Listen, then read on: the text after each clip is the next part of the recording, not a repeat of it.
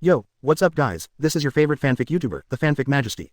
Become a member of the channel to access more content, the link is in the description. 3 feet. Chapter 75 Trial Battle against Guildarts. Hexagon Warrior Mo Bai. I guess the backpack contains all the photos of the cover girls of Magic Weekly. Mo Bai was decisive. Clam. Everyone in the guild widened their eyes almost at the same time, with shock on their faces. Never expected. Mo Bai thought about it for a long time and finally came to such a nonsense conclusion. No, Mo Bai, we can understand if you don't want to fight Guildarts, just say so. But if you insist on saying that he has those things in his backpack, isn't it bad? Yeah, how could Guildarts have that kind of hobby? I always thought I was the only one who was passionate about collecting those covers. Put Guildas's matter aside for now. Foster father, please lend me a piece of music to speak. Mo Bai ignored the reactions of others and looked up at Guildas slightly, waiting quietly for his response. They looked at each other for a long time. Ha ha ha ha. An intriguing smile finally appeared on Guildas's face, and he turned and walked towards the guild gate. I'll wait for you outside. If you're ready, come out and spar at any time. The rich voice echoed in the hall. Everyone looked at each other in shock, and their jaws dropped to the ground in shock. The worldview collapsed. Accept invitation to discuss. Doesn't this mean that Mo Bai's guess was right, that the stuffed backpack actually contained a photo album of the female wizard? Underneath Guildart's tough guy appearance, he is actually quite romantic. ... After a while, the open space outside the guild was already crowded with magicians who were watching the fun. And the two people facing each other in the center of the field. One is the undisputed strongest mage in the current Fairy Tail Guild, who has just returned from a century-old mission with his life saved. The other is a newcomer who has become famous in just a few months after joining the guild. He has fought against powerful enemies several times without ever being defeated. There is no doubt that this will be the most exciting internal battle so far. Guildas's vicissitudes of life showed some appreciation for Mo Bai, and he said in a deep voice, "Since it's just a simple competition, each of us will only use 7% of our strength and reserve the strongest killing move. What do you think?" "No problem." Mo Bai licked his lips to show his fighting spirit and readily agreed. But he began to think carefully in his heart. The secret of Dragon Slayer has been banned. If you want to defeat Uncle G, it seems you have to try some other methods. Guildas gently loosened his black robe. Magic power suddenly broke out and he got into a fighting stance. Mo Bai was also not to be outdone. The blazing flame aura emitted from his whole body and condensed in his right fist, accumulating continuously. Fire Dragon's Iron Fist. Mo Bai shot out suddenly, using his fire fist to attack from the side. A trace of astonishment appeared on Guildas's face. Oh, the same fire attribute dragon slaying magic as Natsu. It's really not that simple. Break down. A fine network of magic emitted from Guildart's palm. Although it did not contain much magic, Mo Bai hurriedly turned sideways to avoid it. This decomposition magic may seem weak, but it can actually decompose the opponent's already condensed attack magic power. If he didn't avoid it, when the fist actually hit Guildarts, it would probably not be much different from a slap on the back. Storm Dragon Wings. Seeing the giant white net closing in, Mo Bai no longer hesitated, his wings spread out, and he quickly jumped into the air. The giant net completely covered the original location. If he didn't get airborne in time and was caught in the net, he would probably have to consume a lot of magic power just to get out. When Guildas saw this, his face became more serious. It seems that Mo Bai has mastered many types of magic, and he can even fly. This one was harder to deal with than he thought. Crush. When Guildart's body showed a more domineering magical aura, everyone onlookers also realized that he was going to take action for real. Crush is a magic with more destructive power based on decomposition. Most magic will be completely destroyed and lose its original power the moment it is released. In addition, crushing is extremely harmful to the human body itself. If you are not careful, your internal organs may be shattered. The Cave Dragon's Shield. Seeing the majestic crushing magic power under his body coming towards him, Mo Bai immediately mobilized the power of the rock to resist. Under everyone's gaze, the moment the two magic powers came into contact, the originally hard brown high shield was cut open in countless gaps, and then the shattered magic power penetrated directly through it and hit Mo Bai's body. Boom! Broken rock dust filled the air, whipping up a gust of wind and sand, covering Mo Bai's figure. Everyone was stunned. Is it over? Gildarts is still Gildarts after all. He directly penetrated that level of defense. Actually, if Gildarts can use Crush, Mo Bai's strength is quite good. Speaking of which, Gildarts should have made a measured move, right? Mo Bai shouldn't suffer too much damage. The so-called authorities are confused and bystanders are clear. The situation on the court at this moment seems to be exactly the opposite. No one knew what was happening to Mo Bai in the smoke. Only Gildas still looked up and stared with caution. During these few seconds of silence, the rock dust that filled the sky gradually began to dissipate.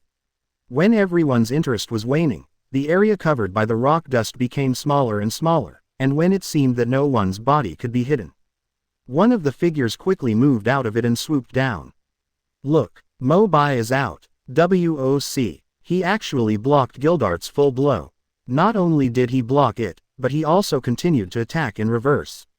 666. This person is Gui. Quote. I saw Mo Bai covered in darkness, as if he was wearing a close-fitting steel armor. The thunder arcs around him are constantly tossing and jumping, and the violent aura is stirring, and it is as powerful as breaking bamboo. Thunder Dragon's collapse fist. Gildas couldn't help but grin. Mo Bai was indeed an opponent he could face head-on. Whether it's offense and defense, or the willpower he shows in the face of battle, this little guy is really good. Do you still want to use various magic moves to find my weaknesses and wait for opportunities to attack? Gildas finally stretched out his left arm that had been hidden under his black robe. It was actually an iron prosthetic leg. However, Gildas didn't care. Together with his intact right arm, he regrouped the crushing magic power to attack Mo Bai. But this time, Mo Bai did not choose to avoid its sharp edge, and his body carrying the power of thunder and lightning suddenly fell. He wants to confront Gildarts head-on. The magic power collided head-on, and a magic wave that was even more terrifying than before suddenly erupted. Those spectators who originally claimed to have a good seat to watch the fight could not help but retreat crazily at this moment. If I get involved by these two great gods, I'm afraid I'll either be missing an arm or a leg. Gildarts couldn't help but smile bitterly as he looked at Mo Bai, who was standing close to him with an expressionless expression on his face as he resisted the crushing magic. Forget it, as long as his magic power is slightly reduced, I will stop immediately. Such a good seedling can't be hurt. But as the magic power of the two parties continued to tear apart, Mo Bai didn't show any signs of shrinking, until a few cracks appeared on his body, and a faint amount of magic power leaked out. Gildas finally noticed something was wrong. Wait, this isn't him at all. This is just an afterimage imbued with a lot of lightning magic. Chapter 76 Mist Gang's Request. The next moment, under the constant erosion of the crushing power, Mo Bai finally couldn't resist it, and his body turned into a golden thunder and lightning, dissipating in the air. Gildas did not show any relief, because at this time, he suddenly noticed a chill coming from behind him. Look back subconsciously. In front of him was Mo Bai, who was wearing a steel skin. At this moment, his right arm had turned into a dark iron sword, the tip of which was pointed directly at him. Mo Bai smiled lightly. Uncle G, I accept it. The screen freezes for a few seconds. It wasn't until he saw Gildarts smiling and nodding to himself that Mo Bai put away the iron sword with peace of mind. Just when he used the cave dragon shield to resist the smash, this risky strategy flashed through Mo Bai's mind. By infusing a large amount of magic power to strengthen the resistance of the lightning shadow, pretending to attack from the front. In fact, his own body took the opportunity to make a surprise attack from the other side. This gives you a chance to win. Gildas walked forward slowly and extended his right hand to pat Mo Bai on the shoulder affectionately. To be able to create lightning afterimages in such a short period of time to attract my attention is to be feared. If you hadn't spared that blow just now, even I would have been seriously injured. I'm really looking forward to meeting you in the S-Class Wizard exam in 2 months' time. Then, let's each use our highest level. Mo Bai also smiled back. What I wish for. The audience not far away looked at the two people chatting and laughing, and couldn't help but look at each other, still immersed in the battle just now. In just 1 minute, Kildas, who originally had the upper hand, was directly defeated now. Macau and others scratched their heads and asked around. At this moment, they didn't even understand how Mo Bai won. So, Mo Bai really won. Indeed, but I feel like Gildarts is still letting his guard down. If both parties try their best to use their trump cards, the outcome is unknown. It seems that if we want to see the two of them fight with all their strength, we can only wait until the S-class magician assessment. Among all the people in the discussion, there was only one Natsu, and his focus was always different. I understand, as long as I knock Gildarts away someday, I will be able to beat Mo Bai again. Then I will know the whereabouts of Agunir. Ha ha ha ha. ... The battle is over. Everyone returned to the guild hall one after another, but the enthusiasm for the discussion did not diminish at all. Mo Bai followed the team at the end. Half a foot has just stepped through the door. Suddenly, I felt an unusual cold wind in my buttocks, which was also mixed with a bit of magical energy. Mo Bai's face, which was originally full of smiles, suddenly looked dignified, and he immediately made the worst plan in his mind. The people in Devil's Heart are going to take action so soon. But when Mo Bai looked back, this thought disappeared. Not far from the street directly opposite the guild, there was a masked man hidden under a blue and black cloak standing. The breath just now came from him. Only the eyes of the masked man were exposed, and the arms, legs and feet that could not be covered by the cloak were also covered with a thick layer of bandages. It's like being seriously injured. Although it was his first time meeting him, Mo Bai was no stranger to this masked man. Mistagan. There are a total of 5 fairy tale S-class magicians. Counting Gildarts, whom he just met today, 4 of them have already dealt with him. The remaining one is the mysterious cloaked man who rarely appears in the guild, Mist Gang. Mo Bai couldn't help but think. Gildarts has returned, and there is still quite some time before the S-class magician assessment. The appearance of Mist Gang at this time, there must be some problem in his world, and it is probably something that will affect the entire guild. At the same time, across the street, Mist Gang also noticed that Mo Bai's attention was attracted to him. He simply turned around and left, turning into a deep alley. The figure disappeared. This guy deliberately leaked a little magical energy in front of me and then escaped. Mo Bai shook his head helplessly. I have already guessed that Mist Gang is looking for me for something. My personality is more boring than mine. You obviously wanted to ask me for help, but you ran away first. Alas, no way. Mo Bai's body turned into a golden thunder and lightning, and he chased directly in the direction where Mr. Gang disappeared.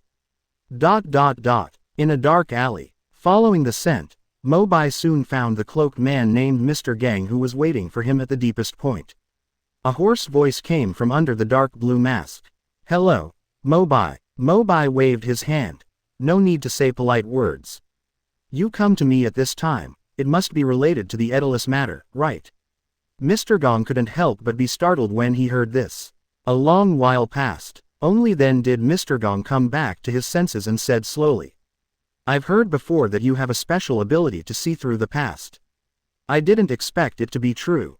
Mo Bai shrugged noncommittally. The world Mo Bai is in at this moment, whether it is the Fairy Tale Guild, the entire town of Magnolia, or even the Kingdom of Fury and the entire continent of Ishgar. They all belong to this world called Aslant. In another dimension, there is another world similar to the parallel universe called Edolas. Including most people in Fairy Tale, Natsu, Gray, Lucy, and Edolas all have another version of themselves in the world. The appearance is almost identical, but the personality is different. But what is different from the Aslant world that Mo Bai and the others are in now is that the magic energy in the world of Edolas is limited, and you cannot use magic as much as you can hear. Due to this situation, the magicians of Edolas can only cast magic with the help of magic tools, instead of having magic power in their bodies like Mo Bai and others. To solve the energy crisis, King Edolas built the Seer robot and the space exploration spacecraft Seer to find the endless energy guarded by the legendary mysterious elves. Sorry for interfering. In order to solve the problem of dwindling magic power, King Edolas led his men to develop a super subspace magic called Anima that could absorb magic power from Aslant and transport it to Edolas. For 6 years, Anima has continuously opened tunnels to the two worlds and transported the source of magic. As for Mr. Gon, he was originally a prince from the world of Edolas. He came to Aslant alone because he opposed the king's actions and kept closing Anima. This has been his mission for many years. Therefore, when Mo Bai met him for the first time, he concluded that he was seeking help from him because of Edolas and Anima. Mo Bai said in a deep voice, "There are only two of us here, so there's no need to pretend, right? Be more honest." Mr. Gong put his right hand on the mask and was about to take it off when he suddenly hesitated. "My appearance might scare you." Mo Bai said calmly, "I know everything about Edolas. You are the Jelal of that world, right?" Mr. Gong suddenly smiled bitterly and took off the mask on his head. "Sure enough, I can't hide anything from you." What appeared in front of Mo Bai's eyes was a face with gold eyes and blue hair that was exactly the same as Jalal's who caused the Tower of Paradise incident. Although I am mentally prepared. But when Mo Bai saw this face again, his heart inevitably fluctuated. Mo Bai breathed a sigh of relief and finally got to the point. "Let's talk. Are you here because of what happened to Edolas? P.S. It's time to enter the Edolas chapter. Once again, I emphasize adding some settings for the Edolas chapter. The world where the protagonist group is located is called Aslant, and Edolas is a continent that evolved from a certain parallel time and space. The magic power in Edolas world is limited and will be used up one day, so it is very precious.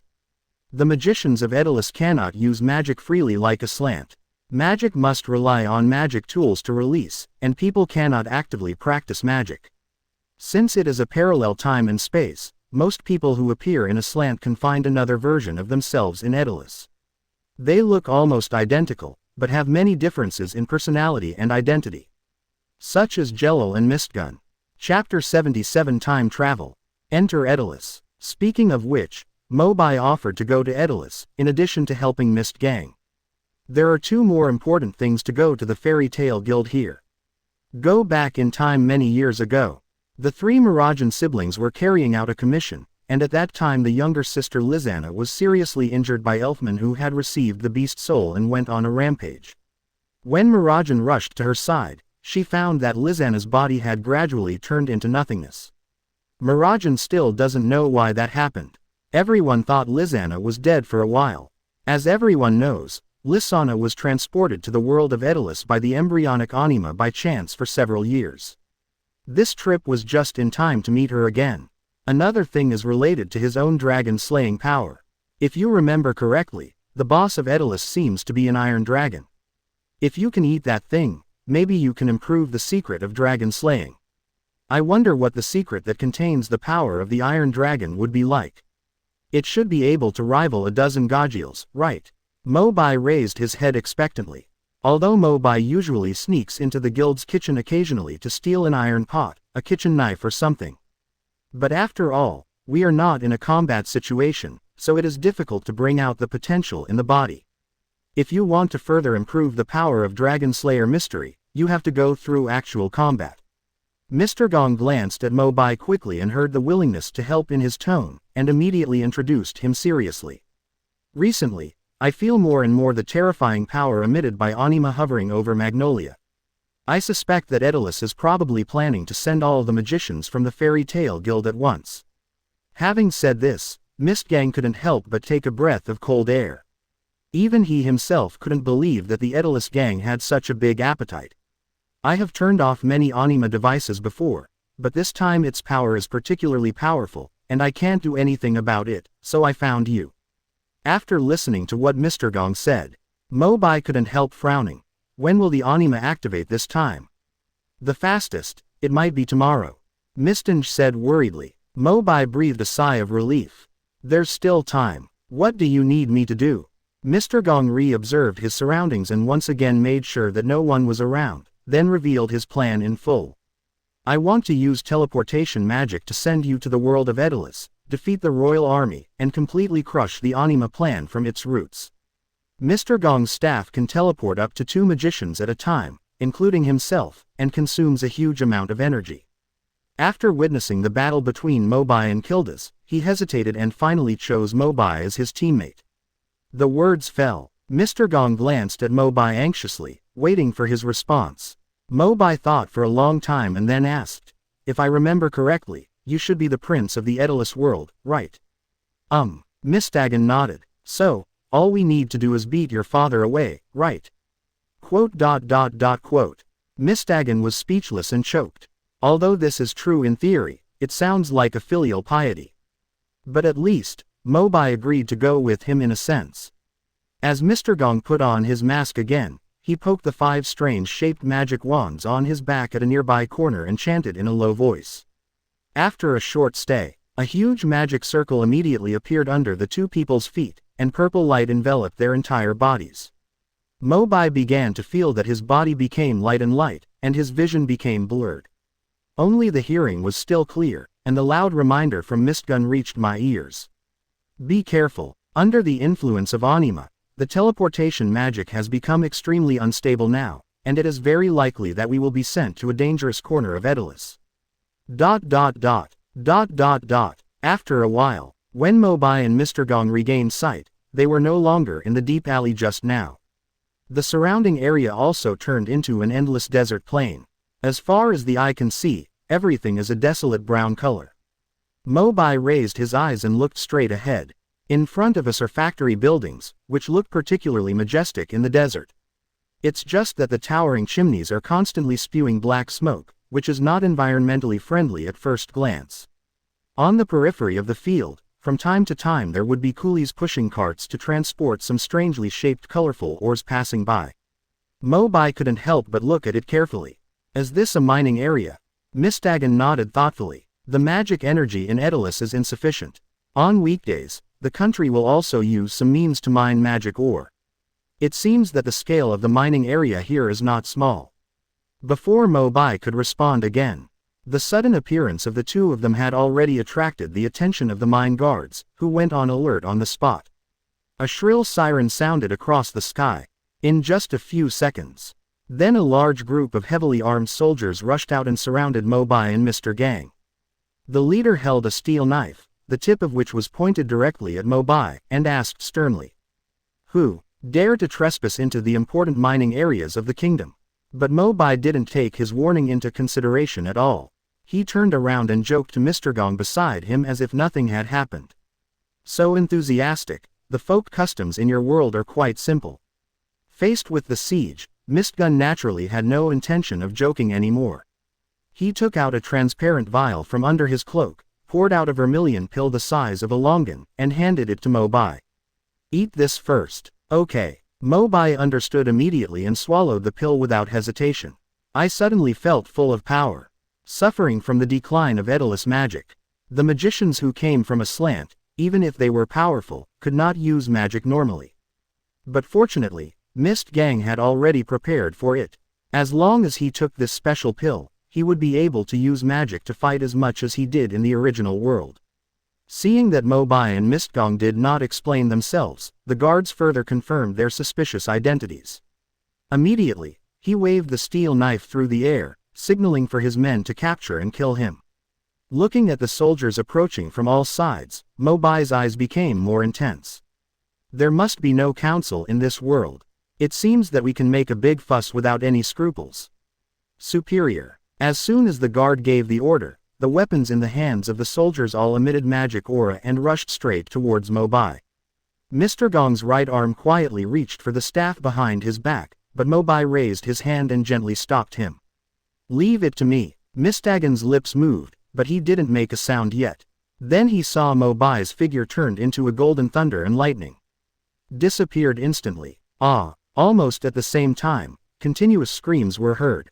Mr. Gong looked around. The 20-odd soldiers who were fully armed a second ago were all lying on the ground wailing and groaning. No one could stand up again. The paralysis effect of thunder has caused their bodies to lose their intuition for a short period of time. As for the weapons and equipment in their hands that were originally equipped with magical power, they were completely destroyed in Mo Bai's rapid attack just now. Although he already had a preliminary understanding of Mo Bai's strength, Mistgang couldn't help but smack his lips after seeing this scene up close. Is this a terrifying strength comparable to Gildart's? Look around. At this moment, the only people left standing on the field were Mo Bai and Mr. Gang, as well as the mine guardian who was giving orders just now. The guard's face was livid, and his eyes that stared at Mo Bai were filled not only with fear but also with fear. Just when the arc in Mo Bai's palm appeared again, he was about to take action to kill him too. Inside the gate of the mining area, a sinister old man's laughter suddenly came out. "Isn't this our traitorous prince? I haven't seen you for so long. I didn't expect that he went to other places to recruit reinforcements." The guard turned his head and looked at the gate. The moment he saw the old man, he was overjoyed. "Lord Deliora." Looking back at Mr. Hill, he was a little more cautious and dignified than before, reminding Mo Bai. "Be careful, that old man is Deliora, the chief of staff of the Edolas Kingdom Army." Chapter 78. Are you ready to become Octopus Maruko-chan? Mo Bai glanced briefly at Deliora. This old man is slightly taller than Makarov, but he is far less kind than Makarov. Judging from his appearance, he looks more like some alchemist with strange habits in medieval stories. But after all, he is the chief of staff of the royal army and holds a high position of authority. The magic props he enjoys are naturally among the best in the entire kingdom. Therefore, Mr. Gang had to face up to this opponent. Deliora looked directly at Mo Bai, with a strange smile on his face and wrinkles on his face. "If I'm not mistaken, this should be a powerful dragon slayer wizard, right? His Royal Highness has a good vision and knows that our country lacks this kind of magic source." By implication, it seems that bringing Mo Bai to this world was already part of their plan. Naked sowing discord. Mo Bai still trusts Mistgang's character, so he will naturally not listen to Deliora's nonsense. Seeing that Mo Bai was not fooled, Deliora no longer concealed his fangs at this moment, and slowly took the magic prop jar worn on his waist and opened it. "I've long heard that magicians from other worlds have their own magical powers. You might as well open my eyes today." Liquid bomb. A few drops of orange viscous liquid were poured out from the tank and rolled quickly from midair towards Mo Bai. Mo Bai activated the fiery red dragon slaying crystal in his body and gradually gathered the magic power in his chest. When the liquid bomb rolled down in front of him, and the unstable magic power in it was about to explode, the flames in Mo Bai's mouth finally burst out. The roar of the fire dragon. The rolling thick flames immediately swallowed up the liquid beads, making a crackling sound. Mo Bai didn't forget to wipe his mouth. Not far away, Deliora saw that his attack cup was easily resolved. Instead of being frightened, there was a playful and greedy smile on his face. Very good, very good. Have you seen the magic mine behind me? The magic ore these coolies mine for a year cannot compare to the magic power you have alone. I must capture you and keep you in the kingdom of Edolas forever to continuously provide the country with magic power. The more Mo Bai listened, the more awkward he became, and the corners of his mouth began to twitch. To put it bluntly, this old guy is greedy for his own body, and almost to the point of becoming obsessed with it. If he is really caught, he will probably be imprisoned and drained of magic power every day until the day he can no longer lift it up. After Deliora finished speaking, he took out some elixir from the jar and threw it into his mouth. Under the watchful eyes of Mo Bai and Mist Gang, Deliора's originally rickety body began to expand and grow, and his skin gradually turned bright red. The entire lower body changed drastically, and several fat tentacles stretched out. Looking up again, Deliora had transformed into a giant red octopus monster, almost as tall as the field behind him. Deliora opened his mouth wide and said with a serious smile, "Kid, are you ready to become a source of living magic?" But seeing this ferocious octopus beast, Mo Bai didn't feel scared, he just felt disgusted. Hearing Deliора's arrogant provocation, Mo Bai resisted the urge to feel sick and retaliated with the same words. "Lao Deng, are you ready to become Octopus Maruko-chan?" Stubborn. Deliora snorted coldly, raised two fat tentacles and slapped Mo Bai's position hard. There are also black suckers distributed on the tentacles, which invisibly adds a little more pressure. Boom. The tentacles fell down, instantly setting off waves of sand and mist on the desert. Mo Bai's figure was firmly pressed down, unable to move any further. Ha ha ha ha. When Deliora saw Mo Bai's predicament, he just wanted to laugh a few more words. But suddenly he realized that there seemed to be a violent wave of magic power coming from under the tentacles that were resisting Mo Bai. Wah! What? A look of horror suddenly appeared on Beiluo's face. In his eyes, a golden light suddenly flashed in his sight, cutting off the two heavy tentacles. Before the severed limb hit the ground, Mo Bai's body shot out from below. The wings appeared on his back, soared straight towards his face, and his pupils continued to enlarge. Jaws of the Thunder Dragon. The violent thunder and lightning magic power suddenly hit Bailuo's head like a bolt from the blue. Beiluo was severely injured, and then let out a scream. His body began to shrink, and returned to the appearance of a human little old man. Fainted on the ground. As for the original mine guard, he was paralyzed on the side with a look of death. I originally thought that Deliora, the chief of staff of the royal army, would be saved when he came here. I didn't expect Mo Bai to be so fierce, and he killed Beiluo instantly. Watcher. How about I just pretend to be dead and hope they don't find me? After Mo Bai finished the battle, he breathed a sigh of relief and set his sights on Mist Ridge again. Mr. Gong also realized at this time that his reminder to Mo Bai just now seemed completely redundant. To be fair, if he faced Deliora, it would be difficult to guarantee a thunderous victory in such a short period of time. You were really strong, Mo Bai. Naturally, Mo Bai didn't want to listen to his polite words, so he waved his hand to bring the topic back on track. What are you going to do next? Go directly to the palace. Mistagan shook his head cautiously and suggested. The royal army has a large number and its strength should not be underestimated. To be on the safe side, how about you go to Fairy Tale in this world to bring in reinforcements first? At least the number of people can bring the situation back a little bit. This is a good idea. Just like Jelil and Mistgon correspond to each other. As two parallel worlds, under the continuous evolution of time, the Fairy Tale Guild also exists in Edolas. Most of them correspond to members of Aslant's Fairy Tale Guild. In addition to moving reinforcements there, you can also find Lizana, who has been missing for several years. Mo Bai nodded slightly and then asked, "Then where are you going now?" Chapter 79 Meeting Lizana for the first time. Mistagan forced a smile from the corner of his mouth. After all, I am the prince of this country. If possible, I still want to solve the problem in a nonviolent way. I plan to first find a way to sneak into Anima's control base and find a way to completely shut down Anima, and then go to negotiate with my father. By then, he should have no other options. When I finish all this, I will meet you at the Fairy Tale Guild immediately. Mo Bai couldn't help but hear a clue. You are now an enemy of the country. If the negotiations break down, are you sure you can escape unscathed? Mr. Gong shook his head slightly. Although I am not as strong as Erza and Laxus. But at least, I am still an S-class mage. Escape from the royal city should not be a problem.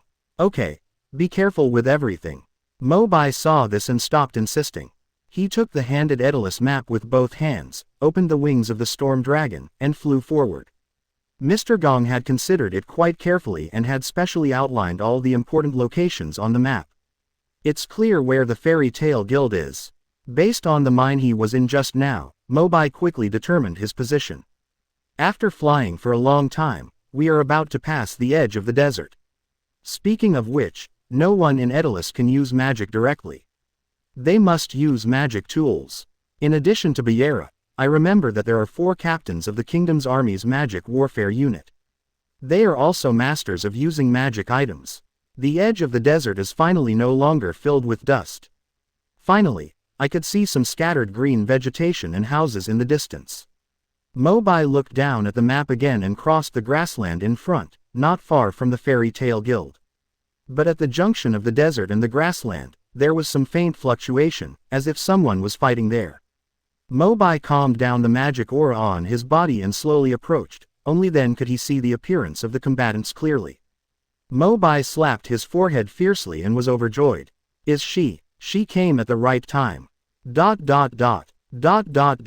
Grass edge. A girl with short white hair and blue eyes was trying her best to escape while dragging her injured body. Behind him, there were more than a dozen well-equipped soldiers of the royal army chasing after him. The girl's facial features were exquisite and pretty, but at this moment she was completely occupied by exhaustion, and her escape speed became slower and slower.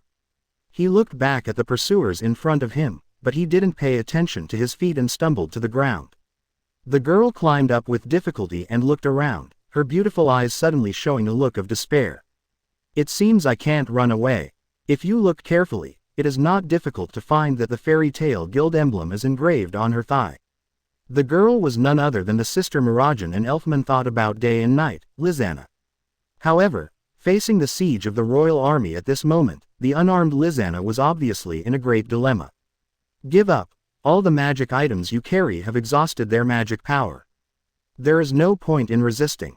A sinister male voice came from behind Wang Guojun. When the soldier heard this, he immediately and respectfully made way for the man who spoke. Shogboy. Lizana suddenly took a breath of cold air, and the sadness between her brows became even more intense. Shugaboy wears a pink armor, his yellow airplane hair is combed very neatly, and the lines on his face are also very obvious. Although he looks like a stinky pervert at first glance, Shugaboy is the captain of the 4th Magic War Force of the Kingdom of Edolas, and he is quite powerful. Many members of Fairy Tale fell into his hands. Lizana relaxed slightly and straightened her body resolutely. Although there was uneasiness in his eyes, he was still determined to put up a defensive posture and prepare to resist to the end. Yo, the little goblin still plans to resist. A playful smile appeared on Shugaboy's lips. However, he did not order his soldiers to attack, but slowly stepped forward alone with his sword in hand. His eyes were staring straight at Lizana's body, making her feel terrified. With every step forward, Lizana became more alert and nervous. Seeing that there was only 3 or 4 meters left. Get ready to be judged by the royal army. Shugaboy shouted as he was about to raise his sword. But suddenly I felt a terrifying magical force coming from midair not far away and approaching at a very fast speed. Shugaboy's expression immediately changed drastically, and his figure subconsciously took a few steps back. Boom! With a loud crash to the ground, lightning flashed in front of everyone's eyes, flashing briefly and then quickly materializing. Looking closely, I realized it was a Taoist figure. A calm voice came from the figure. How can you say that you are a regular soldier of the kingdom, and you are bullying a little girl like this? The speaker was naturally Mo Bai. It was an unexpected surprise to meet Lizana before arriving at the Fairy Tale Guild in Edolas and help her out. Lizana behind her looked at Mo Bai's back blocking her in front of her, and asked in confusion. Who are you? Mo Bai said casually. We'll discuss who I am later. Let's get rid of this plain head first. Lizana hesitated, then nodded silently. At least, there is a little more hope of escape for the time being. Not far away, faced with the sudden change, Shugaboy's face turned livid. He brushed off the dirt on his armor and said gloomily. Friend, since you know the identity of our royal army, you should also know that we will only use coercive measures against those who have committed the most heinous crimes. Afraid of the magical pressure emanating from Mo Bai, Shugaboy tried his best to control his tone. Mo Bai raised his eyebrows slightly. A person who has done the most evil. Shugaboy said grandly. Of course, the king has already ordered the dissolution of guilds across the country. Only Fairy Tale and the others have been disobeying the order. I don't know how much trouble they have caused in the past few years. After he finished speaking, Shugaboy glared at Lizana behind Mo Bai. Finished, Mo Bai said expressionlessly. That's it. Shugaboy was still confident. That's all. Then I'll take her away. Mo Bai grabbed the confused Lizana's wrist, turned around and left. About 2 seconds later, looking at the backs of the two of them who had not taken a few steps, Shugaboy recovered from his daze and suddenly became angry from embarrassment. UBD. You dare to snatch the prisoner in front of the royal army. Stop them. Under Shugaboy's order, the surrounding soldiers heard the sound and moved. The soldiers in the front line even overtook Mo Bai and Lizana, setting up weapons to block the direction of travel. Mo Bai and Lizana turned their heads again. Shugaboy said sinisterly. Although I don't know who you are, but for saving a wanted criminal so blatantly, you should also be guilty of it. Lizana looked embarrassed, stretched Mo Bai's clothes, and whispered. The man in the middle is the captain of the Royal Army's 4th Demonic War Troop, Shugboy. The sword in his hand can soften everything it touches. If you want to fight him, it's best to do it quickly. I can only help you temporarily block other soldiers. When Mo Bai heard this, he shook his head lightly. Don't force it. Just stay where you are later and leave it to me. This. Lizana frowned slightly and scanned the surrounding enemies again. Although the magic power Mo Bai showed just now is very strong. But after all, his opponent Shugoboy is one of the top combat forces in Edolas, and the soldiers under his command all possess top-notch magic equipment. It is inevitable to worry about Mo Bai. Can you really beat it? Chapter 80 Inches the Jailer. Perhaps because he was still unclear about Mo Bai's strength, Shugoboy was much more cautious at the moment and did not step forward alone again. Instead, he stood where he was and thrust his sword into the ground. Sword of Rose softening. As the crystal green gems on the sword shone brightly, streamlined ripples were produced along the sword body, flowing into the earth and flowing towards the feet of Mo Bai and Lizana. Careful, Lizana shouted loudly, but still took a step slower. As soon as the magic ripples reached the two of them, they spread, and the originally hard ground under their feet became twisted and soft. Like a quagmire that gets deeper and deeper the more they struggle, the madness draws their bodies inwards. In the blink of an eye, the entire ankle was swallowed up by the soil. Oops, Lizana glanced at Mo Bai guiltily. Seeing Mo Bai deflated, Shugoboy also showed a proud look on his face. It seemed like it was just his bluff. Shugoboy raised his chin and said in an arrogant tone, "In the name of the royal army, I give you one last chance to surrender. Otherwise." The earth dragons crack. Shugoboy's words were immediately interrupted by Mo Bai. Looking around in horror, he discovered that the ground beneath the two people's feet had already had fine cracks in the shape of spider webs at some point. It seems that as long as you touch it lightly, it will immediately fall apart. Bang! The next moment, the strong magic power in Mo Bai's body broke out again, even stronger than when he first arrived here, and his feet suddenly exerted force. The dry and cracked soil suddenly exploded, revealing several ugly scars of black holes in all directions. Before the soldiers had time to activate the magic power of the weapons in their hands, they fell into it one by one along with their sophisticated equipment. Shugoboy's body was in a semi-crouching position, holding the hilt of the rose sword tightly with both hands, trying to resist the impact, and he couldn't help being shocked. He actually used such powerful magic without any magic items. Could it be that he is from a slant? Only then did Shugoboy suddenly wake up. He looked up at Mo Bai again, but Mo Bai still looked calm and composed. As a ray of light flashed in his pupils, the magic power of the earth dragon suddenly became more powerful, and the cracks in the earth spread crazily again. Shugoboy watched helplessly as the surrounding ground continued to shatter, and his body was riddled with holes. He hurriedly wanted to pull out the sword blade and escape from this place. But it was only then that he discovered with horror. The rose sword that I was proud of had already been shattered by Mo Bai's magic power in the impact just now. Only scattered fragments were left on the ground. How is that possible? For the magicians of Edolas, magic items must be used as carriers to release magic. The destruction of weapons means that they have lost their combat effectiveness and become muggles. A look of endless horror suddenly appeared on Shugoboy's face. Completely losing his fighting spirit, his body collapsed weakly and fell into the crack in the earth beside him. Seeing this, Mo Bai slowly gathered the magical energy in his body and took a long breath. Everything returned to calm. Looking at Lizana, who was still in shock next to him, Mo Bai stepped forward and asked softly, "Is the injury serious?" Lizana was startled when she heard this, then shook her head and said, No. It's just some simple trauma, it has no impact. Thank you for saving me."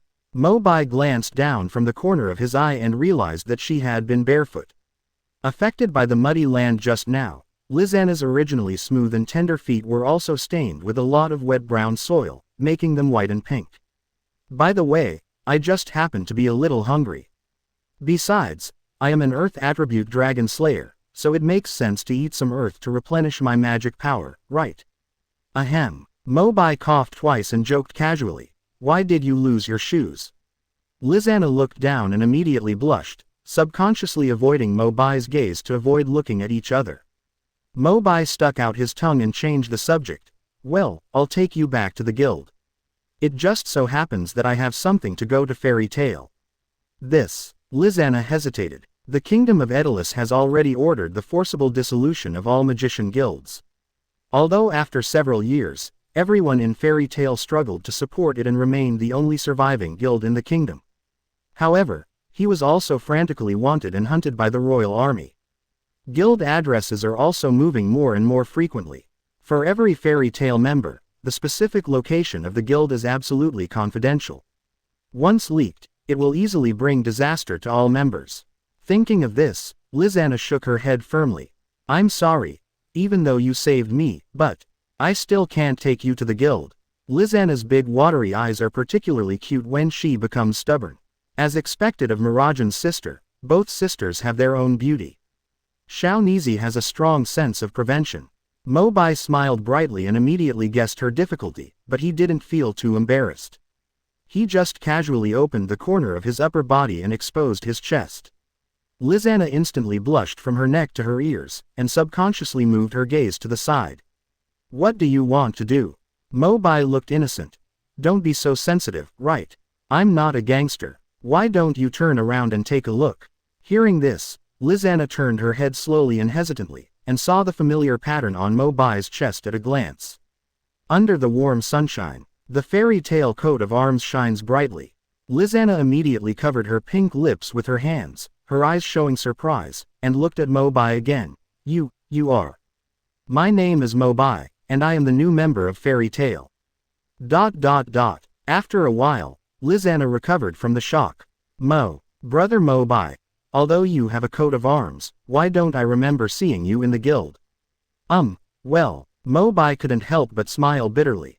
By the way, Lizanna had been transported to the world of Edolas by Anima for several years since the day she traveled through time. It's normal to have never seen myself. Mo Bai replied in a deep voice. The guild I joined is Aslant's Fairy Tale. Aslant's Fairy Tale. Lizanna silently recited the name, her brows showing a bit of sadness. It seems to be reminiscent of some long-lost past events. It wasn't until Mo Bai's call came to her ears that she was brought back to reality. Lizanna, what's wrong? Can we go back to the guild together now? Of course. Mo Bai smiled faintly, gently holding Lizanna's slender wrist. The wings of the storm dragon gradually appeared behind her, leaping quickly and stopping in midair. I looked at the markings on the map. If you go through this grassland, you'll find the guild, right? Lizanna shook her head. That was the previous address. The guild has now moved to the southern desert, in the opposite direction. Mo Bai said helplessly. Okay, you guys are hiding pretty well. There is nothing we can do. The royal army has been looking for him. Everyone is very distressed as he keeps moving here and there. Chapter 81 Fairy Tale Guild of Edolas. Return from the desert. Go through the previous mine. Not far away, Mo Bai saw a huge tree house standing in the distance, which was incompatible with the surrounding desolation. The sense of security in Lizanna's heart instantly became stronger, and she whispered, "It's right in front." Good. As the height continued to decrease, the two of them stood firmly on the ground, and Mo Bai folded his wings and stood in front of the tree house. So it's so close. It's such a polar opposite. Before Lizanna could step forward and push the door open, Mo Bai faintly heard crying and scolding coming from inside. I suddenly had a bad feeling. Crunch. As the door was pushed open. What you see is chaos. The 7-foot-tall man sitting in the center of the hall is none other than Elfman, but he is no longer as rugged and bold as he was in the impression. He keeps shouting, "Man XXX," all day long. Instead, he kept wiping his tears and nose with his arms and cried non-stop. It's all my fault. Lizanna shouldn't have been allowed to go out alone. I'm sorry.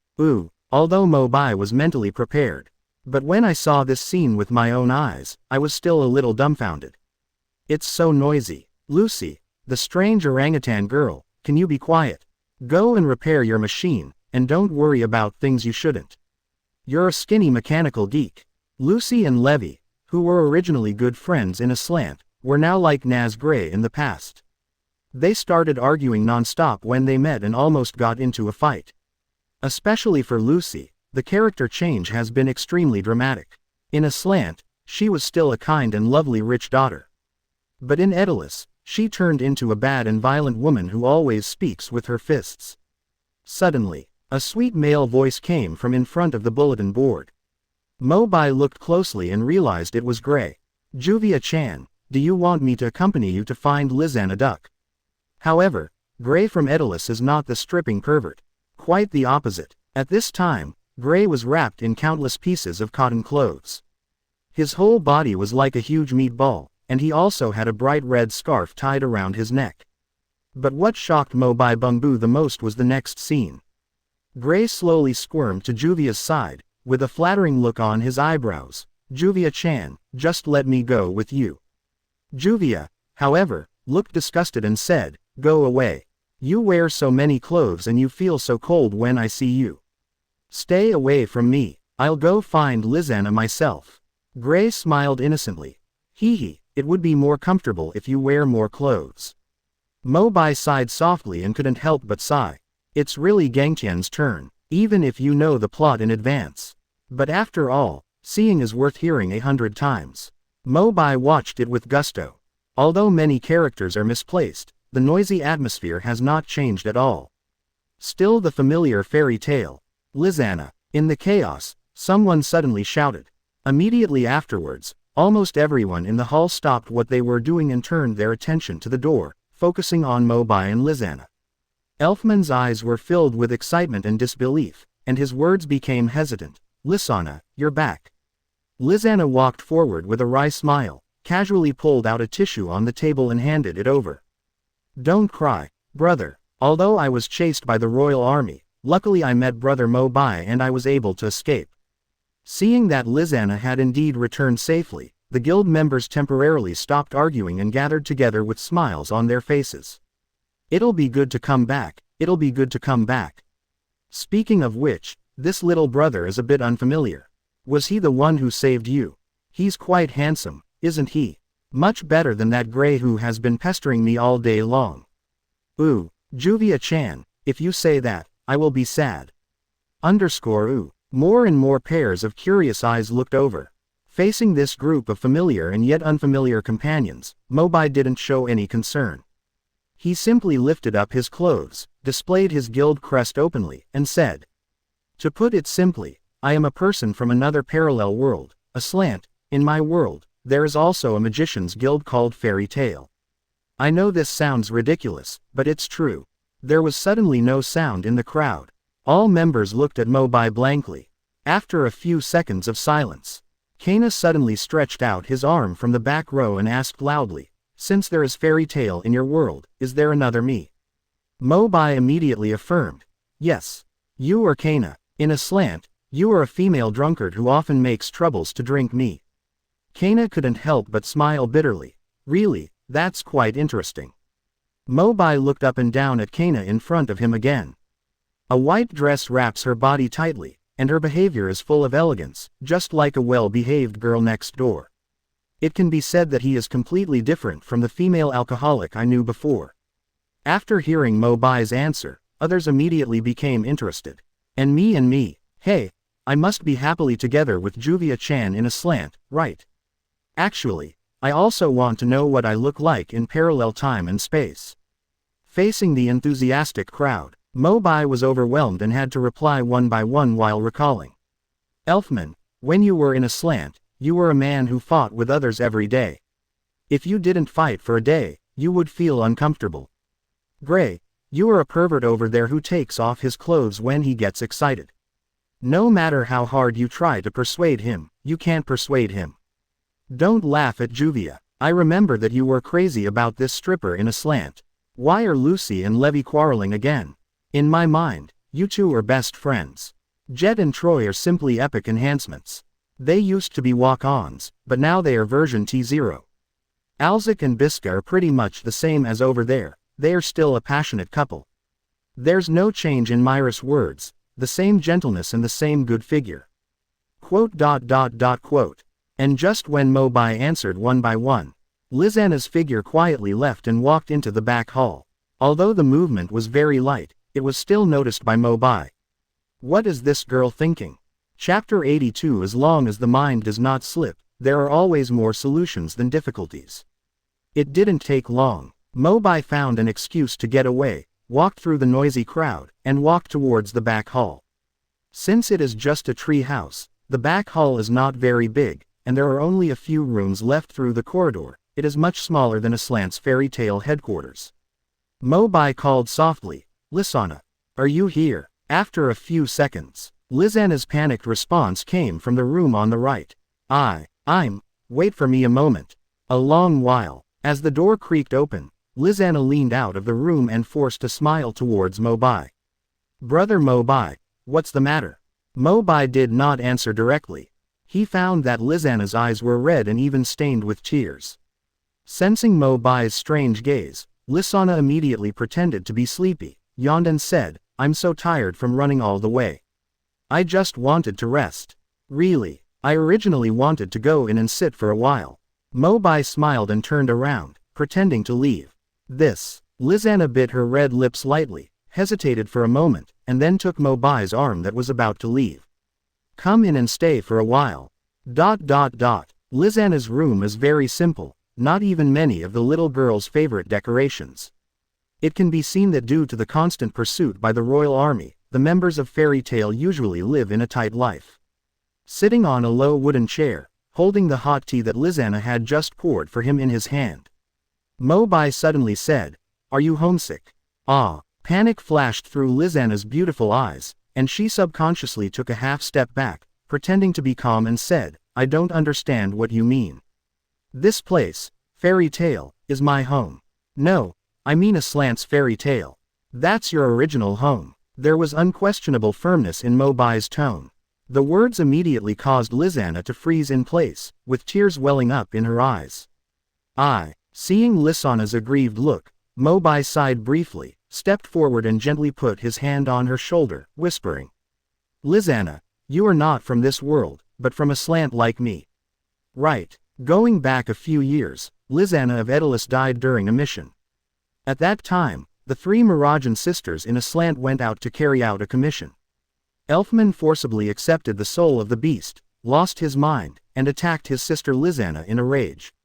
When Lizana was seriously injured, she just happened to catch up with the operation of the Anima device, so she was taken to Edolas. The Fairy Tail Guild entered this world by accident, replacing the deceased Edolas Lizana. Mirajan and Elfman of Edolas were naturally overjoyed by their sister's resurrection from the dead. But far away in Aslant, everyone was immersed in the pain of losing Lizana. Now, Lizana finally couldn't restrain her inner emotions, tears burst out of her eyes, her delicate body trembled, and she cried loudly on Mo Bai's shoulder. Over the years, she has also suffered from missing her homeland of Aslant all the time. The grievances that had been accumulated for a long time finally broke out. Sister Mira, Brother Elfman, Natsu, everyone in the guild, are you all okay? Mo Bai raised his fingers, gently wiped away the tears on Lizana's cheek, and comforted her softly like he was treating his own sister. Everything is fine in the guild. It's just that it's missing a little girl named Lizana. Mira often mentioned her to me and said she was very cute. Sister Mira, seeing that Lizana was getting emotional again, Mo Bai quickly revealed his intention. Actually, one of the purposes of my trip to Edolas this time is to take you away with me. Don't be too sad, I'll be able to go back soon. After Lizana heard this, she slowly calmed down, paused for a moment, and then said hesitantly, I can't go back yet. And her answer was within Mo Bai's expectation. Mo Bai immediately asked, Are you reluctant to leave the guild here? After half a minute of mental struggle, Lizana suddenly seemed to have made some kind of determination, wiped away her tears, and said firmly, Well, everyone in Edolas is also very kind to me, especially Sister Mira and Brother Elfman. I can't make them sad anymore. Apparently, Lizana also considers the Fairy Tail Guild in Edolas her home. Once following Mo Bai return to Aslant, this means that Mirajan and Elfman here will have to endure the pain of permanent separation. Mo Bai couldn't help but smile bitterly and said, Oh, silly girl, who told you that as long as you go back, you will never be able to come here again? Lizana suddenly raised her head, her crystal eyes showing unexpected joy. You mean, even if I return to Aslant, I can occasionally go back to Edolas to visit Sister Mira? Mo Bai nodded slightly and said with a smile, Of course, it's just about the method of traveling between the 2 worlds. It involves some knowledge about teleportation magic. I still need to study it further. Recalling the scene when I first arrived in Edolas, I borrowed the teleportation magic from Mistergan. Mo Bai thought, since he agreed to come here to help Mist Gang solve the anima problem. In return, he taught himself teleportation magic. Isn't that too much? To put it bluntly, the magic item industry is quite developed now. Some TP scrolls are still for sale, right? It doesn't mean that if you leave Edolas, you will never be able to come back. Thinking of this, Mo Bai said half-jokingly, what is the saying? As long as the mind does not slip, there are always more solutions than difficulties. Lizana let out a thump, and finally broke through her tears into a smile. Thank you, brother Mo Bai. This time my brother shouted. This made Mo Bai feel a little shaken. Just when Lizana agreed to return to a slant with her, before Mo Bai could breathe a sigh of relief, he immediately smelled a hint of danger. Wait, there seems to be movement outside the guild. Lizana was stunned. What's going on? Is it someone from the royal army again? I'm afraid there's more than one person here. Mo Bai stood up slowly, opened the door and walked towards the hall. Lizana quickly followed. Chapter 83 Dilemma. Wanted by the royal army. Fairy tale front room. The anxious people have already become a mess, full of quarrels and anxiety. Just a minute ago, Natsu from Edolas had just returned to the guild after completing his investigation. He looked extremely nervous and brought bad news to everyone. Quick, move the tree house quickly. The king's elite guards are already on the way. There are more than 100 people, and they will surround this place soon. All the magicians in the hall were shocked. You were discovered again so soon. Didn't you just move yesterday? It seems that the king is determined to drive out our guild and kill them all. Why don't you forget about the tree house, pack your things and run away? Where can you run? Can you outrun the elite guards? Well, for several years, the Fairy Tale Guild had to live a homeless life due to being fully wanted by the kingdom. The mechanical geek levy also improved the structure of the guild treehouse at that time. In the event of an emergency, the entire tree house can be uprooted and quickly bounced far away, allowing everyone to escape quickly. It was through this method that Fairy Tale managed to escape the pursuit that lasted for several years. Listening to everyone's uneasiness, Lucy asked more and more irritably, Levy, has the machine been repaired?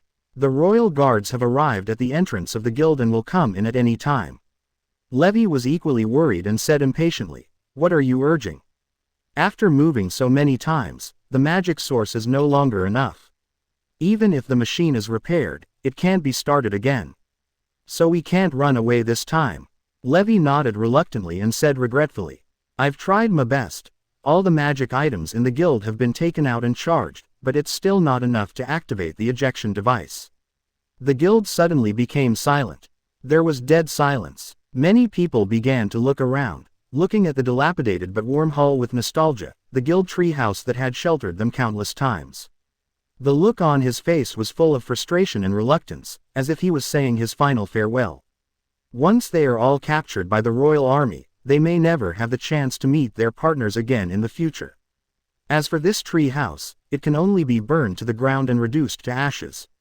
There was silence for a long time. Natsu slowly put away the sad look on his face, changed from his usual cowardice, walked towards the middle of the hall, and said seriously, Everyone, although we no longer have any magic to use, at least we can't just sit back and wait for death, right? Even if we are destined to be executed by the royal army in the end.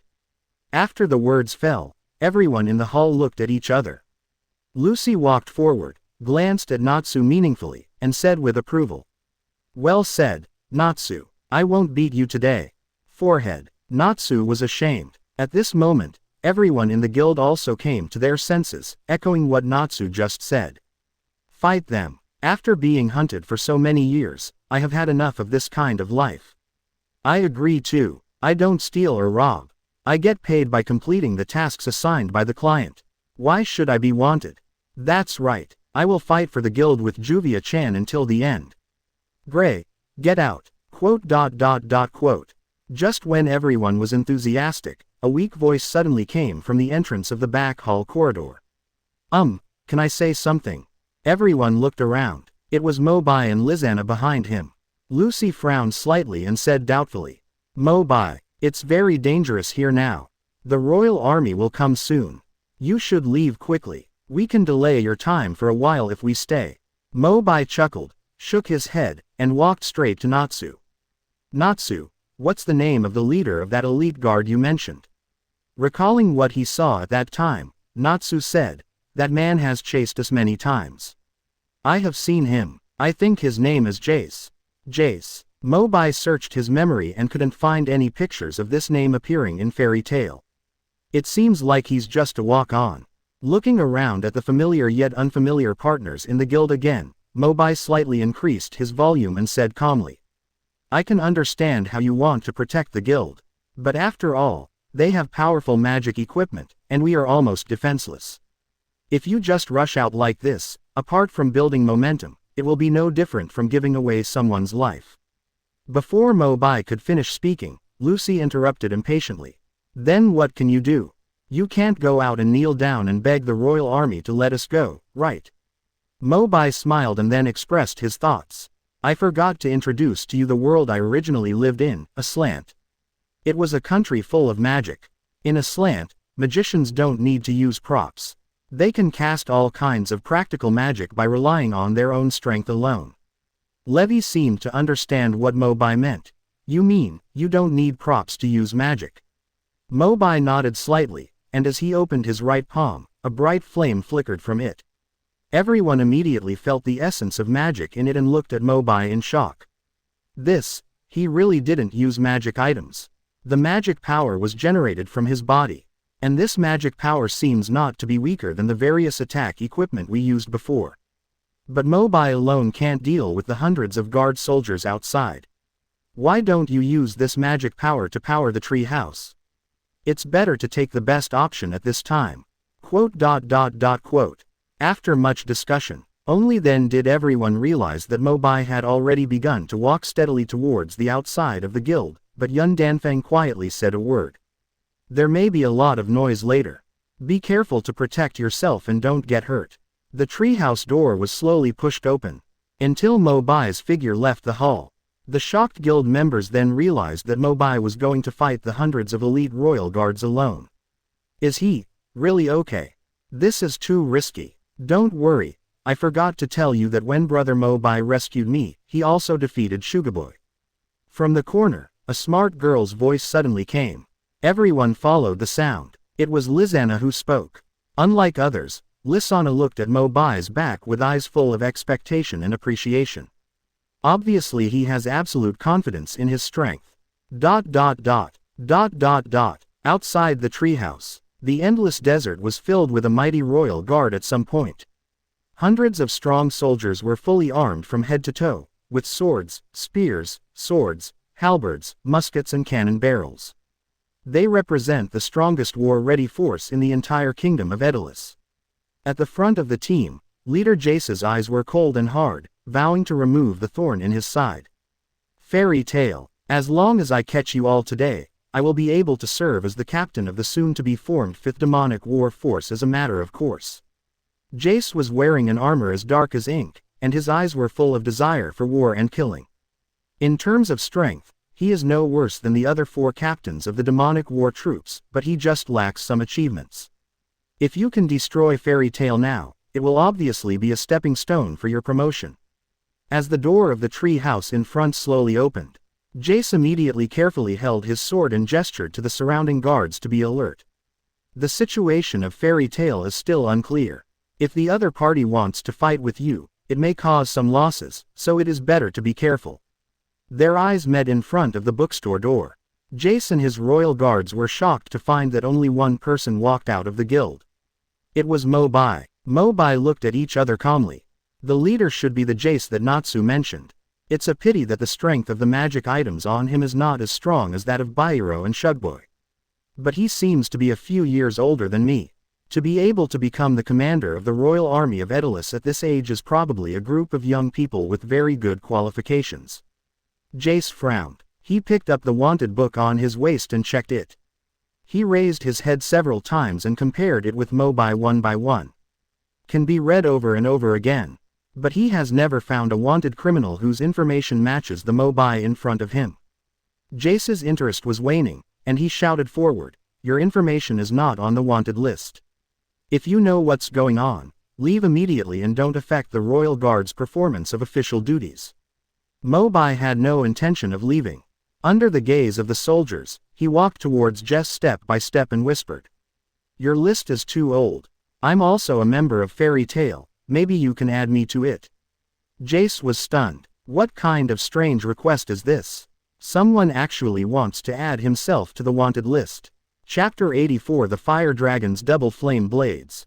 At the same time, the originally closed door of the treehouse opened again, and familiar fugitive fairies walked out, standing firmly behind Mo Bai. Jace seemed to understand the situation at hand and sneered.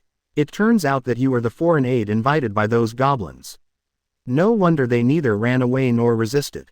However, it is not so easy to be the first person. He looked Mo Bai up and down with interest again. Jace suddenly laughed sinisterly, pointed at the royal soldier beside him, and said playfully. Let's do this. I'll have a fight with you later. If you lose, I'll take you back to the palace to face trial. They stay here to level Fairy Tail. If I lose, haha, I certainly won't give up. They will still bulldoze this guild that should have died long ago. The elements of the threat are self-evident. In Jace's view, Fairy Tail at this time was just a piece of fat fish meat on a chopping board, a second-class meritorious service that was about to befall him. How could you let them go so easily? When Mo Bai heard this, his face also changed slightly. Since these so-called royal guards are going to bulldoze Fairy Tail no matter what, then we can only kill everyone. As the fiery red dragon slaying crystal in the body is activated, the magic flame gradually jumps from Mo Bai's fingertips. Just as he was preparing to attack, he heard Natsu's voice from behind. Mo Bai, take this weapon. A long stick flew past. Mo Bai raised his right arm and caught it steadily. Thanks. Taking the weapon in his hand, Mo Bai discovered that it was not a stick, but a long knife with both upper and lower blades. The structure was very special. If you are not careful when using it, you may stab yourself to death with the other end before you even touch the enemy. A magic item. It's a pity that the magic power inside has been exhausted. If it could be recharged. Think of this. Mo Bai was not in a hurry to explode the newly brewed fire magic power, but instead transferred all of it into the long knife in his hand. With the continuous injection of energy, the long knife also changes at a speed visible to the naked eye. The originally dull pattern suddenly glowed with a more dazzling fiery red light. The blade was burning with blazing red flames, like a flaming blade from hell. Success. And on the opposite side, seeing the movement from Mo Bai, Jess immediately made up his mind. Change will happen later. We must capture him quickly. The Fairy Tail group has been running away for so long, and it is estimated that the entire guild will not be able to produce much magic power.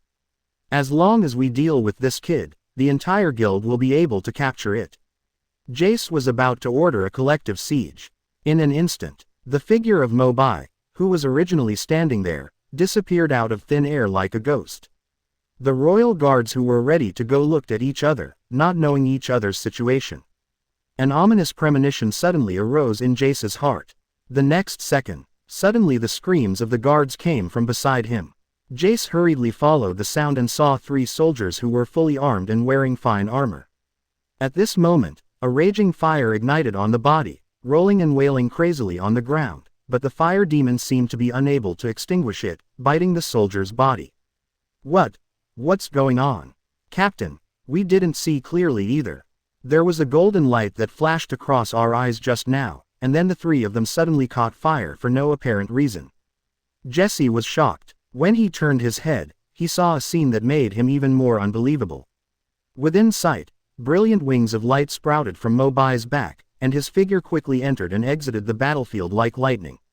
Wherever he passed, a scorching wind was immediately stirred up, mixed with terrifying magic power.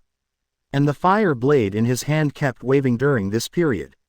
The sword, fire and shadow can always stab the soldier's body accurately, igniting the armor as tough as iron until it is burned to ashes. In just half a minute, the royal guards, known as the strongest combat-ready force in the kingdom of Edolas, had fallen to more than a dozen people. Everyone at Fairy Tail, who was providing moral support to Mo Bai in the distance, saw this scene. The speed of Mo Bai's attacks, the strength of his magic power, and the cleanness of his methods, had already dazzled them. Everyone was dumbfounded except Lisanna. Elfman turned his head stiffly and stammered. Lisanna, I just realized it. The Shugboy you are talking about is not the captain of the 4th Demonic War Force, is it? Of course, Lisanna replied with a proud face. Mo Bai can defeat Shugaboy. No wonder you are so confident. It turns out he really has that strength. Lucy walked forward with a wry smile, patted Lisanna on the shoulder and said, it seems that you really brought a savior to the guild this time. Lisanna shook her head. No. Brother Mo Bai said that although he is not in the same world, he is originally a member of Fairy Tail and one of his own. ... His eyes returned to the battlefield. Mo Bai waved the fire blade again, flying away the last soldier in front of him. After a brief pause, Jace finally looked at him again. At this time, Mo Bai's eyes were burning like torches, and the exposed skin all over his body was glowing red with high temperature. The terrifying majestic magic power was spilling out everywhere, like a hellish Shura. Queen Jess took a few steps back and shouted to the defeated general beside her, quick! Activate the backup energy and form a formation of destruction. As long as the destructive energy cannon is assembled, even if he is made of steel and iron, he can be blasted to pieces. When the soldiers under his command heard this, their hearts suddenly rekindled a glimmer of morale to defeat Mo Bai. They all took off their armor, groped around with their hands for a while, and took out a spherical emerald the size of a dragon's eye. This is a top-grade ore that only the royal guards can enjoy. And under Jess's order, the emeralds were gathered together and slowly filled into the backpack behind the artillery soldier, making a low and disturbing rumble.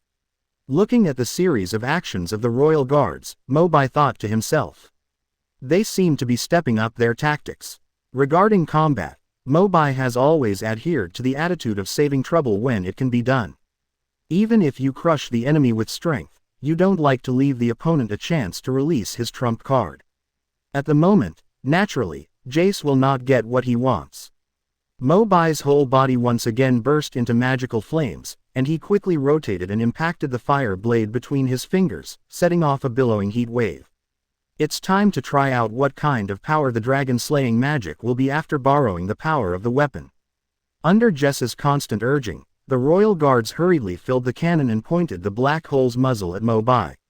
But the moment he saw Mo Bai, his body froze in place, trembling uncontrollably. Jess sensed the danger and looked up, but his face turned pale. At this moment, Mo Bai has already wielded the fire blade and charged all the way with huge firepower. And behind him, there is actually a projection of a dark red fire dragon, its body covering the sky and the sun, looming. This is a dragon. The words in Jace's throat have not yet completely come out. The giant dragon's gaze suddenly dropped, and then it flapped its huge red wings, raised its head and let out a low dragon roar. Mo Bai rushed over with the roar of the dragon, raised the fire knife in his hand, and chopped down with all his strength. The twin flame blades of the fire dragon. Chapter 85 Aesthetics of Violence. The flaming blades slashed down. Flames rose out of thin air on the barren desert, surrounding the remaining soldiers of the royal guard. As for the artillery that was ready to go, it had been completely roasted and turned into a pile of scrap metal. The hiss of burning flames and the screams of soldiers reached his ears. Jace's heart beat faster and faster, and he finally realized that he was in a desperate situation. Where did these goblins find these monsters? Jace cursed and looked around, trying to find a breakthrough location. But in the midst of the raging fire, Jace suddenly saw the figure slowly walking towards him in front of him. It was Mo Bai holding a fire blade. I was instantly frightened. Behind him was wrapped in flames again, and there was no way to retreat. Jace had no choice but to bite the bullet and shout hysterically. We're the royal guard of Edolas. If you dare to touch us, King Faust will definitely hunt you and Fairy Tail to the ends of the earth. When Mo Bai heard this, the corner of his mouth suddenly turned into a funny smile. Still pressing forward step by step, until he was only a few steps away from Jace, he said softly. Don't worry, that old Faust won't be able to sit on the throne for a few more days. Jace wanted to say something more. However, Mo Bai inserted the fire blade in his hand straight into the ground, activating the final flame wind, sweeping all the royal guards including Jace into it. The fire in the desert suddenly became more powerful, like a flower blooming with flames and a phoenix rising from nirvana. After a short period of brilliance, it slowly dimmed, until the flames completely dissipated. The people at Fairy Tail looked from a distance, and saw that the desert they had just fought was covered in ashes, and the royal guards of hundreds of people all fell without exception. At this moment, only one person was still standing calmly on the field. It's Mo Bai. After realizing it, everyone finally couldn't hide their ecstasy and laughed wildly.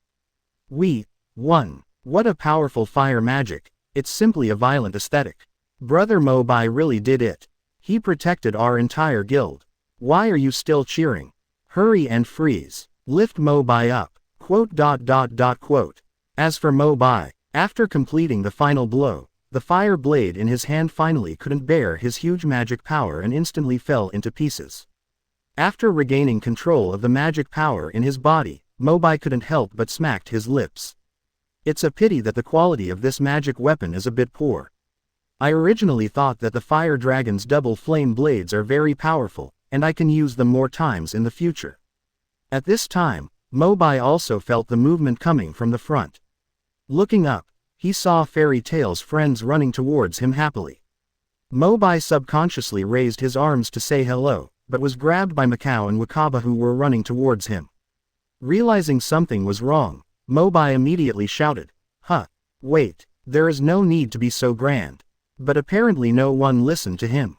Surrounded by a group of Fairy Tail members, Mo Bai was lying in the middle and was thrown high into the air by several people, and was immediately caught firmly. I have been chased by this group of royal troops for so long, and I finally feel relieved today. Yes, Mo Bai, you saved all of us this time. How should I thank you? Otherwise, you can just take away any of the beauties from the guild that you like, and we will never stop you. I agree. Of course, you can't take away my Juvia-chan, hehe. Quote. It was not easy to break away from the warm embrace of everyone. Mo Bai's side view suddenly glanced at Naz, who was following the team. Natsu was acting strange. Almost everyone feels happy when they are out of bad temper. Only Natsu was bending down and following behind, unable to hide the sadness on his face. It seems like I'm going to cry the next second. Even though the Natsu in this world is a bit cowardly, why is he still dejected at this time? Mo Bai couldn't help but stepped forward and patted Naz on the shoulder in surprise. What's wrong? The moment he saw Mo Bai, the tears rolling in Naz's eyes finally couldn't help but burst out, and he said aggrievedly. Then, that knife is called Crimson Tide. I bought it with the reward from my first commission. After following me for so many years, you broke it just once. Only then did Mo Bai realize. The inferior weapons that he had just casually damaged, and placed in the Fairy Tail Guild, were probably the magic items that they had worked hard to buy for a long time. Mo Bai scratched his head in embarrassment and comforted him like a child. Ahem. A hug. I'll buy a new one to compensate you next time. Return to the Fairy Tail lobby. Everyone was still happily talking about the battle just now. After learning that Mo Bai did not drink, Lisana poured him a glass of orange juice diligently, sat next to him obediently, cupped her cheeks with her delicate hands, and said with a smile. Brother Mo Bai is quite in the limelight today. You girl, you know how to tease me. Mo Bai rolled his eyes helplessly and drank up the drink in the cup. Suddenly something came to his mind and he lowered his voice and said. I took a special pill to be able to use magic freely in Edolas. Unfortunately, I forgot to bring you one at the time. Lisana didn't take it to heart, waved her hands and pursed her lips, smiling. It doesn't matter. After so many years in Edolas, I have become accustomed to the life here. I almost forgot that I could use magic before. When Lisana was a child, she followed her brothers and sisters to leave Grak village and go to Fairy Tail. Not long after joining the guild, the three children began to practice receiving magic together with Makarov's help. Different from Mirajan's demon soul and Elfman's beast soul, the animal soul that Lisana masters can add the power of various birds and animals to herself, and use the characteristics of the animals to achieve the effects of flying, acceleration, and strength enhancement. Recalling her past scenes in a slant, Lisana couldn't help but feel a little lost. It wasn't until a beautiful figure in blue flashed before her eyes that she was brought back to reality. It was Juvia. Juvia smiled at Mo Bai and Lisana, sat down gently next to them, and said tactfully, Mo Bai, do you have time? Mo Bai was startled. Why is Juvia looking for me now? He couldn't just impress her because he was too charming in that battle just now, and then confess his feelings to her, right? Of course, this thought only passed by for a moment, and I am not narcissistic to that extent yet. Chapter 86 Universal Power Bank. Before Mo Bai could ask, a distressed male voice came from the hall. Ooh, Juvia-chan went to chat with another man. She doesn't love me anymore. Ooh, Mo Bai had a black streak on his head, and even without looking, he knew it was Gray crying. Mo Bai secretly cursed in his heart. Gray in this Edolas world is really a licker. In comparison, the original Aslant's stripping and perversion is better, even though he always walks around in front of me. Putting his eyes back on Juvia's beautiful face, Mo Bai asked slightly seriously, what's the matter? That's right. Upon hearing this, Juvia took off the blue-black water gun that had been attached to her waist, handed it to Mo Bai, and introduced. This is a high-pressure water gun powered by magic power. It is the weapon I have been using to fulfill my previous commissions. It's just that, it was no longer usable due to the exhaustion of magic power a week ago. I was thinking that since you can freely release magic power yourself, maybe you can also charge magic items. Looking at Juvia's big, watery eyes full of expectation, Mo Bai realized. This blue-haired beauty thinks of herself as a power bank. But having said that, the first time Mist Gang asked me to come to Fairy Tail was to ask them to bring in reinforcements. Think back to when you first arrived at Edolas. When talking about the battle plan, Mist Gang's expression was particularly serious, and he seemed to be quite afraid of the Royal Army. Although the number of Fairy Tail members is a drop in the bucket compared to the Royal Army, it is still better than nothing. After several battles, although Mo Bai also had a rough judgment on the strength level of Wang Guojun, for the sake of safety, he still asked the guild for help. After thinking about it, Mo Bai took the water gun with both hands and said softly, although I'm not completely sure, I can at least give it a try. A look of joy immediately appeared on Juvia's face, and she bent down to thank her. Thank you, thank you. Mo Bai's eyes swept across the entire gun body, and his palm rubbed the magic texture attached to it. Judging from the first impression, the quality of this weapon seems to be not much different from Natsu's knife, and they are both relatively rough magic items. Mo Bai secretly smiled bitterly in his heart. Don't use too much magic power and explode Juvia's weapons. In the dark space of consciousness, bits of blue light flickered, and the water attribute dragon-slaying magic crystal rotated accordingly. Magic power came from Mo Bai's fingertips and was slowly poured into Juvia's high-pressure water gun. This time, Mo Bai was extremely cautious in controlling the strength of the magic, lest the magic power increase slightly and the magic items would not be able to support the explosion.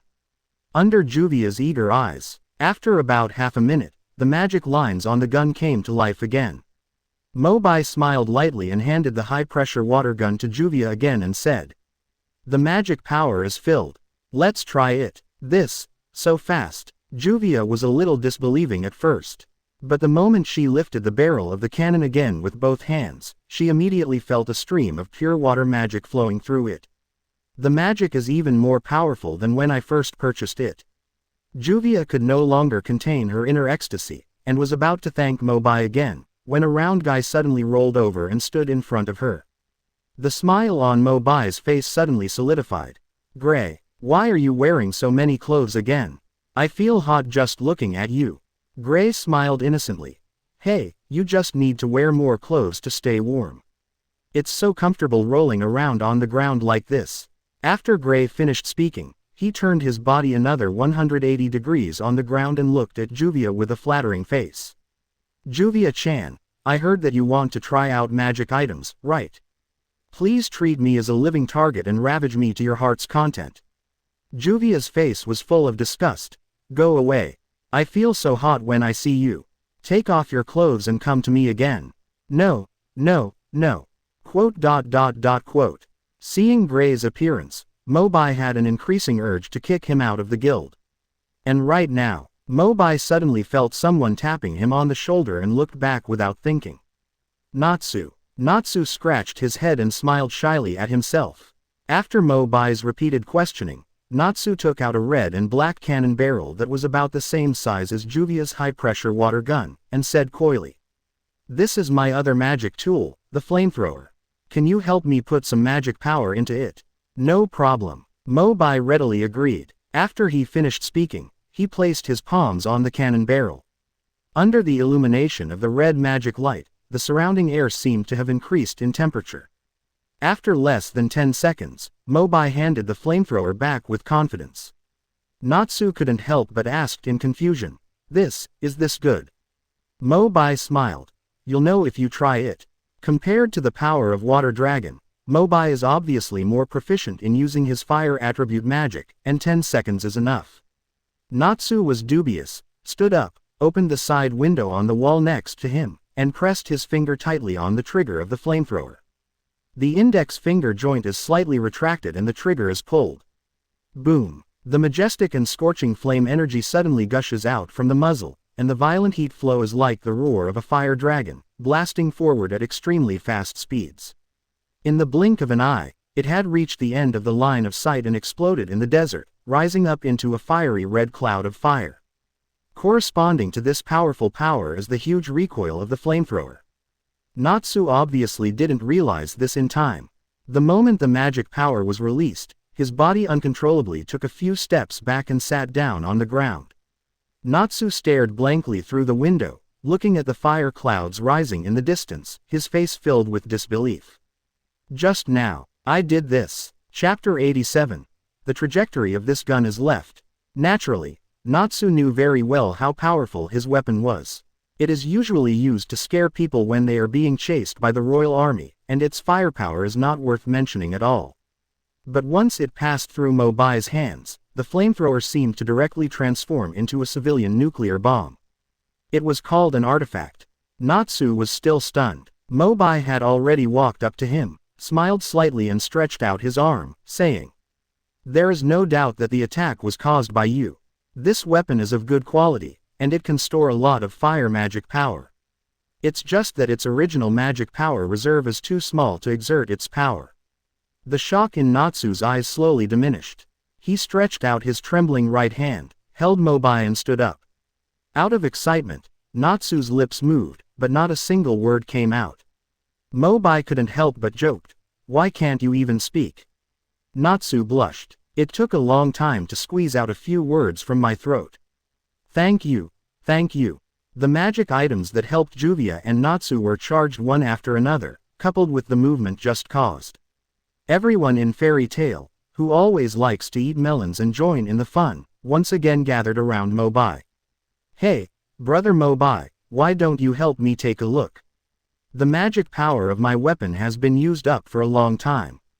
And me, Gray, can you step aside and let one person take the position of two people? No, step aside and get out of here." Quote. Mo Bai also sighed softly when he saw the crowd rushing forward to hand over their magic tools frantically.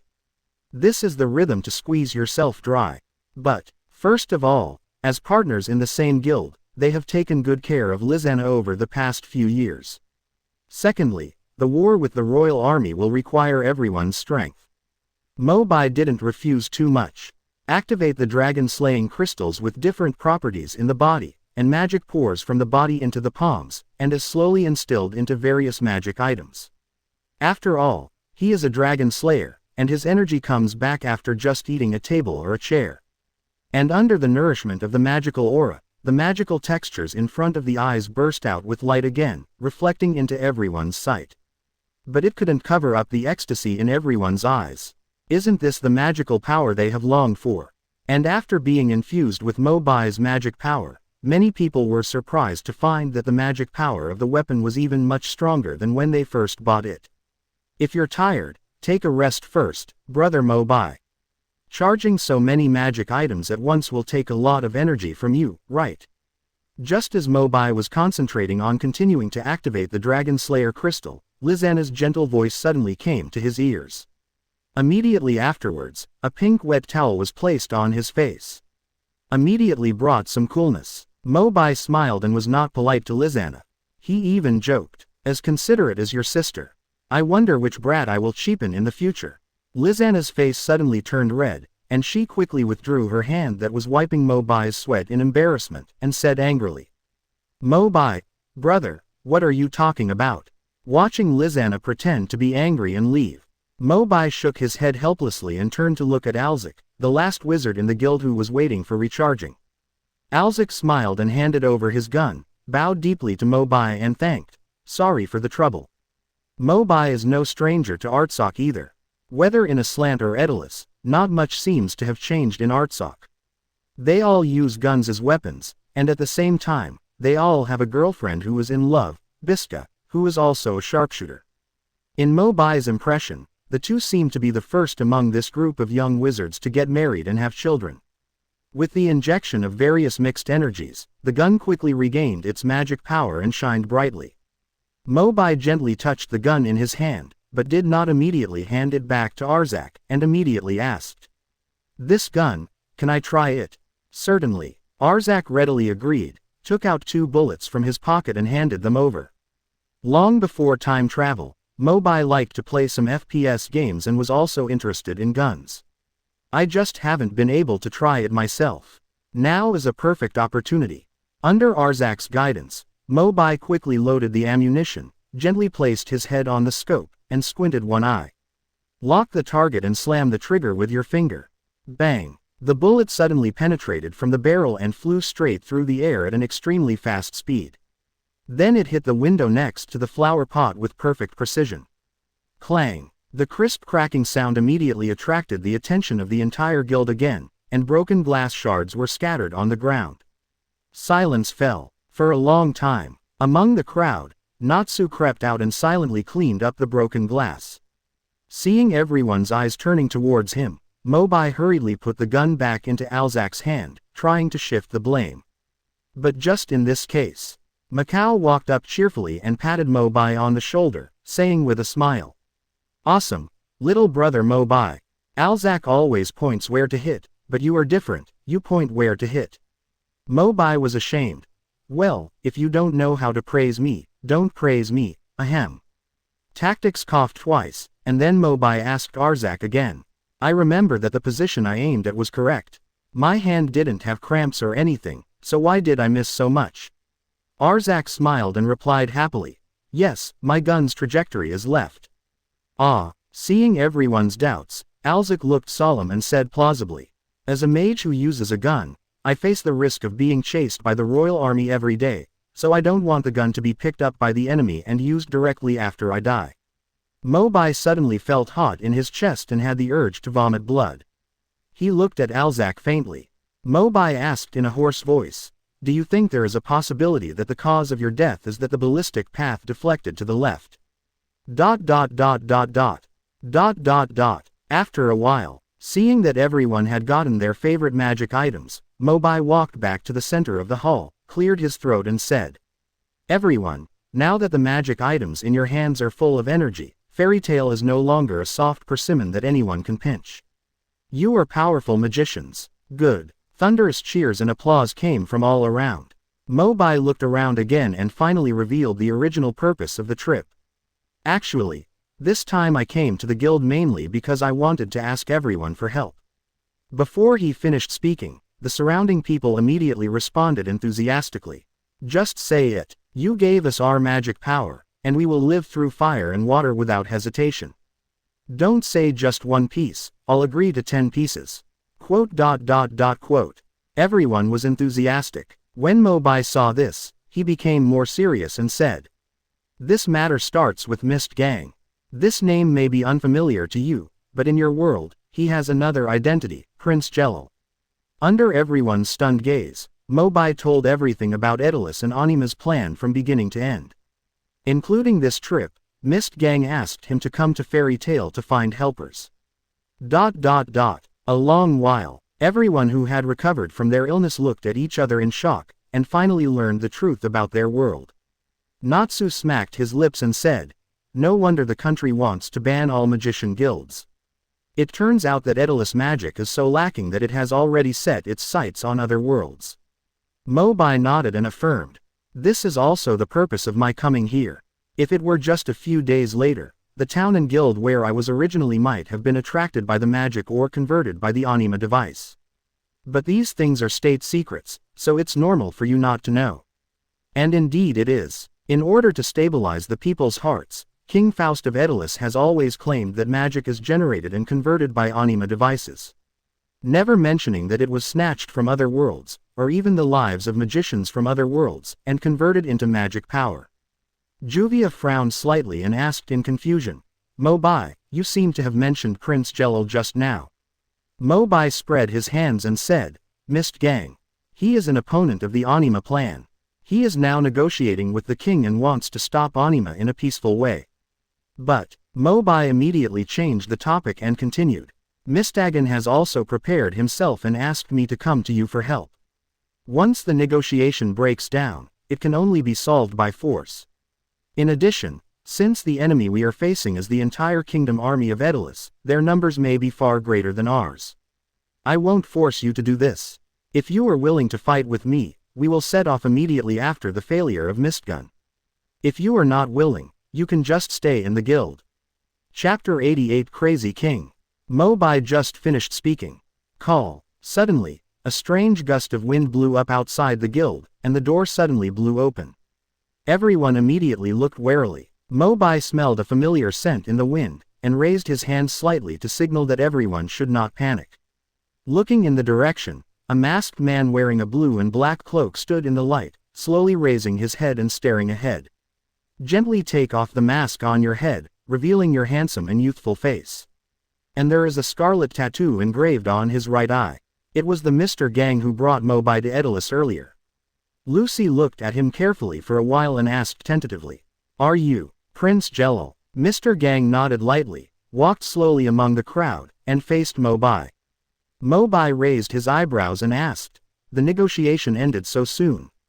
What was the result? Mr. Gang smiled mockingly to himself and said bitterly, You are right. It is impossible for the king and his staff to give up the Anima plan.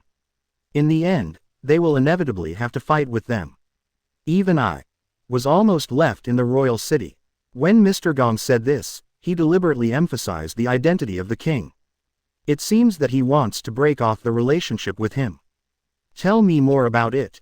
Mo Bai casually moved the 3.5-legged broken wooden chair next to him and motioned for Mistgang to sit down and chat. Mirage also thoughtfully brought hot tea. Thanks. Mr. Gang squeezed out a smile from the corner of his mouth, then quickly put it away, telling Mo Bai and the surrounding fairy tale members about his experience in going to the royal city. Previously, I did sneak into Anima's control base and found a way to successfully cut off all its energy devices. In a short time, they should not be able to restart it. I thought they would give up and at least be restrained, but Mo Bai took over the conversation and said, But you still underestimated their ambition. That's right. Mr. Gang sighed, and continued, Perhaps, they can already be called crazy.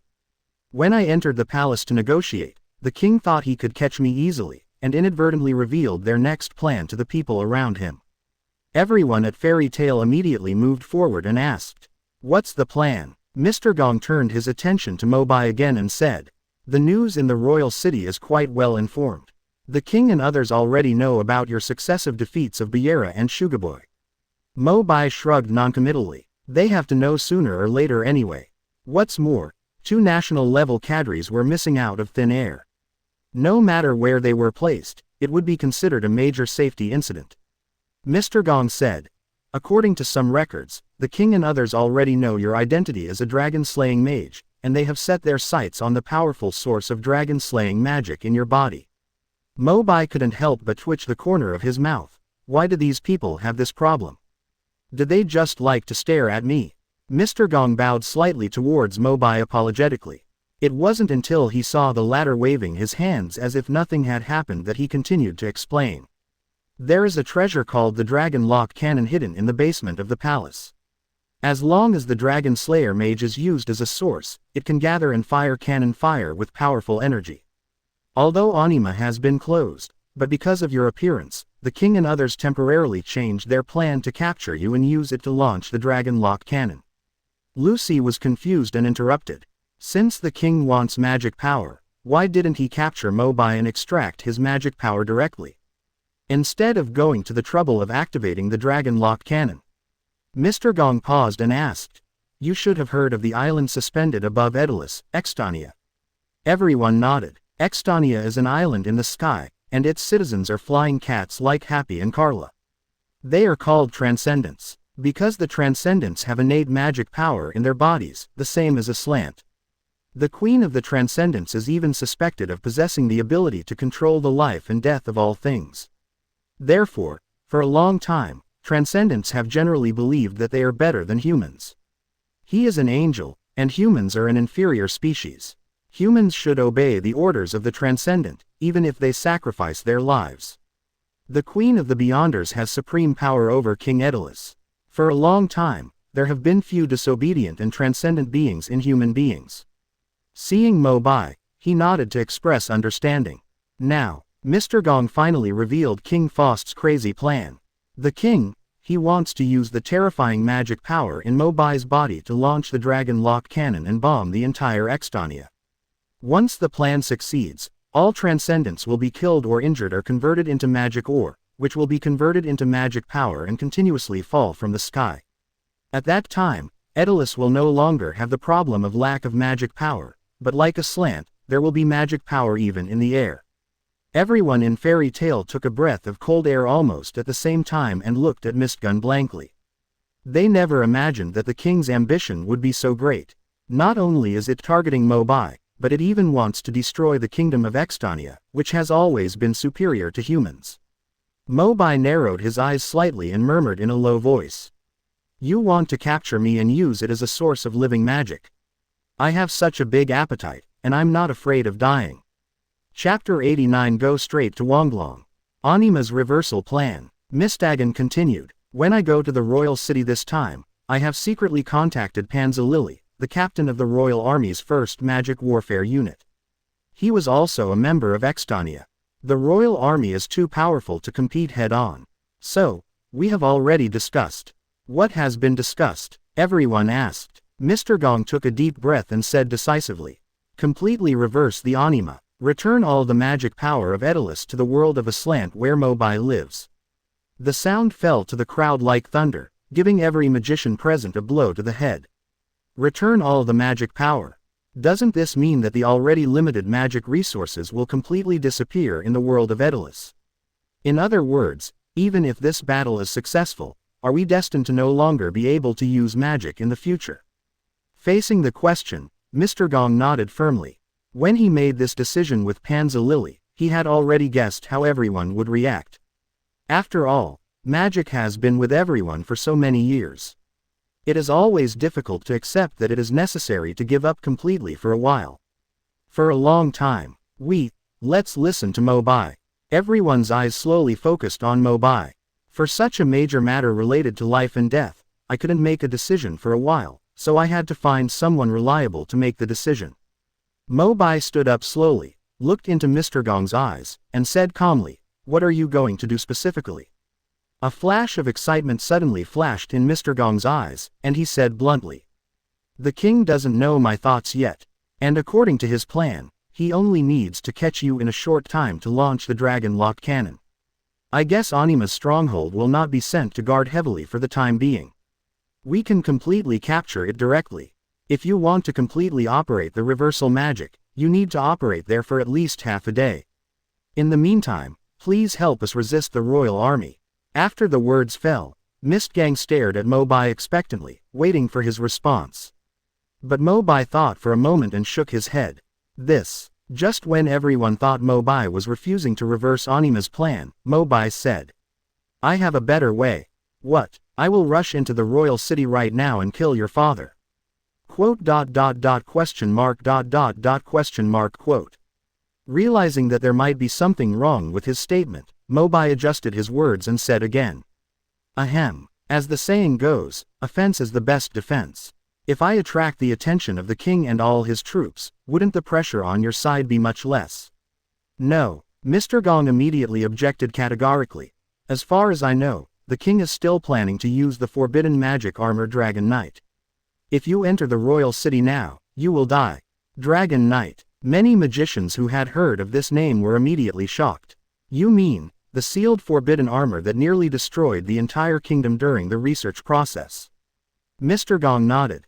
That's right. This time the king is determined to capture Mo Bai alive. When the time comes, he will definitely launch the Dragon Knight at all costs.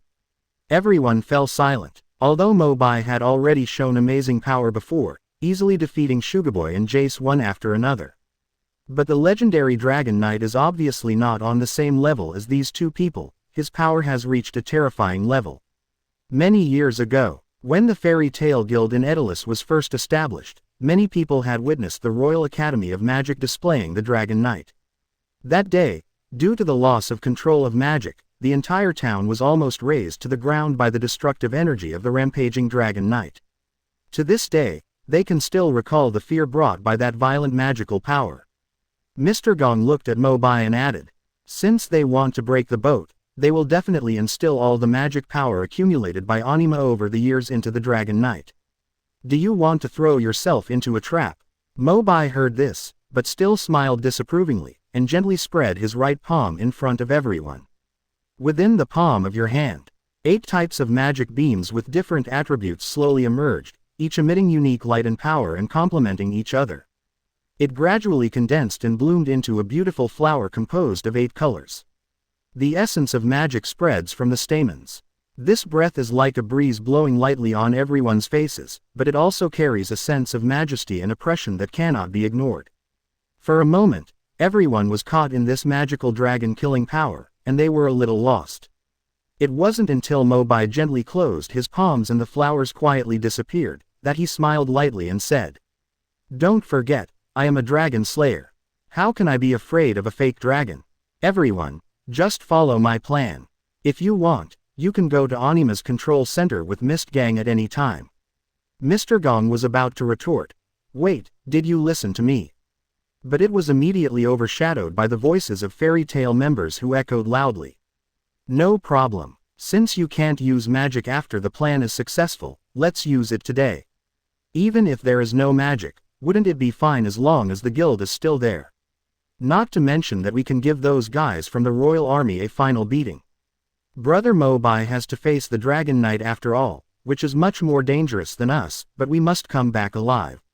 Quote. Mo Bai's eyes passed over the enthusiastic magicians one by one, and finally fell on Lizanna. Lizanna bit her red lips lightly, a trace of worry flashed in her beautiful eyes. She blushed and leaned into Mo Bai's ear and warned, "Be safe." "Yes, otherwise why would I go back to Aslant with you?" Mo Bai smiled heartily, activated the dragon-slaying magic crystal in his body, and the wings of the storm dragon suddenly appeared.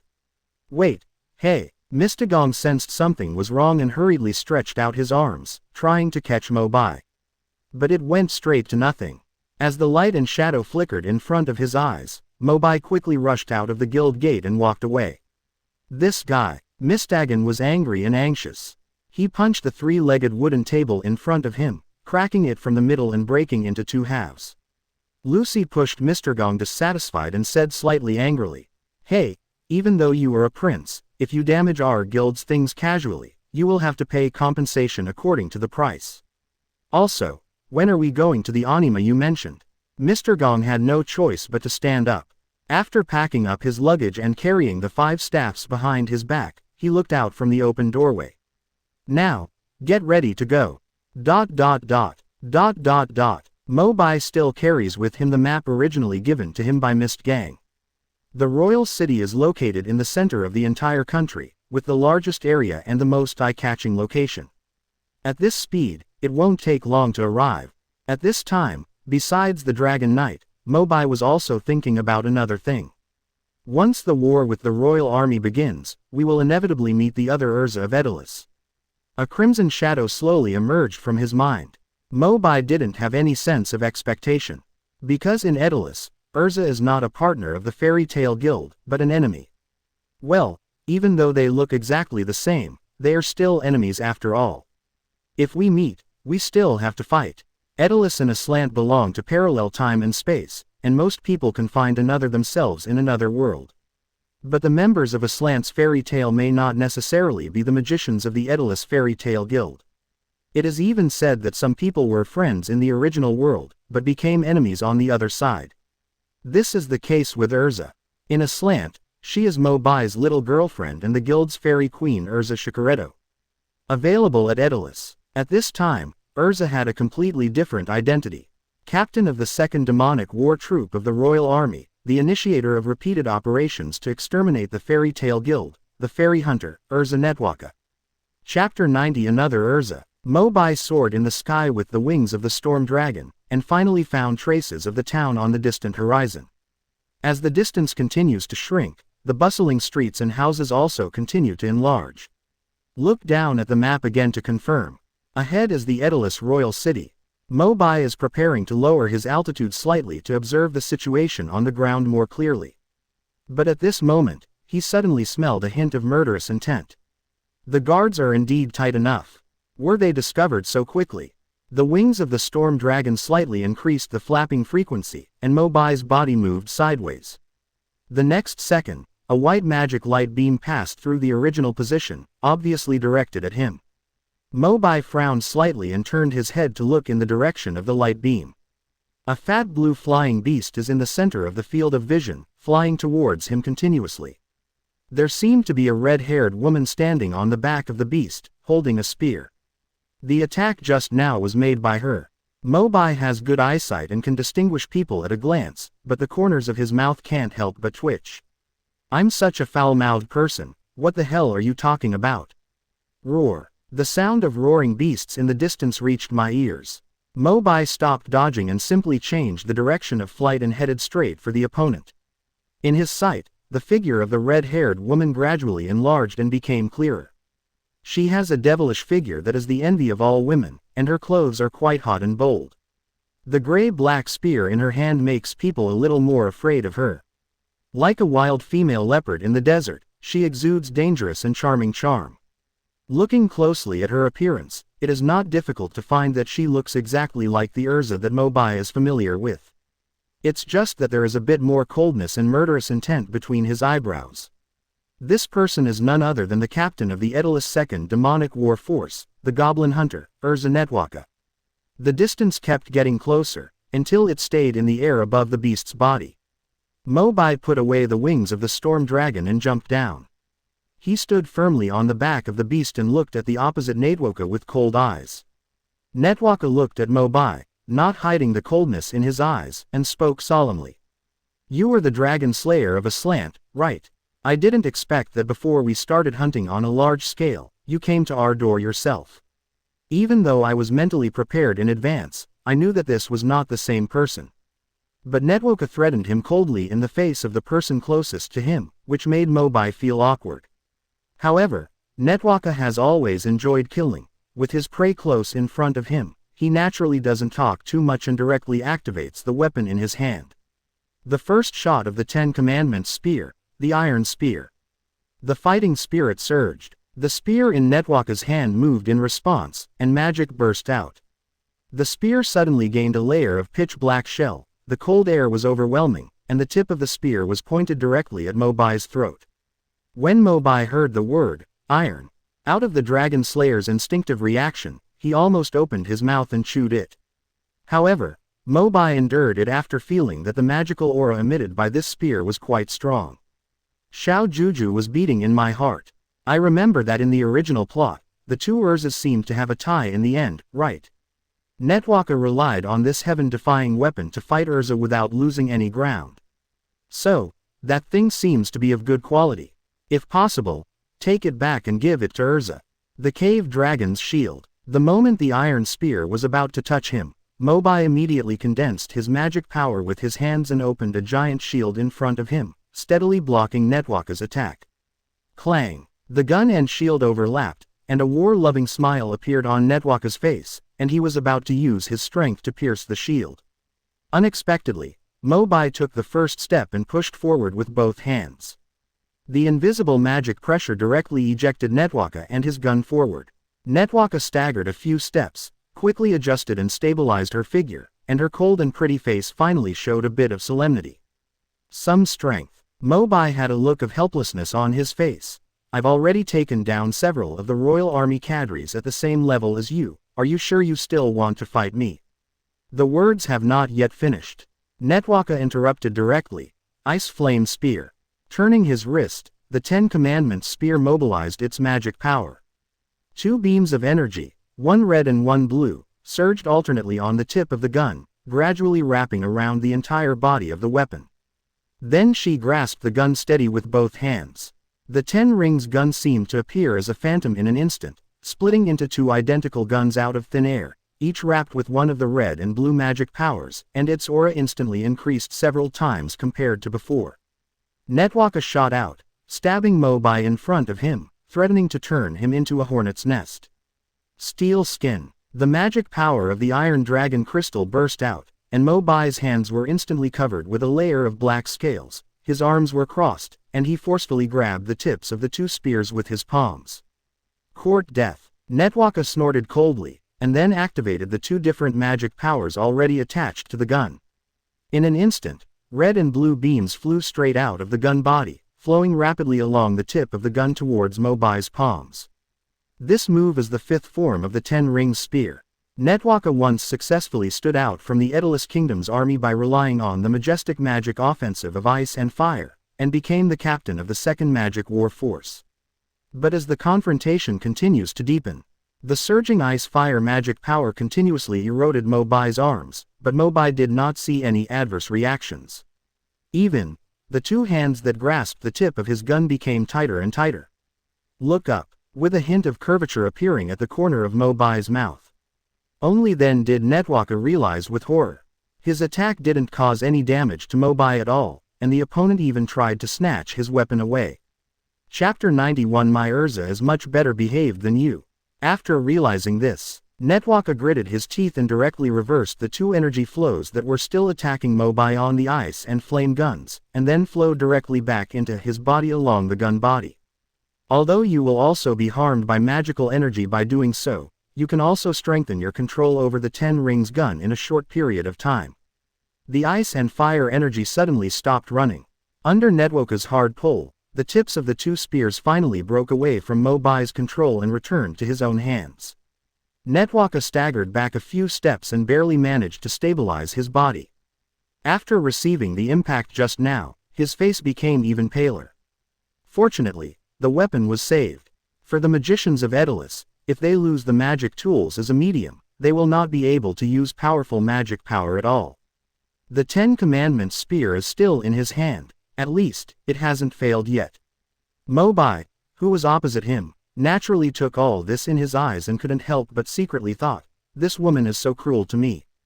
Netwaka licked the blood flowing from the corner of his mouth, staring at Mo Bai with his eyes, his expression becoming more ferocious. As expected, he is the dragon slayer named by the king as the source of magical energy.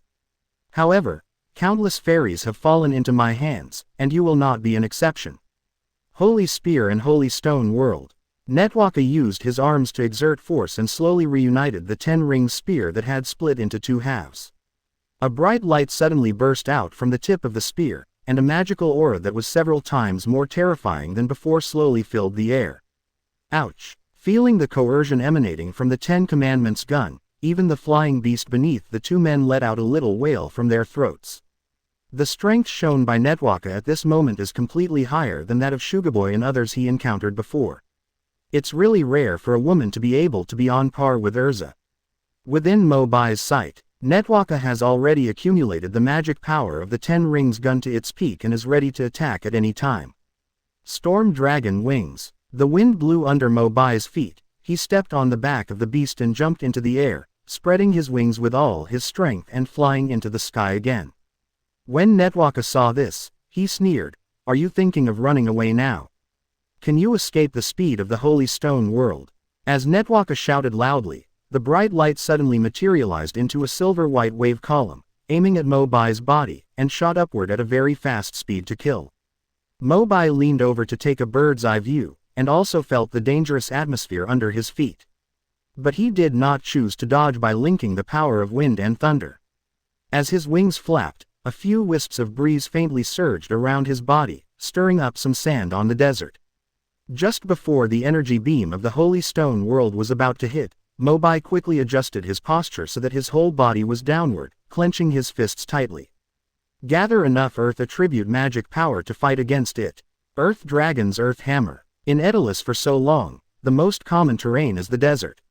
In order to maintain sufficient magic power at all times, Mo Bai bit the bullet and ate a lot of sand. No way, although not very elegant, but at least the recovery of magic power is still visible to the naked eye. Mo Bai also accumulates some earth energy in his body that has not had time to be converted into magic power.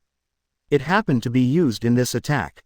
Mo Bai was condescending and used his fists to break through the bamboo to defeat Netwaka's final move. Netwaka gritted her teeth. She had already concentrated all her strength on this round of confrontation. Stay in, Edolas. On the other hand, Mo Bai, with the blessing of the thick and tough earth dragon power, and the floating sand all over his body as a medium to attract magic power, is like a fish in water. Both fists were like a ferocious beast that was out of control and rushed forward recklessly. The light emitted by the holy stone world was scattered bit by bit. Almost. Realizing that the time to attack had arrived, Mo Bai gently opened his mouth and inhaled, sucking in all the sand particles that were originally wrapped around his side.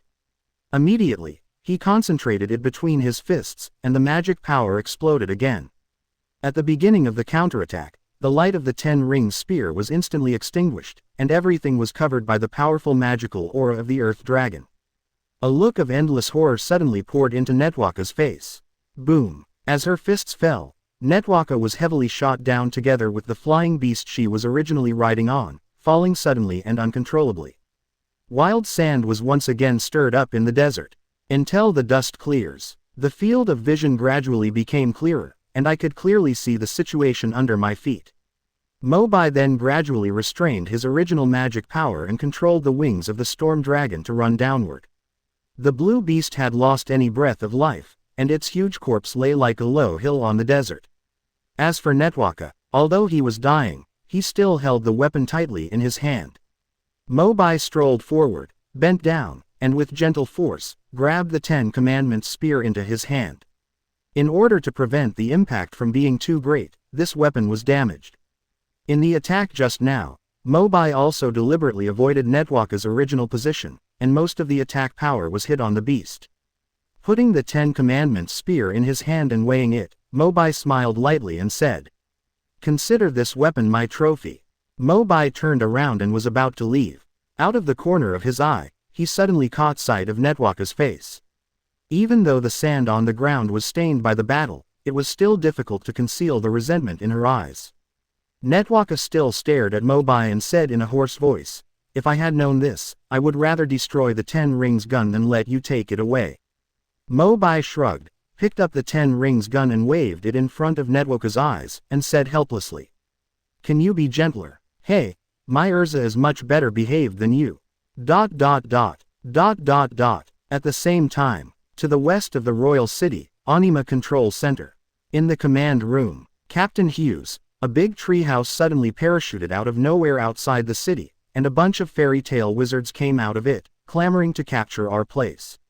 "They're just a bunch of unfashionable fish. You can handle this kind of thing on your own. You don't have to report it to me." But that group of goblins got a bunch of high-end magic items from nowhere. Each one has frighteningly powerful magic. The main entrance is about to be lost. What? Hughes immediately stood up in panic.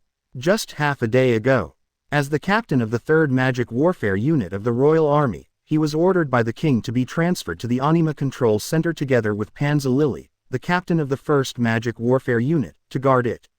Originally, Hughes thought this would be a leisurely job. After all, according to the king's original plan, the next focus was to capture Mo Bai and activate the Dragon Lock Cannon. But he didn't realize something was wrong until a group of fairy tale magicians led by Mr. Gong came knocking on his door. "It's impossible. I clearly heard Jace say that Fairy Tale's magic power should have been exhausted. Didn't he fail to win that guild?"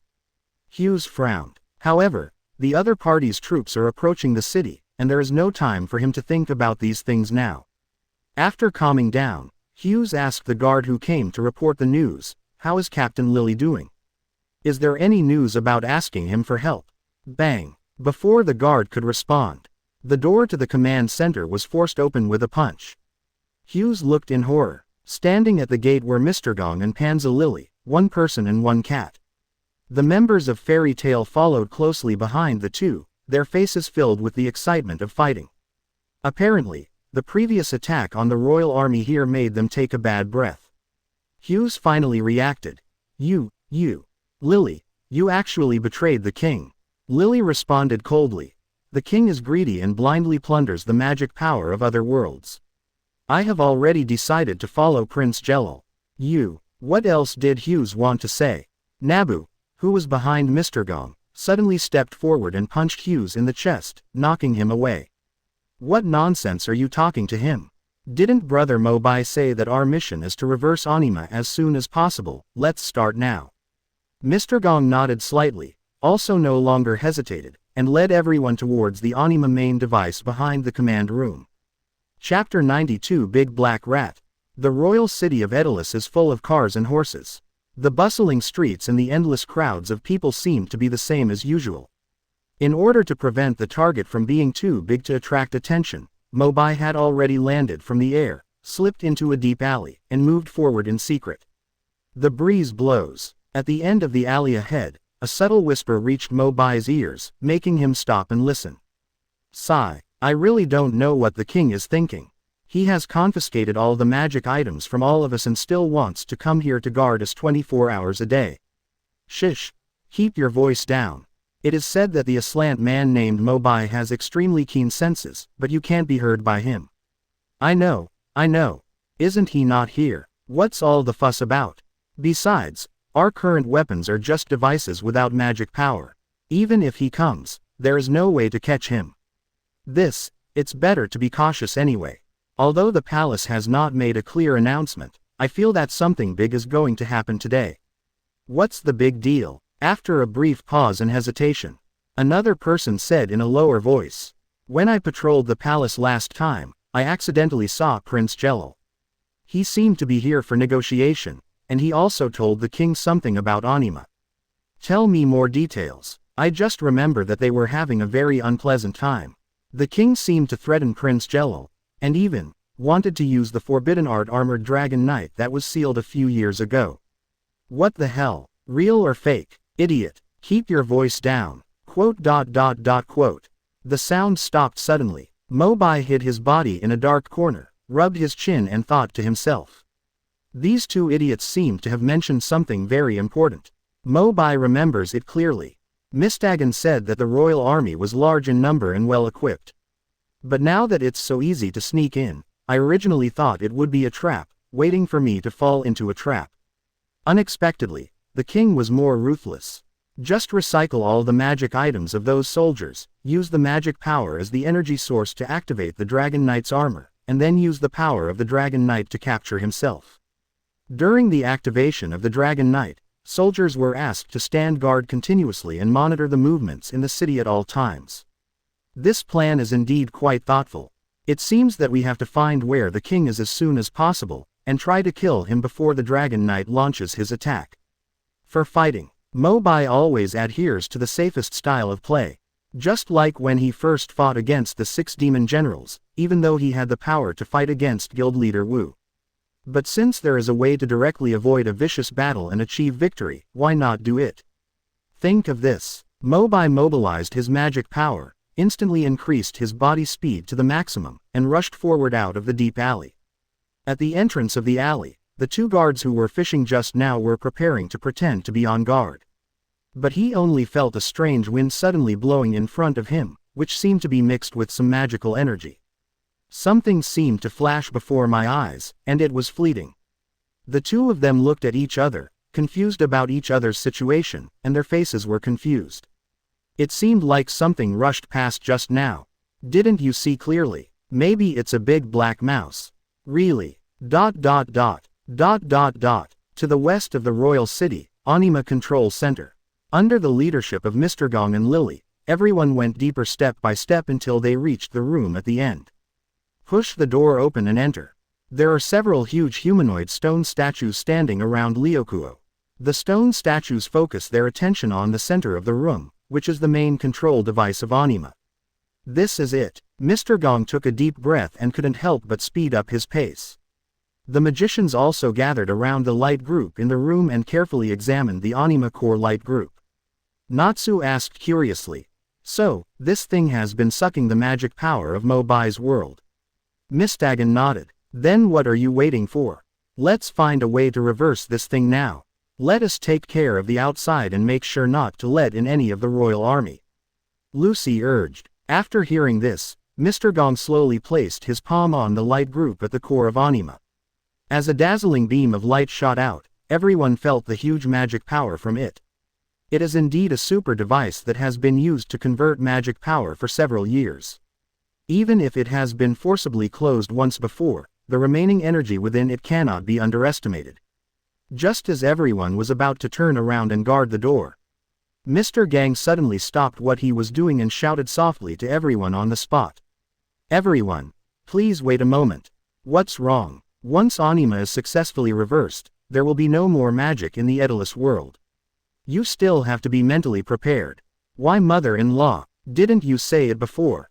We all agree. Mr. Gong turned his head again, looked at Lily next to him, and spoke calmly. "Lily, thank you for your help. If the plan succeeds, I hope you can take my body out of here. Also, the citizens of Edolas are also handed over to you." What? Lily didn't understand for a moment. Even the magicians from the Fairy Tale Guild also had question marks on their faces. Mr. Gong let out a long sigh and explained in a deep voice.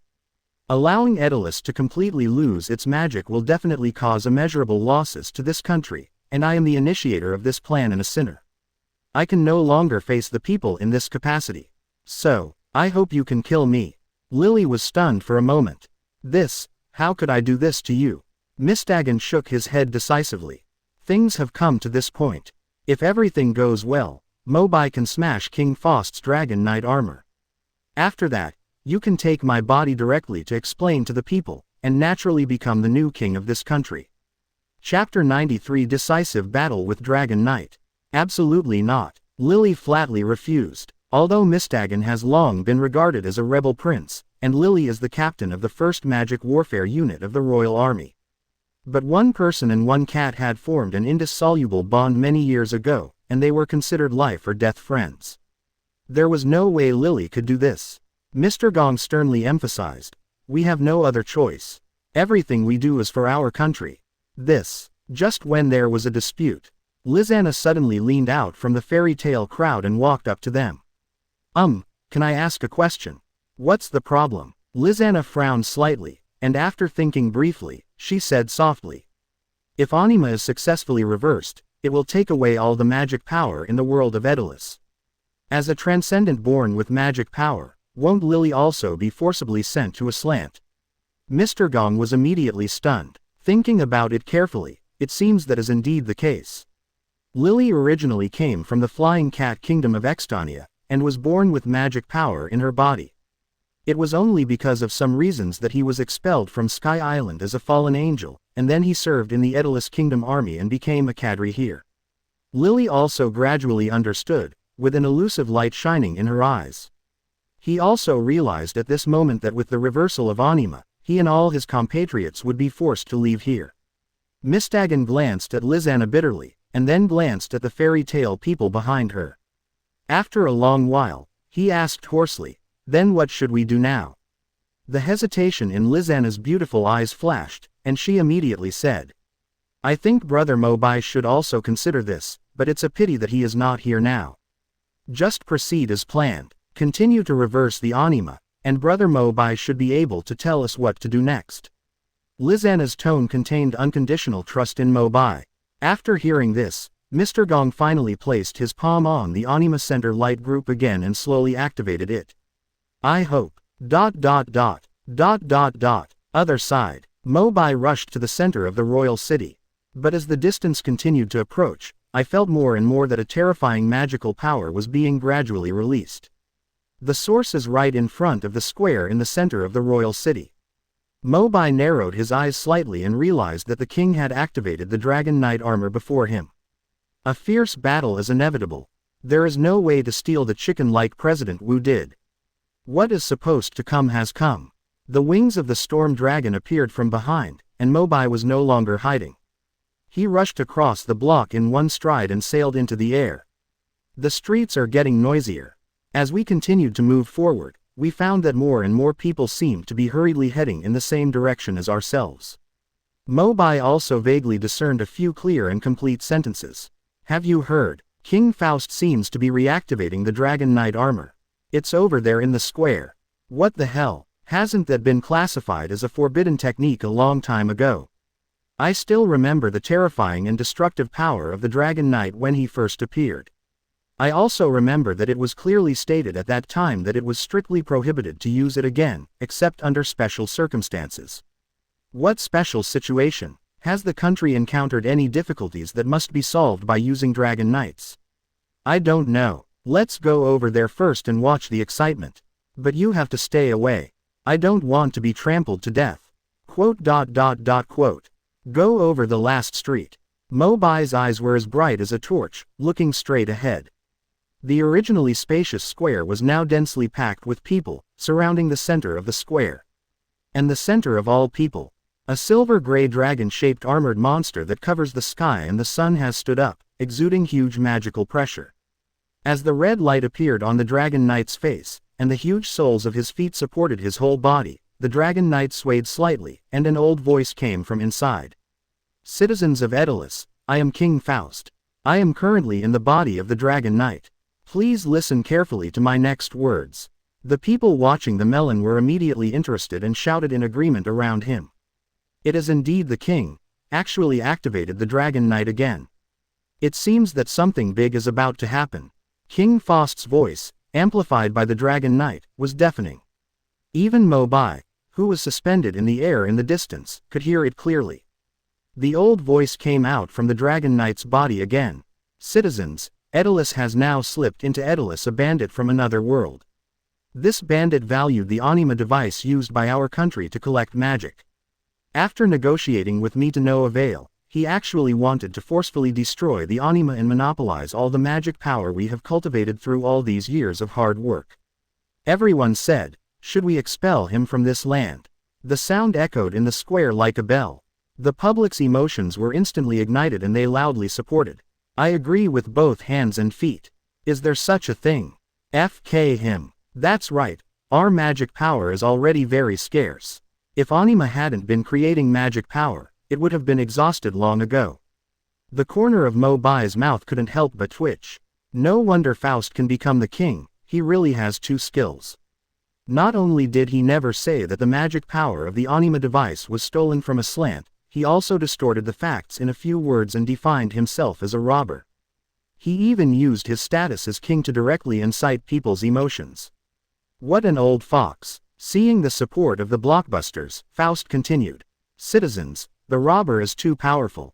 I had no choice but to reopen the Dragon Knight's seal. But please don't worry, this robber is different from us. He is born with a source of magic in his body. As long as we can capture him, it will be enough to cover all the magic consumed by activating the Dragon Knight, and there will even be some left over for everyone. As soon as this statement came out, the crowd became even more excited. But no one noticed. The so-called robbers they called had already quietly landed from midair and sneaked into their side. Chapter 94. Have you ever seen a 40-meter-long sword? Mo Bai forcibly suppressed all the magical energy in his body back into his body. Disguising himself as a muggle who doesn't understand magic, he squeezed out of the crowd step by step and found his way to the front row. Anyway, the king has never seen him. And when Mo Bai finally arrived at the feet of the Dragon Knight, and took a closer look, he realized how big this guy was. At best, my height could only barely reach its ankles. But the good news is that this thing seems to be made of iron from top to bottom.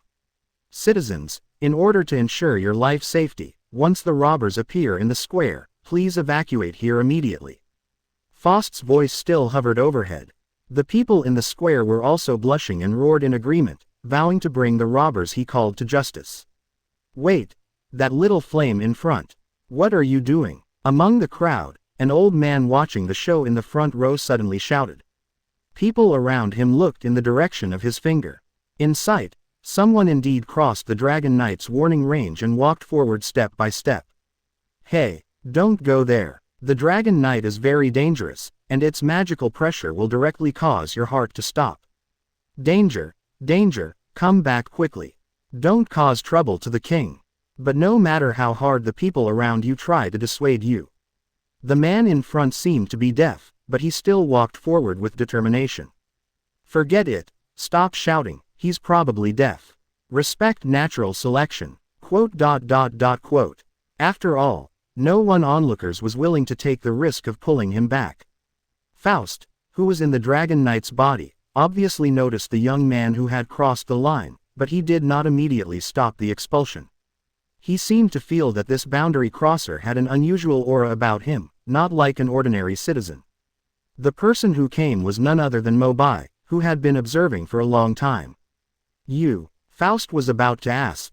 Mo Bai suddenly raised his eyes, a strange light flashed in his eyes, and then he decisively opened the wings of the storm dragon and flew to the sky on the wind. The people who were watching the show were dumbfounded as they stared at Mo Bai flying in the wind in front of them. He can fly. Could it be that he is a transcendent? Are you stupid? The transcendent is a cat, but this person is obviously a human. But he can indeed fly. How to explain this? This involves a blind spot in my knowledge, maybe it's the king of fighters. Do Chi turns into wings. 6. In the sky at this moment, Mo Bai no longer needs to suppress the magical energy in his body, and the dragon-slaying pressure is released, no less than the Dragon Knight in front of him. Until the height was even with his waist, almost at the same moment, the Iron Dragon-slaying crystal in his body suddenly activated. Iron Dragon Sword, as Mo Bai's arms transformed into two dark swords.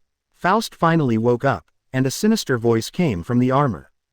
Are you Mo Bai, the Dragon Slayer wizard brought by the traitor? I didn't expect that before I had time to find you, you fell into the trap yourself first.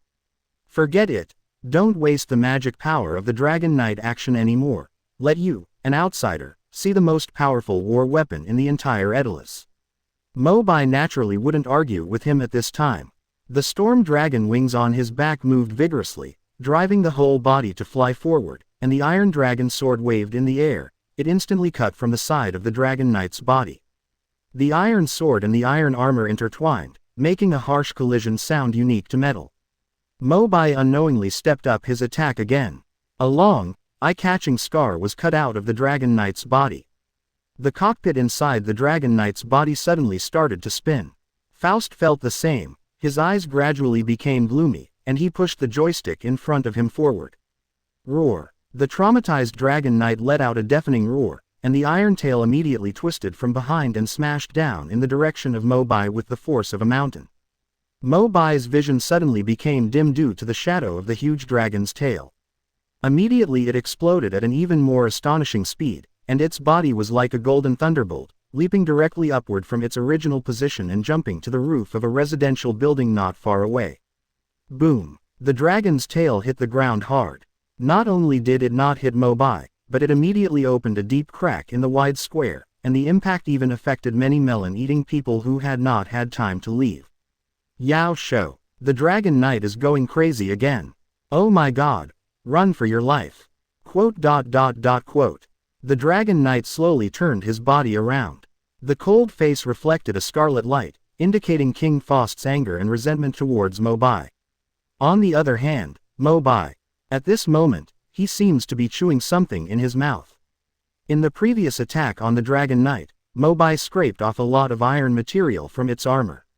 In line with the principle of not wasting, it's natural to eat it. This feels different from ordinary iron. It seems that there is a lot of magic mixed in it, maybe it was injected when making this big thing. Swallow the iron material. Mo Bai suddenly felt refreshed, his strength increased a bit, and the Iron Dragon sword transformed into his arms also exuded a stronger murderous aura. Besides, this big guy's speed seems to be quite average. While thinking, Faust had already pulled down the control lever again, and the Dragon Knight's claws ignited the blue magic power, and at the same time, it dropped back and forth with a weight of thousands of tons. Directly smashed the tall building where Mo Bai is located to pieces. Only this time, Mo Bai escaped in time again at the last moment, and also grabbed another handful of magical iron material from its armpit. I swallowed it hastily without having time to taste the taste. Magic power surged up again, and Mo Bai nodded with satisfaction as he watched his iron dragon swords grow a little. If we continue fighting at this pace, even if we don't eat up this fake iron dragon. After a while, when the magic power increases to a certain level, you can directly kill the opponent with a 40-meter long sword. The same thing happened over and over again. Whenever Faust takes the initiative to attack, Mo Bai can always dodge flexibly by relying on the speed advantage of the wind and thunder linkage. By the way, you can scrape some iron from him to replenish your magic power. The scars on the Dragon Knight's body became more and more dense, but the energy accumulated in Mo Bai's body was even more than before the battle began. He has used all the devoured magic power to strengthen the Iron Dragon Sword. At this moment, the Iron Dragon Sword's cold light suddenly appeared, and its blade was as sharp as lightning, as if it could cut through everything. The low roar of the Dragon Knight surrounded my ears, mixed with the angry voice of King Faust. "Boy, you succeeded in irritating me." Faust punched the bright red button in front of him. A strange light suddenly flashed in the Dragon Knight's eyes, and he immediately opened his huge mouth of the abyss. Purple magic power surged in his mouth, and a mysterious and terrifying power began to gather. As time goes by, a huge ball of destructive light gradually takes shape. The light ball exudes heart-stopping energy fluctuations, and the surrounding air is distorted, as if it will be torn apart by this powerful force at any time.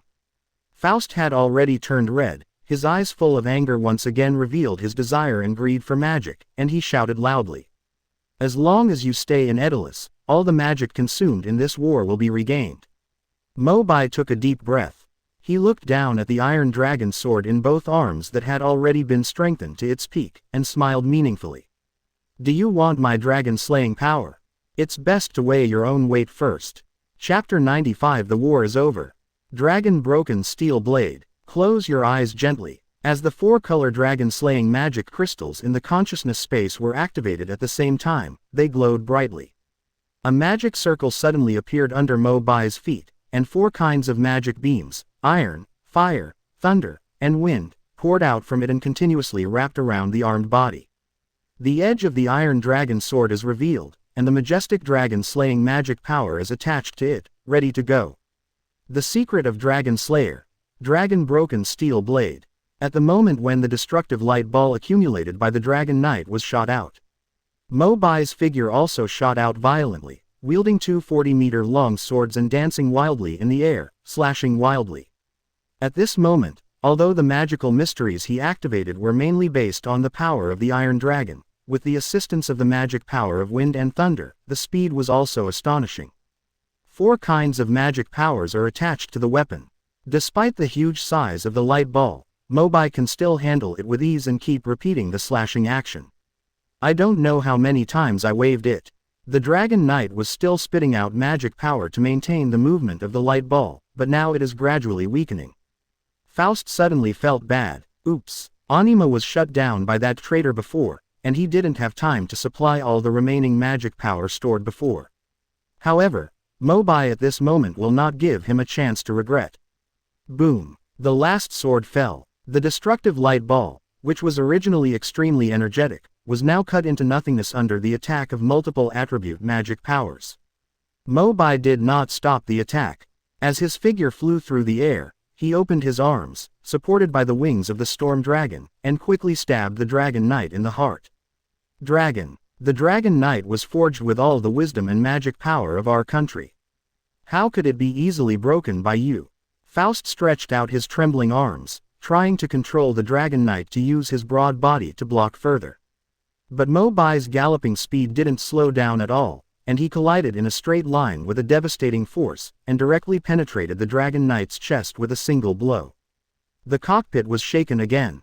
Faust clicked a bunch of buttons in a panic, but to no avail. The Dragon Knight had lost control and balance under the heavy injuries and fell straight down. Boom! The sky was filled with dust. The Dragon Knight was like a huge lump of iron, paralyzed on the ground, with scattered iron parts falling everywhere. Completely scrapped. Mo Bai looked up. Kneeling at the feet of the Dragon Knight was an old man with a white beard and hair, and his clothes were quite luxurious. It was King Faust who tried every possible means to capture him alive. However, at this time, King Faust was no longer as greedy and crazy as before, and his body was still shaking uncontrollably, and he was still in shock. The tide is over. Mo Bai took a breath and murmured to himself, "It's finally over."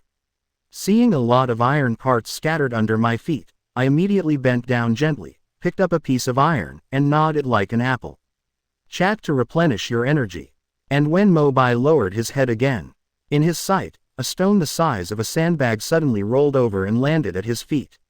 Mo Bai raised his eyebrows slightly and turned around. On the originally empty field, a little boy of about 7 or 8 years old stood standing. The child had a look of disgust on his face, and he was constantly collecting gravel and iron pieces on the ground, throwing them at Mo Bai with all his strength, and muttering in his mouth, "You dare to bully our king? I'll beat you to death, hum." Mo Bai's face was covered with black lines. Whose naughty kid is this? The naughty boy saw Mo Bai discovering himself. Instead of running, he bent down on the spot and struggled to lift a bigger stone with both hands. He used all his strength and threw it towards Mo Bai's face. Mo Bai raised his left hand gently and immediately stretched out his palm to stop him. With the slight movement of magic power in the body, the hard stone was instantly shaken into powder and scattered in the wind. Ah! The naughty boy was dumbfounded, and then he realized he was afraid. He turned around and ran back staggeringly. Mo Bai didn't tolerate him at all. The wind attribute dragon slaying power is mobilized and gently accumulated into a ball of invisible magic power. Mo Bai waved his arm in the air, and used this power to slap the naughty kid hard on the butt. Whoa! The naughty child was so painful that he cried out for his father and mother. Tears fell down his face and he ran away from the square to find his parents.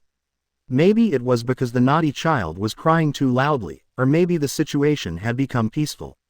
The people who had originally gathered around the square to eat melon and watch a show slowly returned to the area at this moment, looking at the scene in front of them in shock. Dragon Knight was defeated. Even Edolas' strongest power can't defeat him. In other words, our magic power is destined to be taken away by him. What a robber! Quote. The surrounding curses reached my ears. Mo Bai was not polite, pointed at the pile of scrap metal turned into dragon knights behind him, and said angrily, "Ah, yes, it's me. What's wrong? Are you going to bite me?" But he was afraid of Mo Bai's terrifying strength. The melon eaters could only dare to get angry but dare not speak out, and they retreated back unconsciously.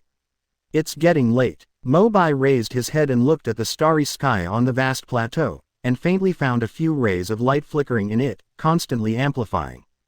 It seems that it is still inhaling some of the magical atmosphere from the earth. Mo Bai immediately realized that this was the result of Mr. Gang. It seems that the reversal of Anima is about to be completed. Chapter 96. Are you really taking her away? Far above the sky, under Mo Bai's gaze, a huge thing suddenly appeared and fell rapidly like a meteorite from space. Its size also continued to expand in Mo Bai's sight. It crashed to the ground with a loud noise and landed on the back of the Dragon Knight's body. It turned out to be a huge and thick tree. Mo Bai has already identified based on the outline that this is the headquarters of the Edolas Fairy Tale Guild. As the door of the tree house opened, the people inside rushed out like a swarm and swarmed in front of Mo Bai.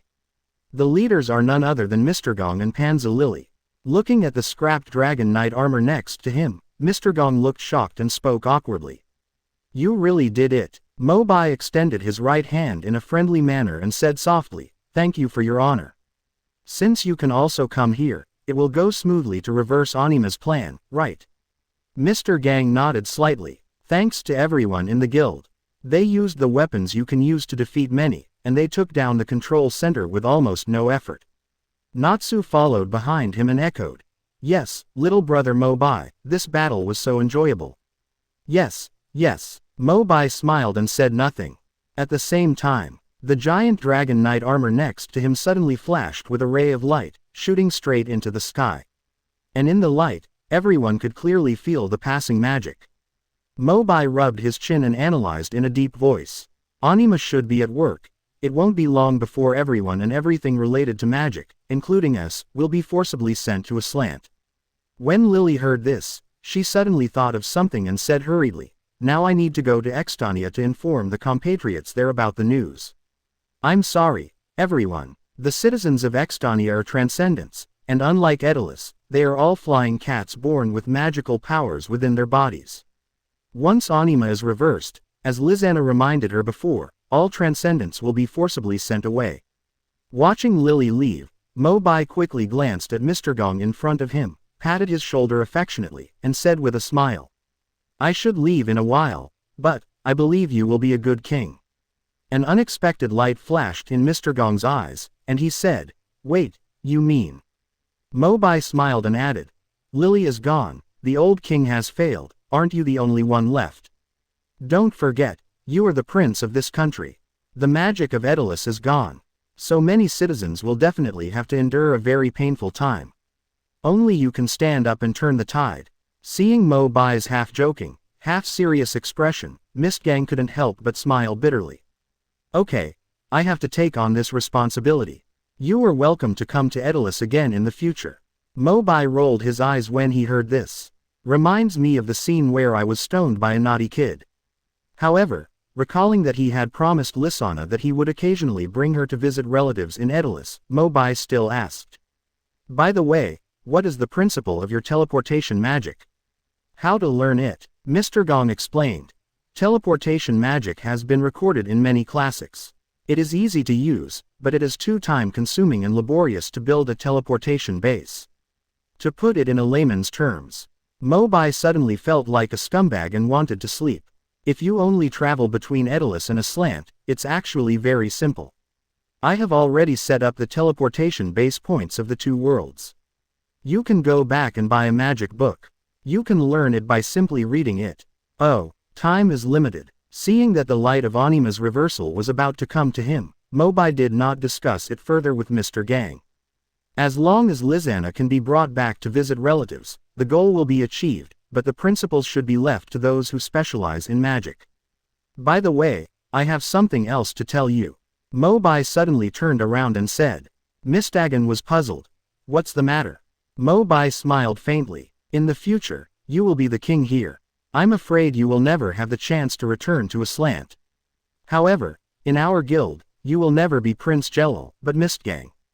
So, I hope you can always remember the 3 rules for quitting the guild. First, information that is detrimental to fairy tale must not be discussed with others for the rest of your life. Second, it is prohibited to contact past clients without authorization and then obtain personal benefits from them. Speaking of this, Mo Bai's voice suddenly became choked. As I get older, crocodile is always easy to get in my eyes.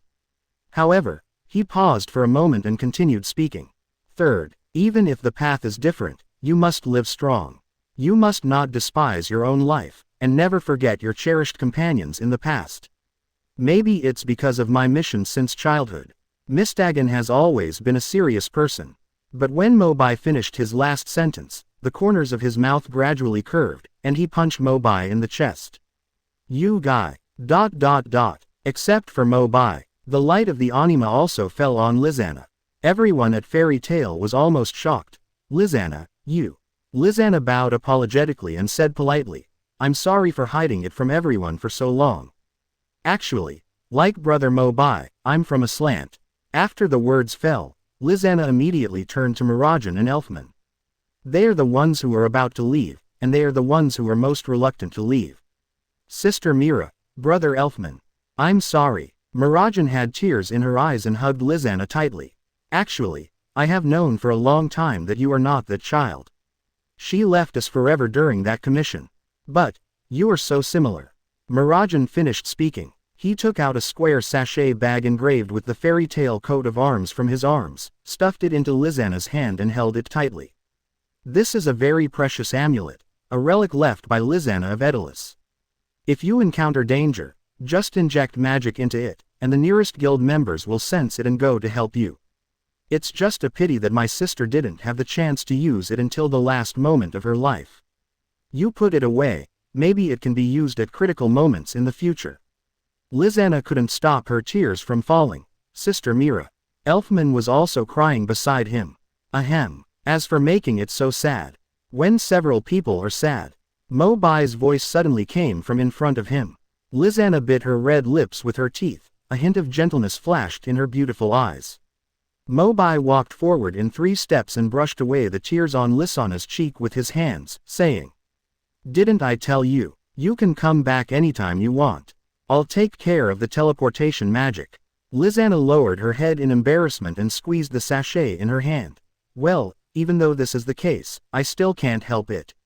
Mo Bai smiled helplessly, raised his hands to the magicians of the guild and said, "Lizana and I are going back to Aslant soon. Please take care of yourself. I'm glad to meet you in this world. Separation is at hand." Everyone was really reluctant to give up. "Ah, are you really leaving?" Mo Bai joked. "Isn't that what you said last time? I defeated Jace and randomly selected a beautiful woman from the guild to take away." "Well, that seems to be the case." The dome finally shone a brilliant light. It descended on the bodies of Mo Bai and Lizana, slowly attracting them to the sky. Finally it was time to say goodbye. At the feet of Mo Bai and Lizana, dozens of pairs of arms waved to say goodbye to them. "Everyone, even without magic, I hope you will not forget your bonds and build Fairy Tale into a forever home." Chapter 97 Be My Cat. Mid-air, Mo Bai gently held Lizana's right wrist, causing her to blush immediately. "Brother Mo Bai, you." Mo Bai smiled lightly and explained, "I will travel through Anima and return to Aslant in a while. If it falls from the sky, I'm afraid you will fall." Oh. A trace of imperceptible loss quickly flashed in Lizana's beautiful eyes. Getting further and further away from the ground. In the blink of an eye, the space-time vortex of Anima is already in front of you. Lizana began to long for what she would be like when she returned home, feeling even more timid about being close to home. "We can return to Magnolia in a while.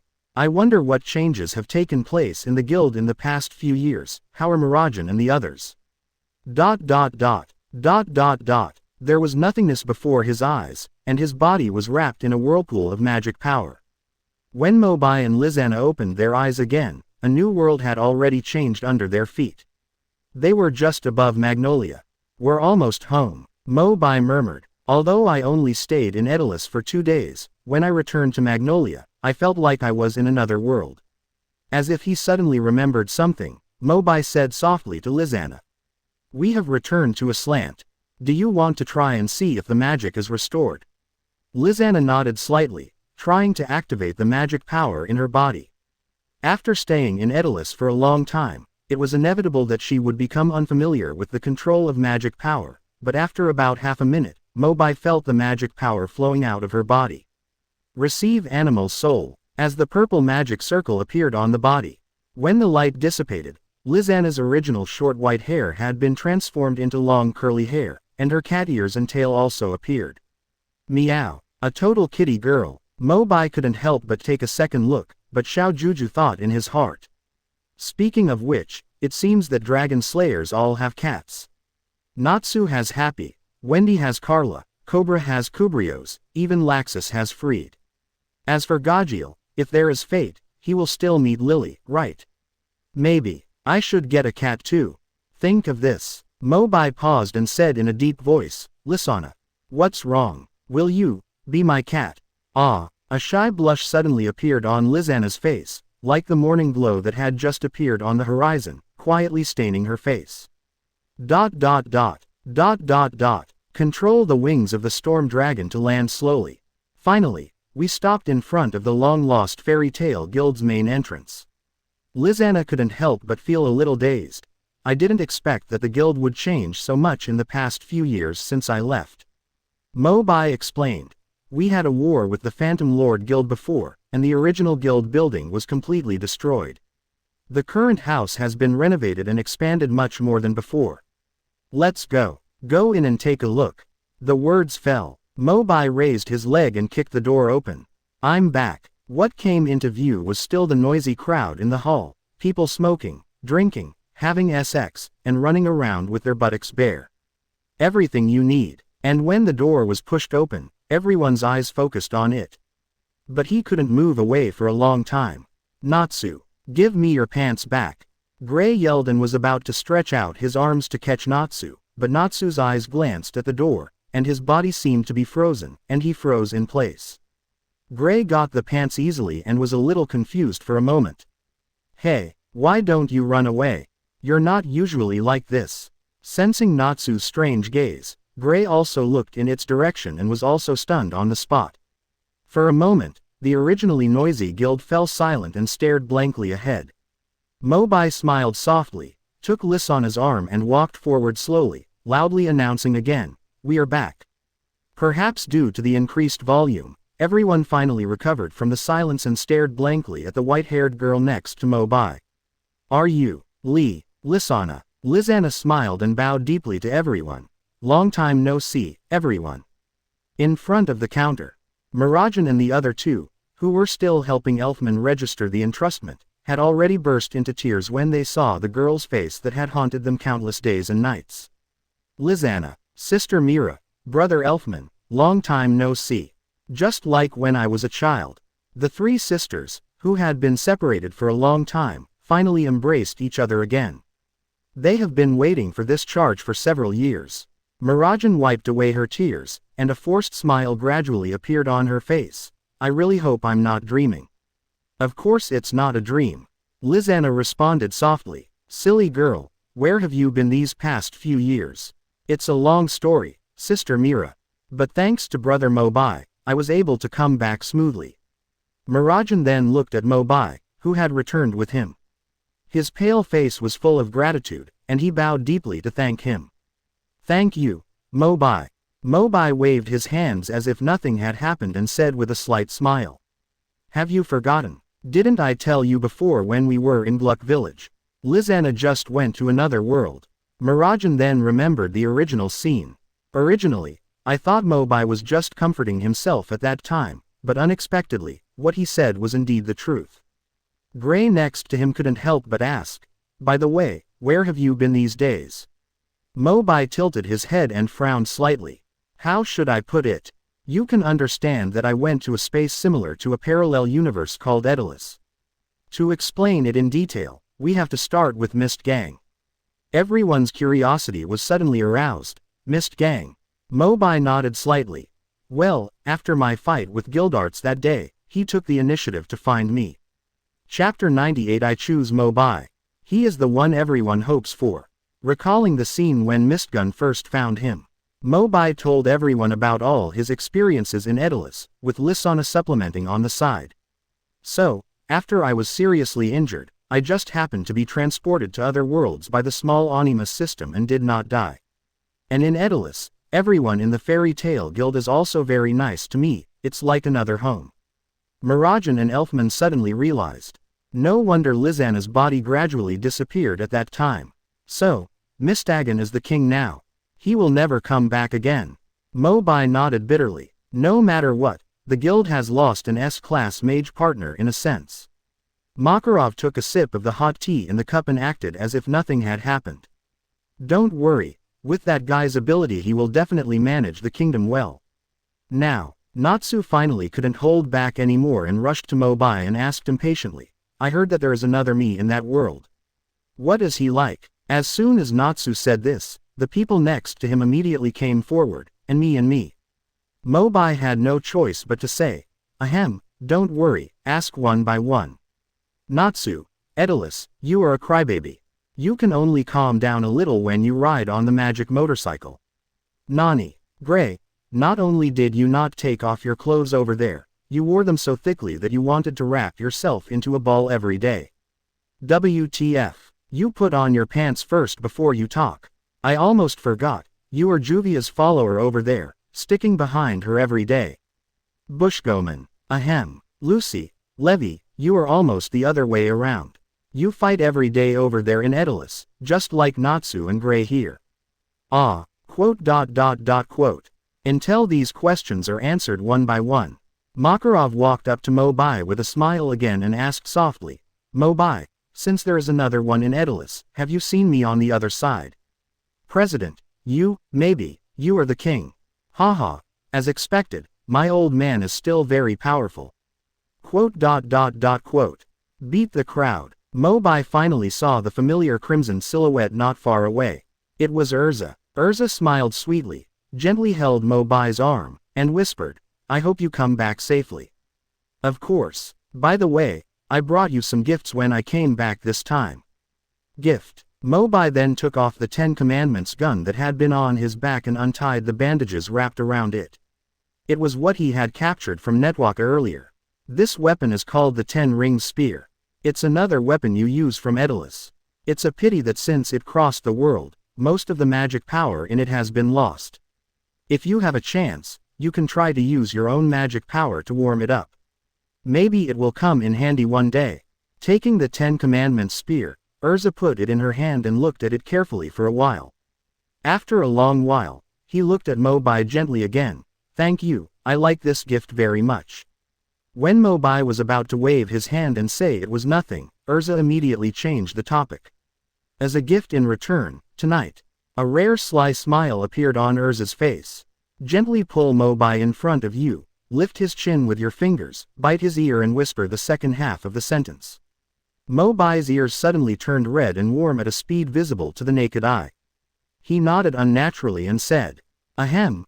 No problem. Then I'll get ready tonight." ... A few days later, Edolas. Although there was no magic to support them, under the leadership of the new King Jelal, the people quickly adapted to such a life. They devoted themselves to labor one after another and vowed to rebuild a prosperous and powerful country. A prosperous and peaceful scene.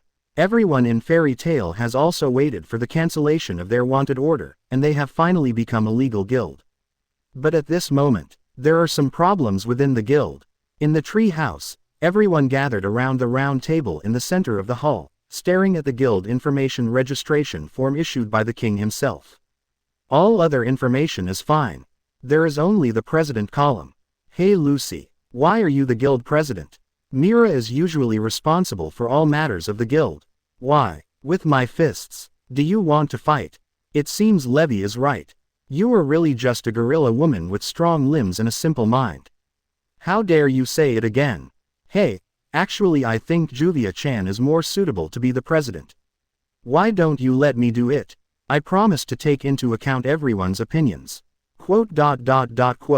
While everyone was arguing endlessly, among the crowd, someone suddenly shouted, "It would be great if Brother Mo Bai is still here." It suddenly became quiet. After a long time, everyone looked at each other in confusion, and their thoughts coincided with each other. Lucy confidently picked up the pen next to her and registered a brief name in the president column. "Mo Bai." "Then it's decided, Mo Bai will be the president. While the president is away from us, everyone can just go about their business as usual. One day, he will come back here from a slant to visit us."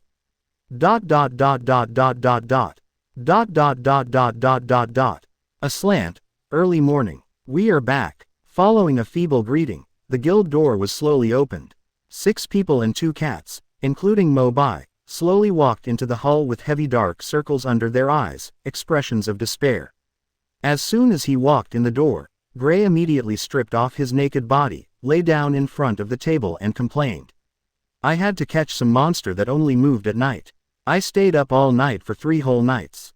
I was so sleepy." Fire Dragon Soul Dan, next time you dare to represent the team to accept such a commission from the underworld without authorization, I will, Z's. The words are not finished yet. Gray has gone to find Duke Joe.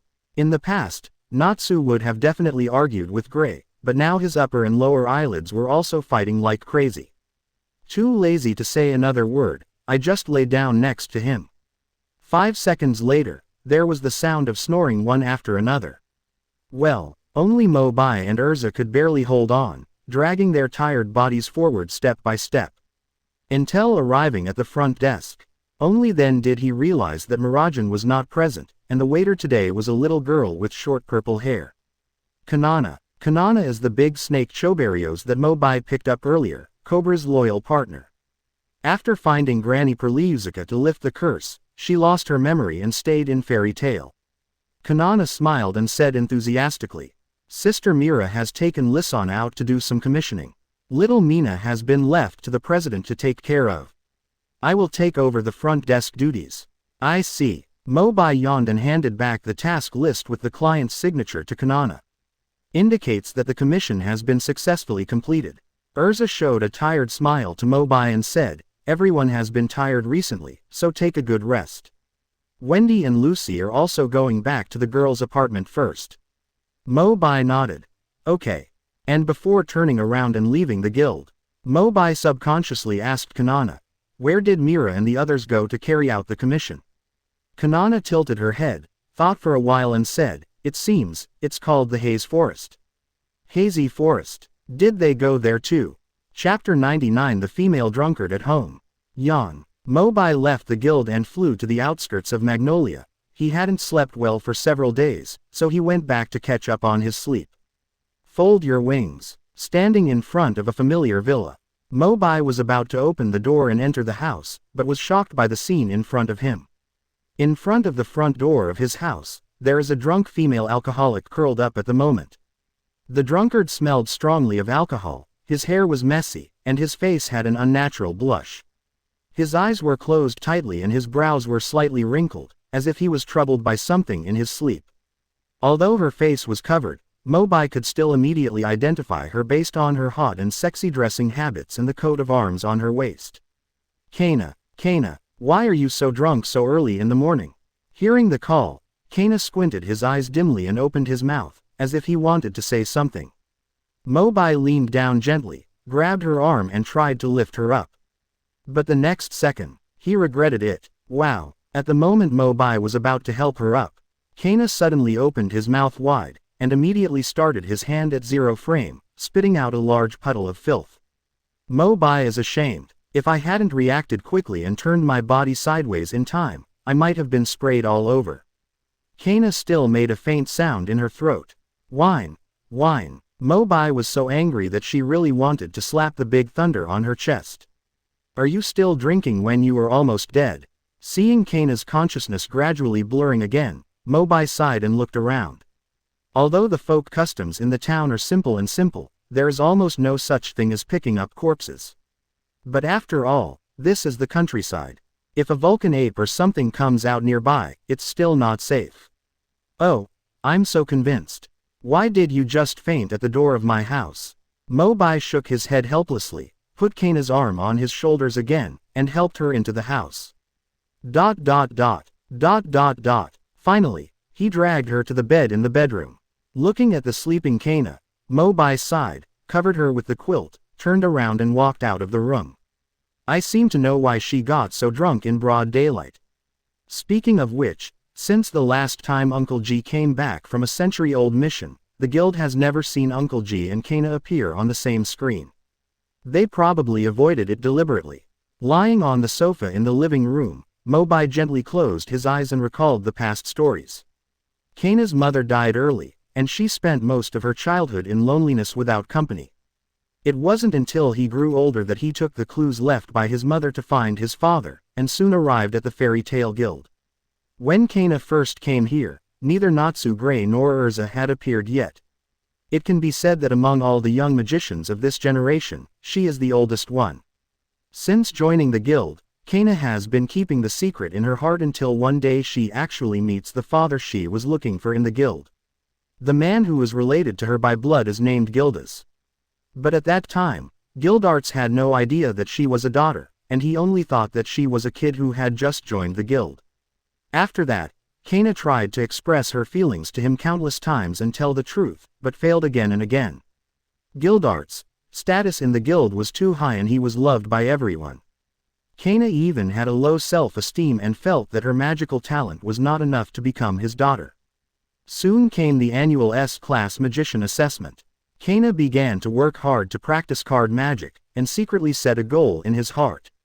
As long as he becomes an S-class mage, he will have the qualifications and courage to go to Gildarts and tell him the true relationship between the two.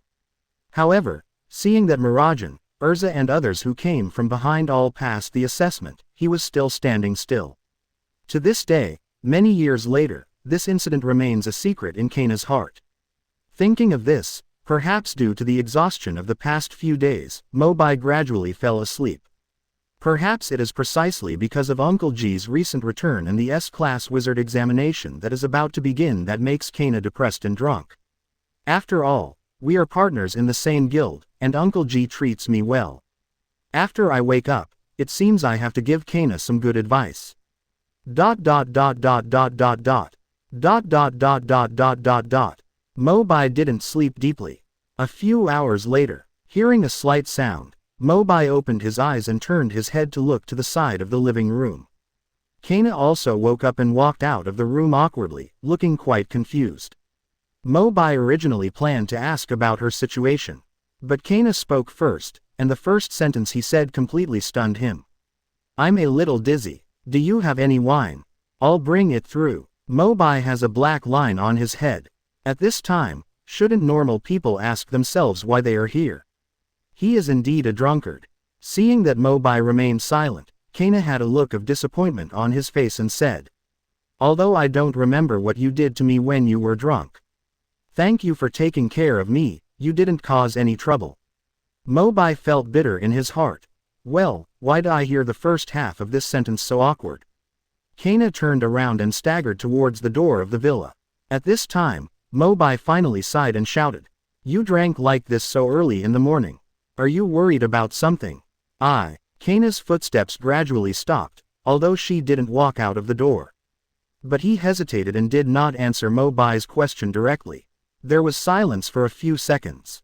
Mo Bai's eyes suddenly lit up and he said immediately, by the way, just stand there and don't move. It's on the second floor of the cabinet on your right.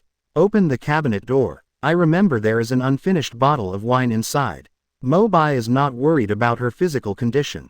Magicians have a special physique, and their body organs are protected by magic power, so they rarely get sick. If you smoke as hard as Wakaba, you don't have to worry about getting lung cancer. As expected by Mo Bai, Kana became interested again as soon as he heard that there was wine. There was a sound of rummaging. Kana could see the wine bottle placed at the deepest part of the cabinet at a glance, with most of the liquid inside still retained. As for the missing part, it involves the night when Mo Bai and Erza were together. Chapter 100. How did this group of fishermen unite the world? Tons, tons, tons. After removing the cork, Kana aimed at the mouth of the bottle, raised his head and drank it all in one gulp. The cheeks that had almost returned to normal color after resting were now lightly flushed again. Mo Bai leaned on the sofa and said helplessly, okay, have you drunk now? Do you want to share your troubles with me? Hesitated for a long time. Kana finally felt reassured in her heart, walked to Mo Bai, sat down slowly, and said, actually, I'm different from everyone else. I came to the guild to find my father, his name is Gildarts.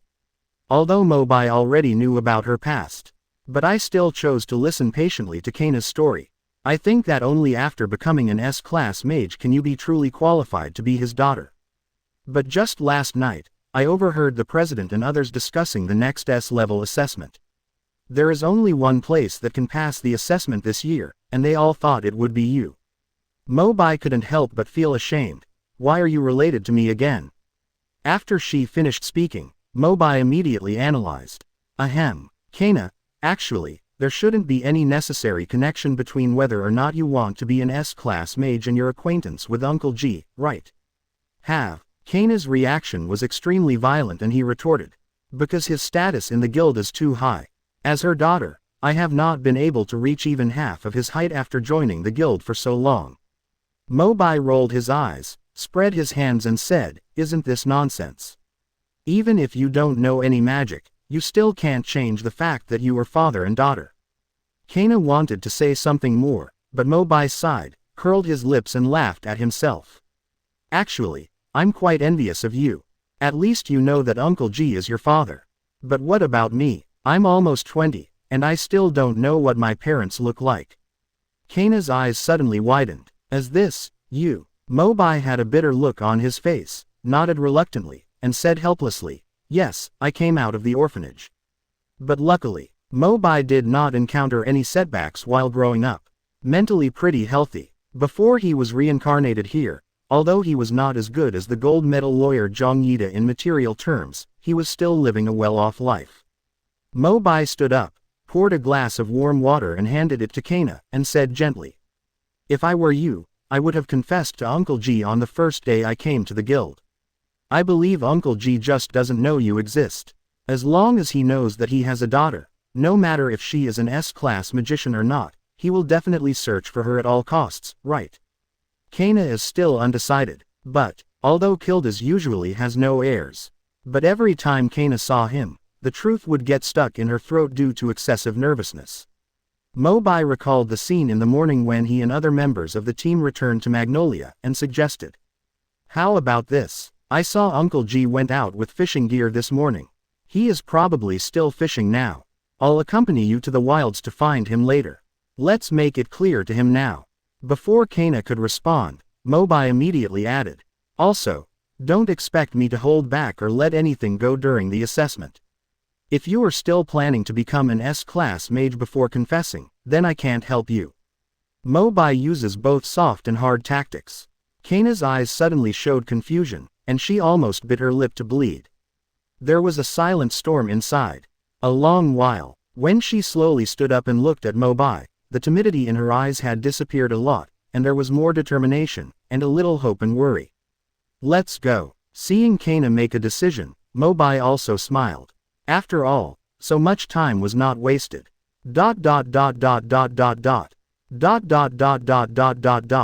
Mo Bai still remembers that Gildas was walking towards the outskirts of Magnolia in the early morning, carrying fishing gear in his hand.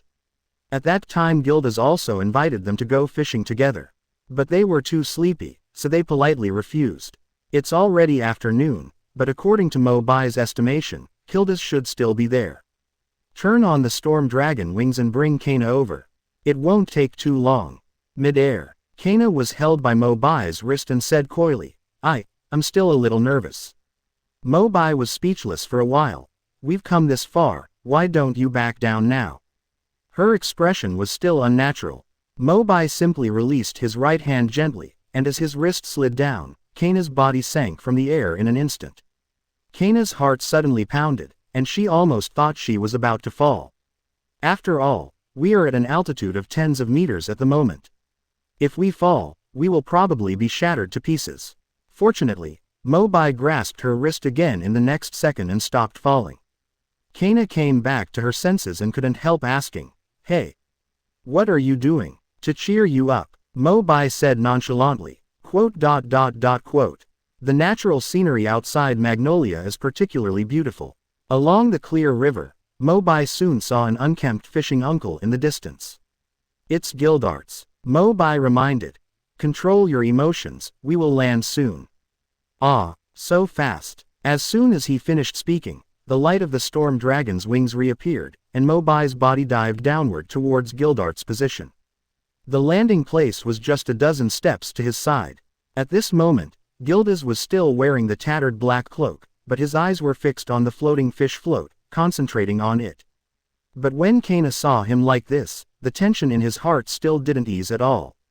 He unconsciously shrank his body behind Mo Bai. Mo Bai had a bitter look on his face and whispered, You don't want to say this yourself. What's the point of hiding behind me? How about you call him for me? I'll tell him what happens next. All right, Mo Bai reluctantly agreed, walking up to Gildas step by step, and was about to talk. Uncle G, shish. Gildas didn't even turn his head to take a look, and immediately put his index finger on his lips to signal silence.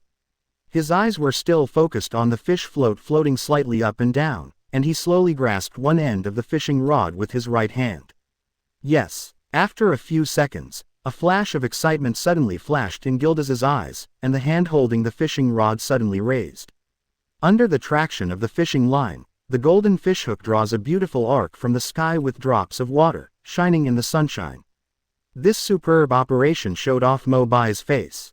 There is no flaw except that there is no fish on the hook. Cut. Gildas snorted disdainfully from his nose, turned his head unhappily, and looked lazily at Mo Bai. I called you this morning and you didn't come. It's better now, because when you come you will scare away all my fish. Is there a possibility that you couldn't catch it in the first place? Mo Bai rolled his eyes and secretly wondered why these fishing guys all have the same moral character.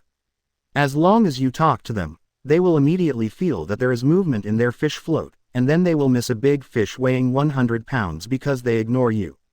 After Mo Bai finished speaking, he glanced into the bucket next to Gildas holding the fish.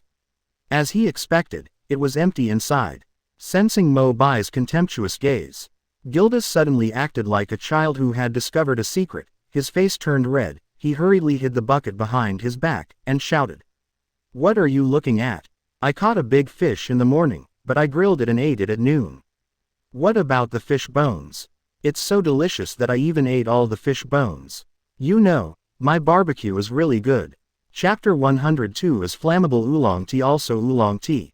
Mo Bai shrugged helplessly and did not say anything to expose it. "After all, I came to him this time for business." Tactics coughed twice. Mo Bai looked serious and stepped into the topic. "Uncle G. Clam, do you want a daughter? As long as you open the mouth of Chrysostom, I will bring it to you right away." "What the hell?" Gildas thought Mo Bai had taken the wrong medicine when Tulu said this. "What does it mean to not want a daughter if you want one?" Mo Bai scratched his head. "Well, how should I explain it in detail?" "Let me tell you." A soft voice came from behind Mo Bai. Kana finally mustered up the courage to gradually lean out and look at Gildas calmly. Mo Bai breathed a sigh of relief. She finally figured it out and was willing to confess. Gildarts looked at Kana with interest and pretended to be listening. "Are you looking for something from me, little girl?" Looking at Gildart's weather-beaten face, Kana's lips trembled slightly, her eyes finally calmed down, and she said slowly. "Actually, the reason why I came to the guild is to find my father." Gildas was slightly surprised, but did not connect these words with what Mo Bai said before, and said. "This is the first time I've heard of this. Does it mean that your father was once a member of Fairy Tail?" Disappointment quickly welled up in Kana's eyes, her fists clenched, and her lips almost bled from being bitten. For a long time, Kana finally raised his head again and revealed the secret that had been sealed in his heart for many years. "My mother told me before she died that my father's name is Gildarts, and that's you." Gildarts. Expression froze. The brain is down. A few seconds later, looking at Kana's red cheeks, she finally woke up from a dream. "Ah, this news was like thunder exploding in my ears, buzzing continuously." Gildas's eyes suddenly widened, his jaw almost dropped to the ground, his eyes full of shock and disbelief. Kana explained. "Because a lot of things happened in the middle, so I didn't decide to tell you until now." Wait a minute." Gildas covered his face and stretched out an arm to interrupt Kana. "You, who gave birth to you?" "Ah." As soon as these words came out, now it's Kana's turn to be restless. "What do you mean who gave birth to me?" Gildas stared at Kana's face for a while, but still couldn't recognize her, so he could only ask one by one. I really can't guess who your mother is." "Sarah, Naomi, Claire, Fina, Mary, Eliza. Oh no, your hair color doesn't look like Emma, Layla, Jenny, Sharia, Kate, Yoka, Françoise." Seeing Gildas counting his fingers, he eliminated them one by one. "Now 10 fingers are not enough." Mo Bai said quietly from the side. "Uncle, how many girlfriends have you had?" Kana was also awkward in place, with a rather unnatural expression on his face. "Oh, I know." Gildart's eyes suddenly lit up, and he immediately said, "You must be Silopia's daughter. You were exactly the same, such as gender." Kana had a black hair, glanced at Gildas with disgust, and said speechlessly. "I'm really PD off. I didn't expect my dad to be such a carefree man." Gildas scratched his head in embarrassment. Kana snorted and turned his head angrily. "Anyway, that's what happened, I'm done." "Mo Bai, let's go." Wait a minute." Gildas shouted. "Kana's anger has not gone away. That's all I want to say, I don't have to become a family member with you, my life is very good now." The words have not yet finished. Kana suddenly felt a pair of strong arms, and without any explanation, he pulled her into his arms. At first she wanted to resist. But Gildart's voice above him was particularly reassuring. "You are Cornelia's child, you can never be wrong." "Let me go," Kana whispered. "Why are you telling me this now?" I haven't been able to say it out loud, and it has been delayed until today for no reason." Fall into Kilda's warm embrace. Kana finally opened up. Gildarts lost his impropriety and said word by word. "Cornelia is the only woman I have ever truly loved in my life, and I have only ever married her. It's just that she couldn't accept the various dangerous jobs I was involved in every day and left 18 years ago." A few years ago, I also learned about her death. I'm sorry, I never found out that you are our daughter, Kana. Kana smiled faintly and gently pushed Gildart's arm away. I came to you today not to ask you to take some responsibilities or anything. I just want to untie the knot in my heart. From now on, we can still get along with each other as before, right? However, I still want to tell you something. Nice to meet you, Dad. Kana looked relieved and looked at Mo Bai, who was watching the show next to him, as if to indicate that he could leave. Mo Bai did not respond, but quietly pointed his finger at Kildas. Why? Kana then turned around and looked again. The 2-meter-tall man in front of me was bursting into tears at some point. In his eyes, remorse, regret, guilt, and doting were intertwined together, and tears flowed down. Gildas could no longer control his emotions, hugged Kana into his arms again, and murmured, I won't let you be alone again. But this time, Kana finally did not refuse, hugged him calmly, and accepted the love that should have been hers. Mo Bai turned around unnaturally and walked slowly and quietly towards the distance. Hey, I'm too old to see these things, and it's easy to get crocodile in my eyes. It's so nice to be reunited. I did another great good deed today. I'll reward myself later by going to the Dream Demon Custom Museum. He didn't take a few steps. Kana called to himself, Mo Bai, thank you for what happened today. Looking at Kana's heartfelt sweet smile, Mo Bai suddenly felt that Ju Mengza was quite cute sometimes. Although he often drinks and teases himself. There's no need to say thank you or anything. Just don't drink too much and collapse in front of my house again. Mo Bai said half-jokingly. No way. Gildas looked at Kana dotingly, and then at Mo Bai who was about to leave, and seemed to know what was going on. He casually opened the satchel that was thrown aside on the ground and took out some drinks. He also threw a can to Mo Bai. Mo Bai took it in his hand and saw that there wasn't even a label on the drink can, so he had no idea what was inside. See, as two voices sounded, Kana and Gildas had already opened the drinks, cheering and drinking. Mo Bai still asked cautiously, what kind of drink is this? Isn't it a bar again? Of course not, it's just oolong tea. Gildarts replied with a smile. Immediately, he took the drink from Mo Bai's hand and opened the tab for him. Come on, thank you today for finding such a beautiful baby girl for me. Mo Bai looked at him with a strange expression and did not take the drink. Instead, he activated the fire attribute dragon-slaying crystal in his body, and his fingertips ignited with flames. An embarrassing scene occurred. The moment the index finger touched the top of the drink, the entire can immediately started to burn. Mo Bai asked expressionlessly, your oolong tea can catch fire, right? Seeing the lie exposed, Gildarts didn't feel any shame at all. He smiled and said with force, combustible oolong tea is also oolong tea. Chapter 103 The Turbulent Haze Forest. Mo Bai has a black line on his head. But looking at Kana and Gildas who were toasting and drinking, they seemed to have a lot to say. It wouldn't be appropriate to bother me anymore.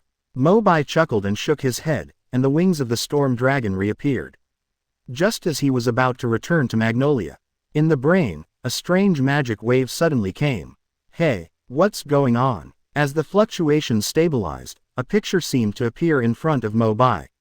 In the picture, a pair of white-haired sisters seemed to have been seriously injured. In front of the two of them, there was a guy whose body was integrated with the trees and was constantly attacking them. Mo Bai's eyes widened suddenly. Two clusters of angry flames suddenly ignited in the pupils, and his hands clenched tightly into fists unconsciously, and the knuckles turned white from the exertion and trembled slightly. The source of this magic is the Haze Forest. ...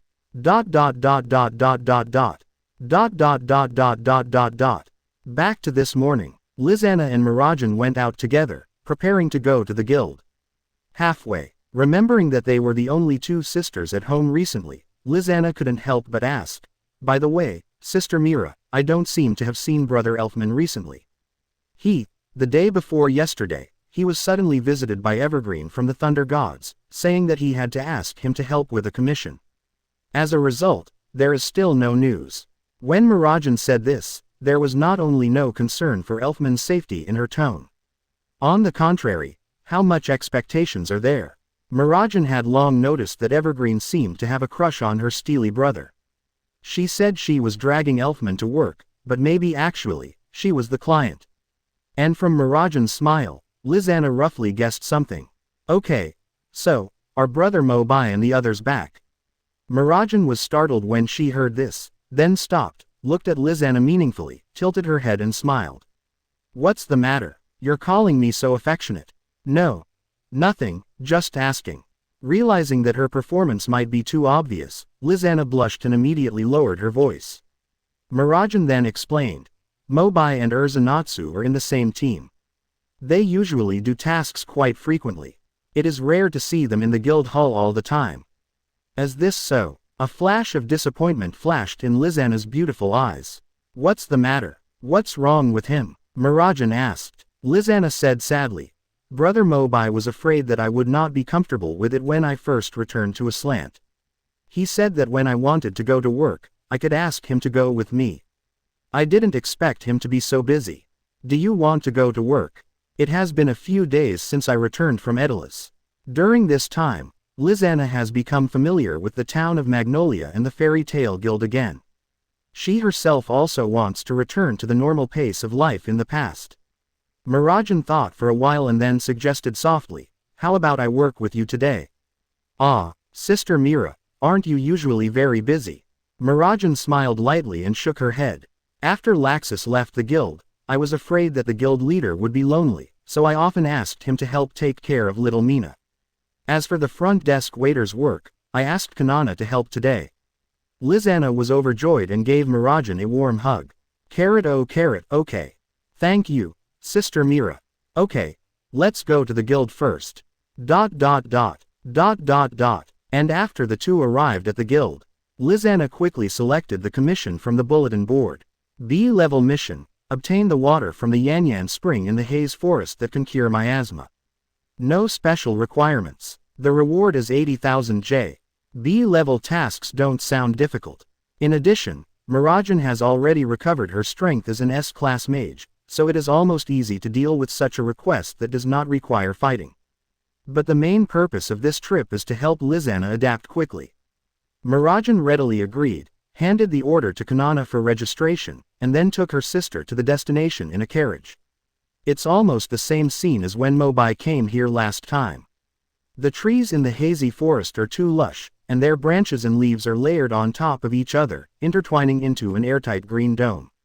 The sun tried its best to penetrate this thick barrier, but it could only shed a few faint rays of light on the edge and was unable to penetrate deep into the forest. The moment you step into the forest, a damp coolness hits your face, and darkness instantly envelopes you. Mirajan reminded softly, Lizana, follow me. Keep moving forward according to the route given on the order form. The deeper they went into the forest, a faint feeling of uneasiness emerged from the hearts of the two of them. It seems eerily quiet here. Lizana suddenly said, Sister Mira, do you smell something weird? After all, Lizana was practicing the magic of receiving animal souls. Even if magic is not used in normal times, the five senses are still sharper than normal humans. Only after her reminder did Mirajan smell it. There was indeed a strange, vague smell permeating the area. Wait, the magic power in the body is gradually fading. After a few seconds, Mirajan suddenly realized that even though she had not used any magic, her magic power began to slowly decay. Sister Mira, I am the same, the magic power seems to be fading. It's miasma. Go quickly, get out of here. Mirajan shouted urgently, took Lizana's wrist and ran towards the original road. But the two of them just turned their heads. A sudden loud noise directly broke the silence of the entire forest, and a towering tree in front of him exploded in an instant. The thick tree trunk seemed to be torn from the inside by huge force, and countless wood chips and splinters shot out in all directions like bullets. Under its violent impact, the air seemed to be distorted, forming ripples visible to the naked eye. Mirajan subconsciously protected Lizana behind her. However, Lizana stepped forward first and directly activated the magic power in her body. The magic circle appeared from under her feet and received light beams covering her whole body. Animal Soul Penguin. When the light dissipated, Lizana's body was covered with a thick layer of penguin down, which absorbed all the wood chips that bounced over. Until it calms down. Lizana breathed a sigh of relief and returned to her original appearance. Mirajan stepped forward with concern, carefully checking Lizana's body for any injuries. "You girl, you always take risks." But at this moment, Lizana's eyes were looking straight ahead. In the direction where the trees collapsed and exploded, a strong figure was walking towards them. Every time the opponent takes a step forward, the pressure of the magic power radiated became even stronger, exerting huge pressure invisibly, which made people feel heart-stopping. "Sister Mira, his target seems to be us. Don't be afraid." Mirajan gently held Lizana's hands and comforted her in a low voice. But in her heart, she still had a deep fear of the person in front of her. The other party's magic seems to be more powerful than her and Lizana combined. Chapter 104 Big Tree Arc. Mo Bai arrives. As the sturdy figure moved in front of him.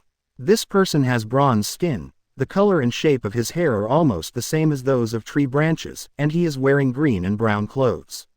It's like a living tree man turned spirit. Mirajan stood vigilantly in front of Lizana and asked, "Who are you? Was the attack just caused by you?" The other party looked indifferent and uttered a few words expressionlessly. "Devil's Heart, Azuma." Devil's Heart. Mirajan's beautiful eyes immediately flashed with a bit of surprise. She took a breath of cold air, and her face became a bit paler. One of the three giants of the Dark Guild Balam Alliance, the Devil's Heart. Lizana on the side has rarely heard news about the Dark Guild. But seeing Mirajan's reaction and the terrifying magical aura on Azuma's body, he immediately took out the amulet he had brought from Edolas from his waist, gritted his teeth and poured a large amount of magic power into it. The amulet given by Sister Mira from another world. I hope it will come in handy. And faced with Azuma's powerful pressure, Mirajan mobilized all her magic power without hesitation. As the magic circle emerged, it suddenly transformed into the form of a demonic Satan with dark wings. Receive the soul of Satan. Confronting Azuma in the air. Although negotiations have not yet taken place, the other party is a member of the Dark Guild that has always been hostile, and Mirajan does not expect Azuma to simply let them go. Feel the surge of Mirajan's magical aura. Azuma's eyes instantly filled with eager fighting spirit, and he said in a voice as deep as a bell. "According to our guild's information, you should be Fairy Tail's S-class mage, Majan Mirajan, right?" Mirajan didn't make a sound, staring straight ahead, always on guard against the other party's sudden attack. Azuma's eyes were calm, his gaze slowly swept over, and he suddenly raised his thick arm, pointing his palm directly at Lizana. Following the girl's scream, Mirajan turned around in shock, only to discover the most despairing scene for her. The surrounding trees were controlled by Azuma and became intertwined. At this moment, Lizana was restrained and unable to move, but these trees were still shrinking. "Lizana!" Mirajan rushed forward like crazy, tearing at the branches with her hands frantically, but the branches seemed to be welded together. "Doesn't help at all." Lizana looked more and more painful. Azuma's voice without any emotion sounded again. "I have been pursuing a battle with the strong, Majan Mirajan. As long as you can defeat me, you can all leave here safely." Mirajan's demonic hand gently touched Lizana's forehead, whispered a few words of comfort, and then slowly turned her head. His eyes were filled with anger and cruelty. As the purple-black flame burned from the palm of his hand, the demonic power exploded. With the support of his wings, Mirajan's speed suddenly increased to its peak. Almost like a ghost, it disappeared from the spot and appeared next to Azuma. Dark Spark. The palm claws with dark magic power continuously bombarded Azuma's body. Feel the magic power fluctuations emanating from Mirajan's body like a demon's breath. Azuma's eyes were filled with more fighting spirit, and he lightly jumped onto the trunk of the giant tree behind him, and his body followed him and escaped into the tree. However, Mirajan was already desperate at this moment. She didn't care about Azuma's intention at all, and directly shifted the attack target to the entire tree. Howling Bee. Just when Mirajan's surging satanic power was about to bombard the giant tree, Azuma has used the arc of the big tree to absorb part of the natural energy, and his magic power suddenly increased, and he freed his arms to instantly extend countless dense branches. And at the end of the tangled branches, a cluster of intense flames suddenly appeared, burning onto Mirajan's demonic claws. A severe burning sensation penetrated from her body into her heart. Mirajan still clenched her teeth and urged her magic power to attack. But the next moment, as Azuma mobilized his magic power again, a dangerous and extremely unstable energy was quietly spreading above the burning branches in front of him. Chain Blast. Under the control of the arc of the big tree, the magic power of the earth and trees was concentrated to the extreme, and suddenly exploded. Smoke and dust flew up, and Miragen retreated violently, leaving traces of ravines on the ground. A devil's claw took the opportunity to dig into the ground, and then he stabilized his body slightly. Compared with the previous madness, Miragen's face was obviously more fearful at this time. His magic power is stronger than any opponent I have ever seen. In the Devil's Heart Guild, although Arusha is the head of the 7 familiars of Purgatory, her status depends to a certain extent on the powerful mechanism of the Arc of Time. The lost magic used by Azuma is the Arc of a Big Tree. This magic is almost entirely used for attack and defense in battle. If we just talk about the tyranny of combat power, Azuma is definitely not inferior to Arusha, who has the strength of the Holy Ten. Miragen looked back distressed-edly at Lizana, who was still trapped in the prison of branches, and was planning to straighten up and attack again. However, he suddenly realized that his body was weak and his legs had become weak. Oops, it was the poisonous gas just now. The magic power in the body is still decreasing. For magicians, magic power is not only equal to the energy bar, but even half of the life bar. Once the magic power is exhausted, I am afraid that I will be weaker than a muggle who cannot use magic. This performance was naturally noticed by Azuma. Azuma glanced at Miragen and said in a calm tone, "Have you inhaled the miasma poison?" Miragen still didn't respond. She raised her head and glared at Azuma, her angry eyes almost bursting into flames. Azuma continued, "The miasma in the haze forest was accidentally caused by me during my practice here some time ago. Just inhaling a small amount like you are doing now has already caused temporary magic attenuation. However, it can be restored as long as you breathe normally for a period of time. But if a large amount is inhaled at one time, or if it is exposed to a miasma environment for a long time, the effects will soon be fatal."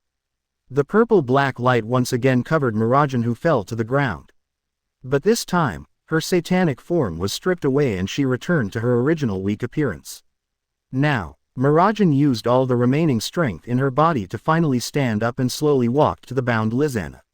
"Sister Mira." A pale smile appeared on Miragen's pretty face, and she apologized. "I'm sorry, Lizana.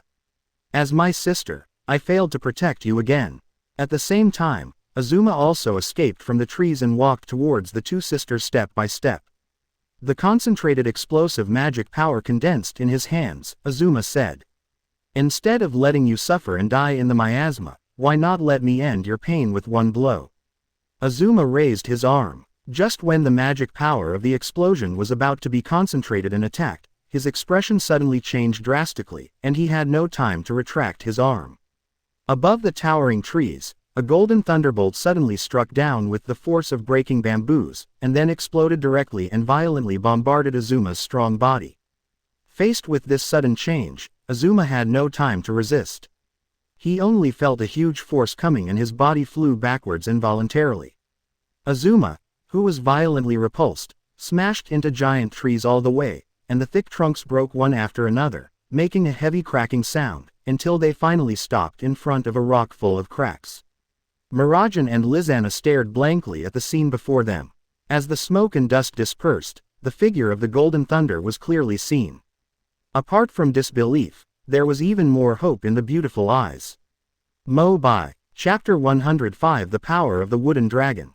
Dragon K. Wanxiong. "Sorry, I'm late." Mo Bai turned around with a forced smile and said softly. Miragen seemed to suddenly remember something. Worry appeared on her face again, and she reminded. "Be careful, there is a poisonous gas in this forest that can directly affect the magic power in the body." Mo Bai had already smelled this unusual smell when he first entered the hazy forest. The last time he met the 3 Erudia people here, there was obviously no such smell. Mo Bai couldn't help but frown. Being in a miasmatic environment, his magic power was gradually weakening over time.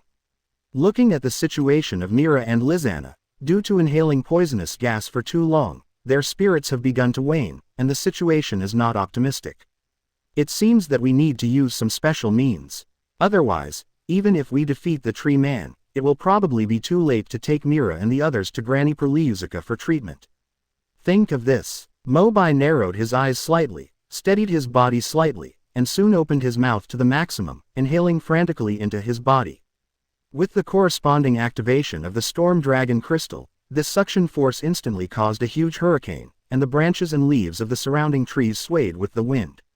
And in the hurricane, a little purple breath slowly condensed, and was also sucked into Mo Bai's body along with the wind breath.